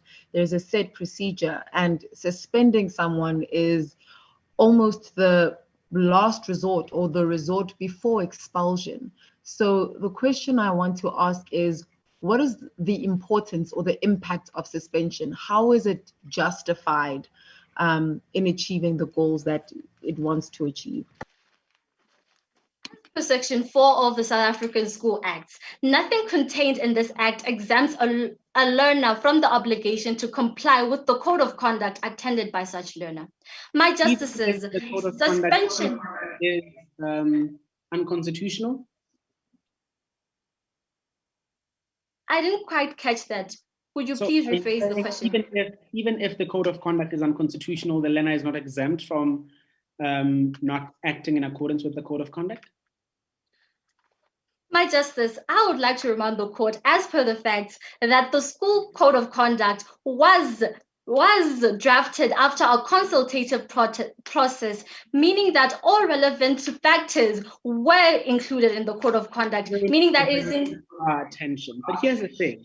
If you and I decide today that we are going to enter into a contract and we have witnesses where I am your teacher and you are my student, and we agree that if you don't get full marks on an assignment, I will whip you for all the wrongs that you got in that assignment. We all sign, we have witnesses, and they all sign through, and it's an agreement. And then you get a 50 out of 100 in that assignment, and I whip you. Is that legal, given, one, that you have the right to human dignity in accordance with the Constitution, two, that the South African Schools Act, for example, prohibits corporal punishment? So is this contract between the two of us legal merely because we had witnesses sign it and you and I also signed it? Well, my Justice, such a code would not be applicable in a school because it does not follow. Why should we consider the code of conduct constitutional if your only basis for its constitutionality is its proper enactment? May you please rephrase the question? Why should we consider that the Constitution is lawful if your reliance of its lawfulness is only that it was properly enacted after consultations? Well, it is all a matter of how the code of conduct was implemented. Mind you that the code of conduct must pass the laws as stipulated in the South African School Act, namely Section 8, meaning that such a code would have been able to follow the rules and regulations of an implementation of the code. Council, I know that we have very little time. My last question. You stated earlier on that, and I apologize, you stated earlier on that the search and the seizure of the mobile phones of the students, the 6 applicants in this case, was a day after the principal announced that it would happen. But the facts are actually very vague on that. In accordance with how I understand the facts say, she says the following day, she warns them that the following day, all cell phones on or off will be confiscated, and those who defy the ban will be suspended with immediate effect. And then the preceding paragraph says the principal then orders a search of the bags of all learners, and 6 are found. It doesn't say to us the following day the principal ordered. It sounds as if the conduct actually happened on the same day. She warns them about tomorrow, but she still orders a search and seizure the very same day. You have 30 seconds. My Justice, honestly,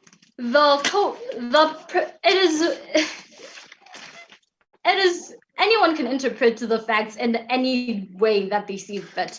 While one could interpret it as though the principal ordered a search the next day, as it was a vague and meaning any interpretation is applicable.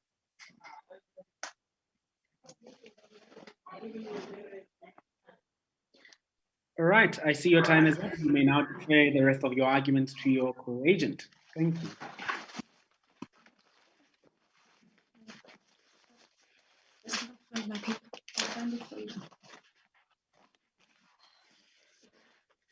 My Justices, may it please the court.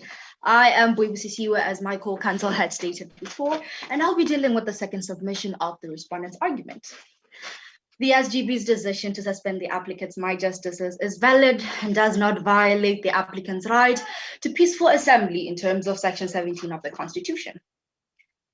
The decision of the SGB to suspend the applicants was valid and constitutional. The respondent's code of conduct in this case cannot...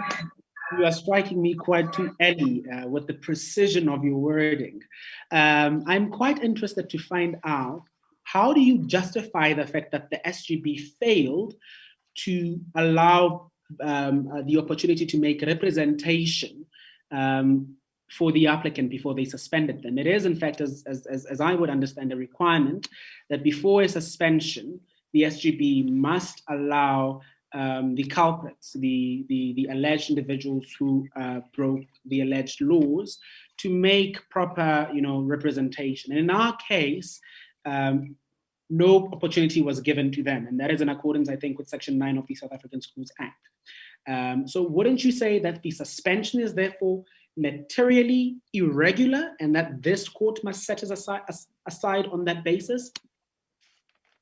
My Justices, I believe you're referring to Section 9 of the South African Schools Act, which states that subject to this act and any applicable provincial law, the governing body of a school may, after a fair hearing, suspend a learner as a correctional measure for a period not longer than 1 week. My Justices, the first learner, who is in this case Pisukele, whose phone fell in class, and which led to the reasonable suspicion, as my co-counsel had said before.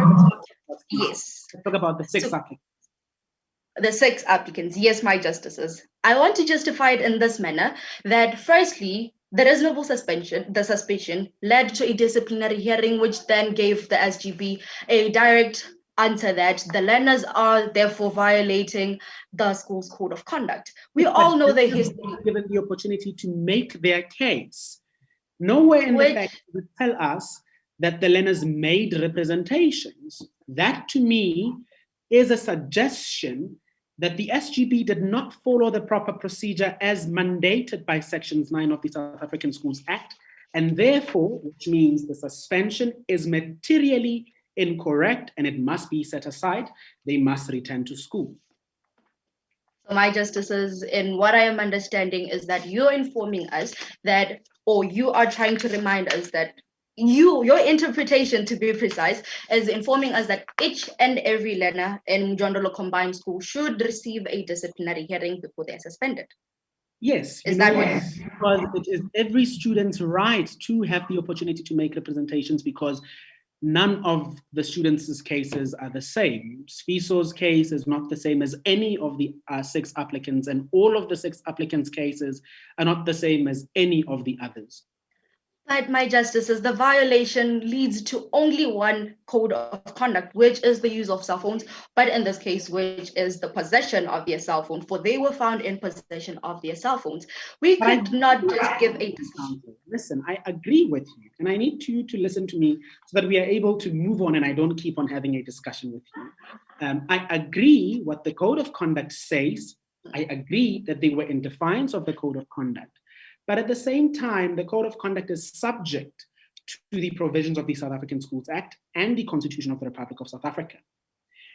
The South African Schools Act, on the first leg, is very clear that when a suspension is to be carried out, the person who is the alleged violator of a rule must be given the opportunity to make representations against whatever charges are brought against them. In this case, the 6 applicants were not given that opportunity. Doesn't that mean the suspension in this case is materially incorrect, and therefore we as the court must set it aside? I'm afraid, yes, in this court, you should set it aside, for we did not follow proper procedure as it was expected in the South African Schools Act. You may proceed with your argument. Now, the decision of the SGB to suspend the learners after the protest they displayed outside the school premises is constitutional. In this case, the respondent's code of conduct cannot be considered as wrongful, as the decision merely limited the applicant's right to peaceful assembly in terms of Section 17 of the Constitution, for they infringed upon public order as well as other learners' rights to education, which made it reasonable and justifiable in terms of Section 36, subsection 1 of the Constitution. For it was said in the governor's case. Again, interrupt you. I am sorry, I keep interrupting. I can't hold myself. Okay. So when we look at the facts, they say to us that there is no clearly identifiable culprits. Why should we take the result of conduct that we do not know was caused by who and give it to the applicants? The applicants were not found at the scene of the protest when they were arrested. They were found in their respective homes or whatever it may be, but they were not found at the scene. So why should we as a court accept that they are the people who are responsible for the violent activities that happened at the protest? My justices, I'm afraid this suspension was not based on what happened, but it was based upon there was no notice given for their protest that was carried out, but they were not suspended specifically for the blocking of the roads or anything, but they were suspended for the illegal protest that they displayed outside of the school premises. I understand. My question is they were not identified at the scene of the protest. So why are we arresting them? We don't know whether or not they were at the scene. So why are we arresting them? Shouldn't we have enough evidence to confirm that they were at the scene and they were the people who were responsible for whatever happened at the scene? So why are we arresting people without evidence that they were there? My justices, the school was not the one which arrested the learners, but instead it was the police, for they found it right to arrest these learners, for they were causing community disruptions. Just on that point, counsel, Sorry, you may continue after this, but what considerations do we have for the fact that we're dealing with children? Don't you think arrest is a bit too much of a high punishment for children? My justices, I'm afraid I would have to repeat the same thing that I said to our Justice Matthew, who asked the similar question, that in this case, it was not the school who decided upon calling the police, but instead it was the community, for they were having their rights to freedom of movement and community disruption being caused by the learners. The police took it upon themselves to suspend or, forgive me, to arrest these learners for the community disruptions that they were causing. Okay, let's to slide the criminal side of this case. I don't think this court is much concerned with that. This court is particularly concerned with the suspensions in place. So perhaps let's address that. Let's stick to that. Let's take the questions as we receive them from the bench and address them specifically insofar as it relates to the suspension. The SGB suspended the learners on the very same basis that the police arrested the learners. Is that not correct? I'm afraid, no, it is not. They arrested them on the basis of community disruptions. We suspended them before they caused the illegal protest. Thank you. I'm afraid, my justices, my time is up. Therefore, I'll just have to conclude. My justices, as I was supposed to elaborate further upon Section 36 of the Constitution regarding the nature of the right, the importance of the purpose of the limitation and the nature and the extent, and subsection D or paragraph D and E, but instead the Code of Conduct serves as a beacon of preferred discipline at the school with the aim of modifying behavior to ensure better and noticeable results. The suspension of their learners due to the mismanagement of their right to assembly, demonstrate, picket, and petition. My justices, may I please have 30 seconds to conclude? You may. Thank you. The suspension of their learners due to the mismanagement of their right to assembly, demonstrate, picket, and petition in this case, due to the mismanagement of their right, serves as a lesson to other learners that irrational thinking has profound consequences. In light of the arguments that were supposed to be stated above, the respondent humbly pleads before this honorable court to declare the High Court as correct, to rule that the respondent's decision to suspend the applicants does not violate their right to education in terms of Section 29, and finally, thank you very much. Thank you. At this point, allow me to call upon the applicants to take their 3 minutes for rebuttal.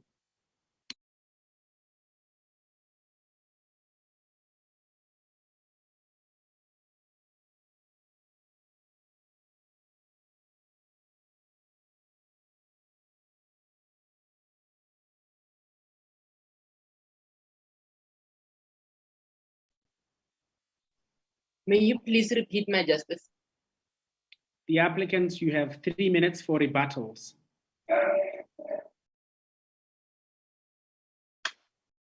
Okay.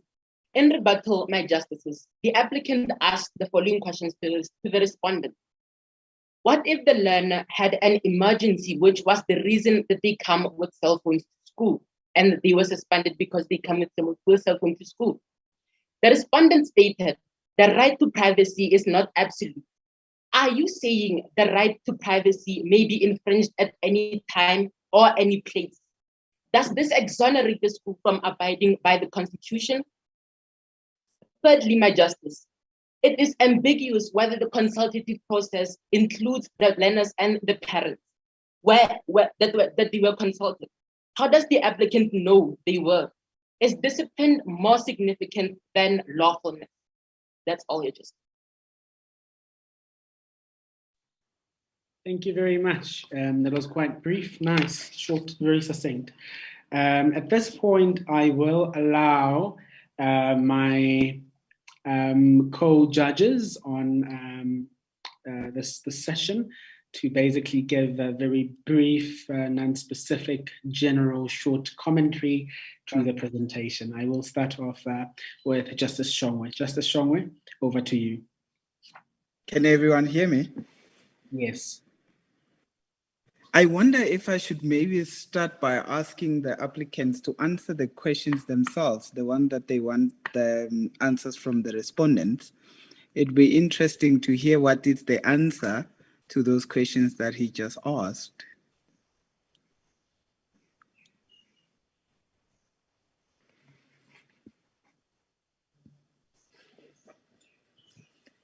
Do my fellow judges allow me to do that?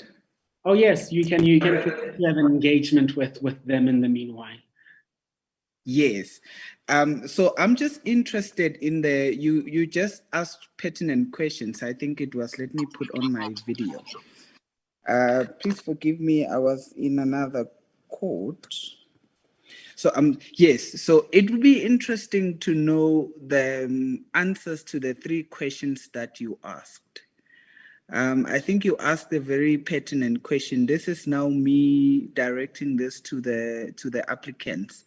In their rebuttal, they asked 3 questions that I think are very important. Obviously, these are questions that are left to the court, but ordinarily you would make your own submission and say, this is the question and this is likely to be the answer. So it would be interesting just briefly to hear the answers, if at all it's possible.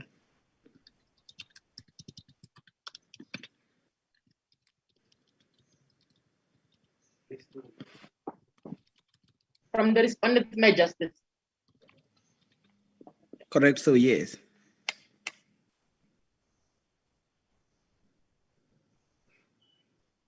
My justice, may you please explain what you want us to do? Okay, so let me try again. You've asked questions that you say should be asked to your opponents. Is that right? Can you recall your questions? Yes, Your Justice. Okay. Yes, Your Justice. So are you in a position to answer those questions on their behalf? What inference Your do you Justice. want the court to draw from those questions that you asked? Well, my justice, the first question was, what if the learner had an emergency situation, which was the reason that they came with cell phones? My justice, the respondent could have given the respondent could have given the applicant the appropriate grounds to explain why they had come with cell phones instead of arbitrarily suspending them immediately. The second question was when the respondent stated the right to privacy is not absolute. I was asking whether the respondent was saying the right to privacy may be infringed at any time or any place. My justice, the answer to this question is no. Privacy is still a right, and a right must be honored accordingly. The third question is, does this exonerate the school from abiding by the Constitution? No, this does not. What the respondent is saying is that the Constitution applies everywhere except for the school. And the last question is, it is ambiguous whether the consultative process involved the learners and the parents. I was asking how the respondent knew if they were involved in this. Thank you. I think I'm discipline answered. Thank you. I think I'm answered. So here is my 2 cents. Thank you very much, guys. I think firstly, my comment is you are the counsel. So your submissions are in the first person. So in other words, you don't say that counsel submits this and that. You say, I submit this, or me and my colleagues submit this and that, because when you are addressing the court, you are doing so as counsel. So it's not some other person you're referring to. And secondly, it is important to listen to the question from the bench. So my brother and my sister have been engaging extensively during your guys' presentation. So it is important that you really listen to the question.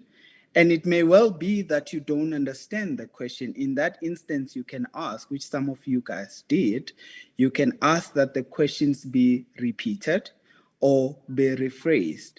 And also, you can ask that the questions be deferred, let's say until the end of your presentation, so you get enough opportunity to develop your argument.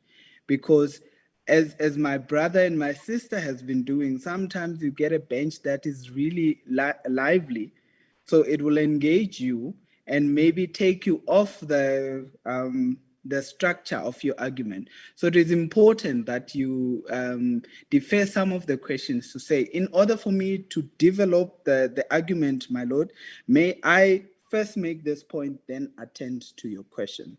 So it is actually very important that you, when you are asked the question, you don't really have to, it's not a competition of talking. It's more about what you say in response to the question than just responding to the questions. Otherwise, I think you guys did very, very well. Yeah, the court is ready to hand down judgment. Thank you very much. Over to you, Justice Mashilo. Thank you so much. I just want to start by saying, well done on all the hard work that I can imagine it took to prepare for this. I've been saying to all the other courtrooms that I'm impressed that at this stage, you're bringing such arguments before a court, and I hope that you do consider taking this further. But more direct to the mood, I really do echo the sentiments about or regarding the questions. And I think that the leg that I would draw on is, it's very clear that you guys are well prepared, but you shouldn't allow that to restrict you. You should be prepared, but understand that you need a certain level of flexibility. So at this stage, you understand the law, you understand your cases. I saw somebody quoting Section 36 even before finding it in front of them. Clearly, you know what you're speaking about, but allow yourself to be flexible and to rely on your own sense of logic and understanding to answer the question. And at some points, you could tell there was something that the judges were proposing to you that you knew was correct, but because you were so persistent in sticking to the way that you had prepared, you didn't allow yourself to be flexible. So just rely on yourself a little bit more and your understanding rather than the preparedness. Outside of that, I think you guys are really great, and good luck for the next rounds. Thank you. And for me to close this court up, I think my thing basically is, I think it is quite important for everybody to remember that a moot is technically a conversation between you as the oralist as well as your judges, your bench. And I say this because I ask a lot of questions, and I know people get flustered when I ask a lot of questions in general.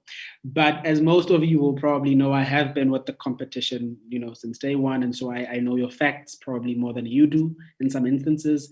And so questions will pop out factually and legally in my head as you are busy making your arguments. So it is very difficult on my end to try and hold myself. And sometimes it's not because I'm trying to test you, it's because I'm trying to guide you. As a matter of fact, most of the times I'm merely trying to guide you to an argument that the court is really interested in hearing. So be open-minded, be very flexible, allow yourself to receive questions well, so that you basically engage with us, because that's what a moot is. It's a conversation. I said to the other team I was listening to earlier on, imagine you are having a conversation with your guardian, your parents, your siblings, and you are requesting them to buy you a new pair of sneakers, but you already have a recently bought pair of sneakers, and you are trying to convince them to give you money for this new pair of sneakers, this new pair of Jordans, because you really want them. And they're like, but why? We bought you sneakers 2 weeks ago, so why must we buy you another pair of sneakers? And you're like, but I need them because everybody else got them. So that's what it is really at the end of the day. So do not be intimidated. Don't be timid by our questions. I wish you guys all the best. And I hope that you've learned quite a number of things from this session. Some benches are very quiet, some benches are very active, and you will be seeing a lot of me in the quarterfinals if you do go through, as well as in the semifinals if you do go through. And you will be seeing a lot of the other judges like me who are very active. All the best. I wish you guys the very best. Judges, on my end, please finalize the score sheets and have them sent to us as soon as you can, because we need to announce the quarterfinalist ASAP. Thank you and have a lovely day. Wishing you guys all the best. Bye-bye. Thank you, guys. One is leaving.